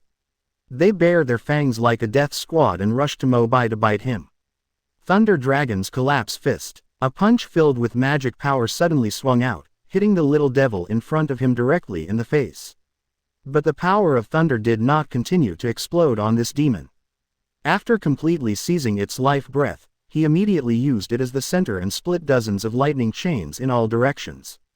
The lightning chain quickly wandered between the venues, and every demon hit by it was struck by strong thunder at the moment of contact, killing one by one. Outside the guild, in the blink of an eye, the demon corpses covered the entire street in a radiating pattern, and their number plummeted. Mo Bai breathed a sigh of relief. It's too troublesome to fight one by one. Moreover, the Thunder Dragon is too powerful, killing one with one punch feels like a waste of magic power. It is better to use this method of dispersing magic power and directly clear the field with AoE. Now, the dozen or so surviving demons finally realized the danger of Mo Bai, and unconsciously moved away from them, turned around and ran away. Mo Bai turned over his palms casually. Several thunderbolts were released from the fingertips, hitting the fleeing alien again at extremely fast speeds. Apart from him, there are no other creatures on the field. Knock off. Mo Bai subconsciously wrapped Naz's scarf around his neck. Turning around, he saw the female wizards from Mermaid Heel standing in front of the ruins of the guild, staring at him blankly. Is this the end? There were hundreds of demons, and you collected them all at once. Kagura quickly rushed out of the crowd, her cold and pretty face showing a rare warmth, and asked with concern. "You're not hurt?" Mo Bai smiled and asked directly, "What do you think?" Kagura obviously paid attention to the scene just now. As early as when she killed Deliora, she realized that Mo Bai was very strong, even stronger than all the magicians in Mermaid Heel combined. But he didn't expect that hundreds of difficult demons would be like a mob in front of him, and he would kill them all in a flash. Kagura lowered her head, and unconsciously got closer to Mo Bai, whispering, "Thank you, not only for saving me, but also for saving our entire guild. Fortunately, it's easy to do, it doesn't take much effort." Slowly walking towards the female wizards of the Mermaid Heel Guild in front, Mo Bai was about to raise his arm to say hello. Rosalie suddenly shouted in the crowd, "Sisters, Kagura kidnapped a man and returned." Quote. Mo Bai almost spit out a mouthful of old blood and looked at Kagura resentfully. "Do you usually chat like this?" A rare blush appeared on Kagura's face. She changed her usual cold look and apologized again and again. "I'm sorry, everyone is really used to being unorganized in the guild. Don't take it to heart." The words have not yet finished. The girls from the guild had already rushed out and curiously gathered the two of them in the center. "Kagura, where did you bring this handsome guy back from? I heard from Alanya, your name is Mo Bai, right? Hehe, do you have a boyfriend? You are stupid." Since it was Kagura who brought him back, then the two of them must have developed teeth. "I have long said that their departure from Conch Bay is definitely not just to carry out a commission. Could it be that we had a kiss by the way? He was so handsome when he used lightning magic to defeat the devil just now." Quote. The Mermaid Heel Guild is called the Dancer of the Sea. It is a very special guild, and all its members are girls. Mo Bai was surrounded by so many girls at one time. Perhaps due to the battle just now, most of their clothes were more or less damaged, and large areas of their snow-white skin were exposed. Occasionally, I would accidentally touch some soft parts, which made the other person angry for a while, but there was no intention of blaming him. I have never had this experience in Fairy Tale. Chapter 137. I propose that Mo Bai put on women's clothing and join Mermaid Heels. Okay, everyone disperse. Mo Bai is a guest who has helped our guild. If you have anything to say, we can go back first. Although the girls were still joking about the two of them just a moment ago. However, Kagura still has a lot of weight in speaking in the guild. As soon as he said this, the girls surrounding him immediately dispersed, making way for Mo Bai to lead to the main hall of the guild. Please, although it is the main hall, it is completely open air at this moment. The roof was lifted off, the walls were damaged and crumbling, and broken tables and chairs were scattered everywhere. Only Mermaid's Heels Guild logo is still hanging in the center of the load-bearing wall, still standing. However, the girls didn't seem to care about these external conditions. They sat directly on the ground in a circle, chatting and laughing, celebrating their hard-won victory. Rosalie walked over with a smile and sat next to Mo Bai and Kagura. "Brother Mo Bai. A drink or a drink?" "Just drinks, thank you." Passing the orange juice to Mo Bai, a sly look flashed across Rosalie's face, and she immediately picked up the wine glass in her hand and said loudly, "Sisters, it was Mo Bai who saved our entire guild today. Let's toast him together. Come and pay respects to the handsome boy Mo Bai." As the girls raised their glasses, Mo Bai also stood up and drank the orange juice in the glass. Look around. This harmonious and cheerful atmosphere vaguely resembles the feeling of being in Fairy Tale. I wonder how Erza and Natsu are doing now. They are thousands of miles apart and they won't be able to go back for a while. They don't think I'm dead, do they? Mo Bai suddenly felt heavy in his hands. Looking up, Kagura had already filled herself up with juice again. Thanks. Kagura's eyes subconsciously dodged and she said unnaturally, "We have just experienced a war here and the conditions are limited. I hope you don't mind." "How could it be?" Mo Bai smiled openly. Rosalie next to her seemed to suddenly remember something and asked, "By the way Kagura, Desolok was not seen among the demons who attacked Mermaid Heel today. Did you meet him on the way back?" "I've already killed him." Mo Bai took over the conversation and said. There was a little astonishment in Rosalie's eyes, but she thought of the terrifying strength Mo Bai had shown previously. Everything seems to make sense. "By the way, how did you two meet?" "It's not like Kagura said, She suddenly picked you up halfway, right? There's nothing wrong with saying that. Mo Bai scratched his head and continued, to be precise, I come from the north of Fury. I was accidentally teleported here for some reasons, and then I was taken into the carriage by Kagura while I was unconscious. Rosalie suddenly realized, no wonder Mo Bai meets him, there has never been a strong man of this level in the Konk Bay area. I'm afraid that all the top 10 magicians will be eclipsed in front of him.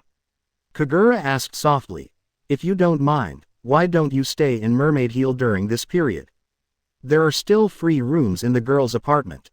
Kagura thought thoughtfully. Fairy tale. I seem to have heard of this guild.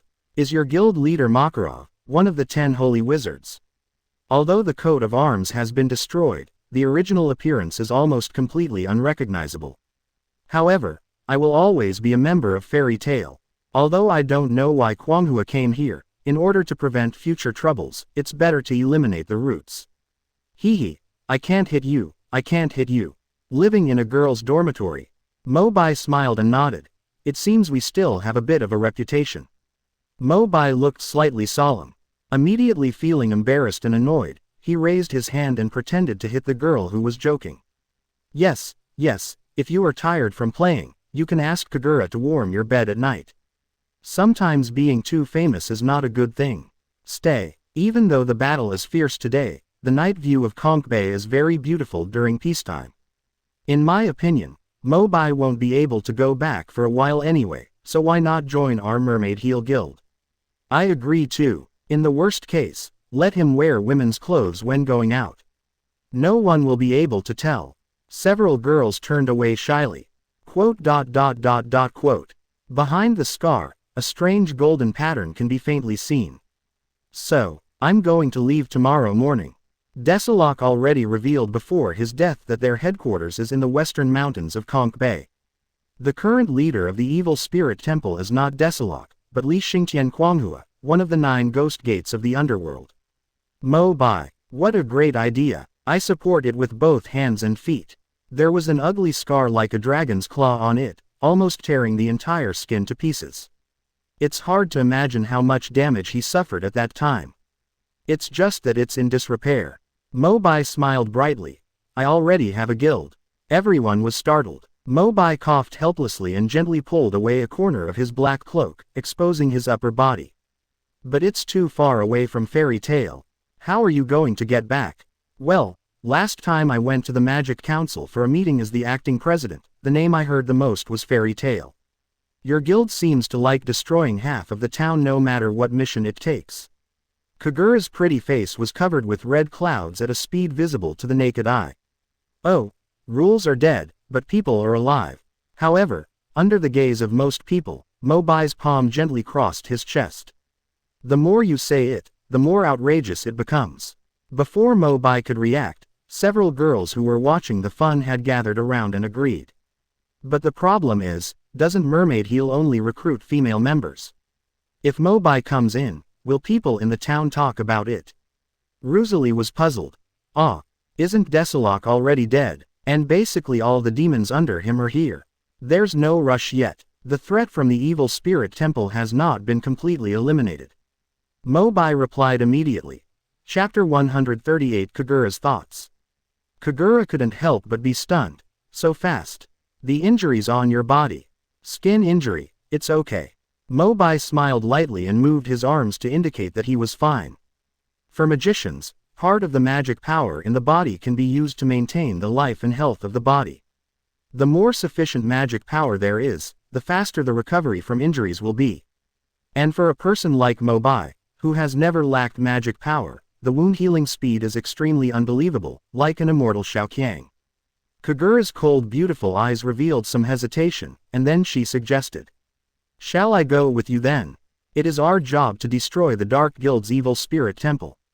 Considering the complex terrain of the mountainous area, Mo Bai had never been there before, so after careful consideration, he nodded in agreement. The worst thing is to pay more attention when the time comes and don't let her be in danger.